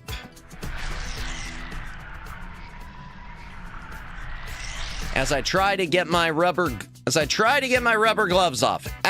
Trying to get my rubber gloves off. Ow. I didn't get them too small, but man, they do stick. Let me just set that one there. Okay. Thanks for the stream. Hey, thank you for stopping by. Have a good night. We're going to do a raid, chat. Before we do a raid, just a reminder for everyone, tomorrow night we will be at 10 p.m. Eastern Daylight Time tomorrow night. We will be doing karaoke. So, yeah, apologies in advance for your ear holes. And then on Thursday, we will be doing Star Trek 25th Anniversary, the point-and-click adventure CD-ROM version with the voices of the original cast. Nice. Yeah, I was really happy with that thumbnail. That one turned out better than I expected, given my limited Photoshop from 2006 skills. My old the copy I'm using is still from 2006, and somehow Windows 10 lets me keep using it. So Thursday we'll do Star Trek 25th Anniversary. And as far as Friday night, I'm not planning to stream. I might change that. I don't know. I haven't decided. I still got to fix that chat box. That still looks weird. I should do that tonight. Okay, let's see who's up. My brain isn't braining, chat. My brain is failing me. Let's see who's up. Let's see who we can raid into, chat. And then we'll come up with a raid message. Maybe we'll find someone new. Let's see if there's someone new we haven't raided into this time. Redirect. Who's on? Who's on? Who is up? Who's up? Who is on? Okay, Manon is on. Okay, Vieira Vanilla, we just did her the For World. Ray is on, but we rated her the other day. I don't want to keep Sassy Minx. Mercy is on. And she's doing a box opening. Okay. Tabi, Cup Kasuni. Man, there's a lot of people on.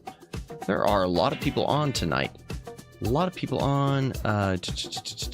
Hold on just a moment, chat. I want to see who this person is. Just one moment, chat. There's someone who's streaming Deltarune, and I want to see who they are. So I don't know if I'm super familiar with them.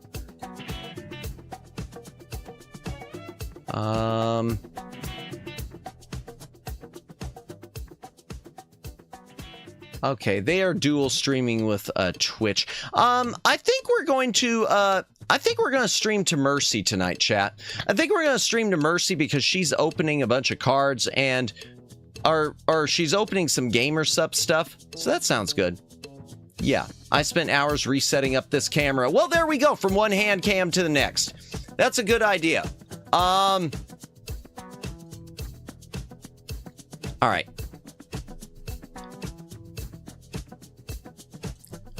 Okay, raid message for tonight, chat. What next? Patient, I'm not quite sure what that is. Sorry, Judd. Let's see. Raid message, chat. It's not coming to me. Sounds great to me. Okay, let's do, let's just do a super deluxe. We'll just do a super deluxe tonight. Super deluxe back library raid. My brain isn't braining enough, so, we're just gonna do a super deluxe. That'll work. That's your raid message, super deluxe back library raid. Not one of the fancy ones. We'll save the fancy ones. I don't have the fancy ones to save. Should take that out and edit. I don't know what I'm even saying. Thank you, everyone, for showing up tonight. Thank you, Judd. Thank you, Flash Viewer. Thank you, Lauren and TB. Thank you, Lauren. Thank you, Richard Russell. Thank you, Daylin. Thank you, I already said Flash Viewer. Thank you, Kimmy. Thank you, Moo. Thank you, Twin Opinion. Omegs. Jennifer. Anyone else who I'm missing? Thank you for stopping by tonight. If you were lurking tonight, thank you for lurking. It is appreciated. If you are watching the VOD, I don't know how you do it. I don't know why you do it, but thank you for watching the VOD. Thank you for watching the VOD. Please consider a comment on the VOD. It does help with the algorithm. You don't have to go home, but you can't stay here.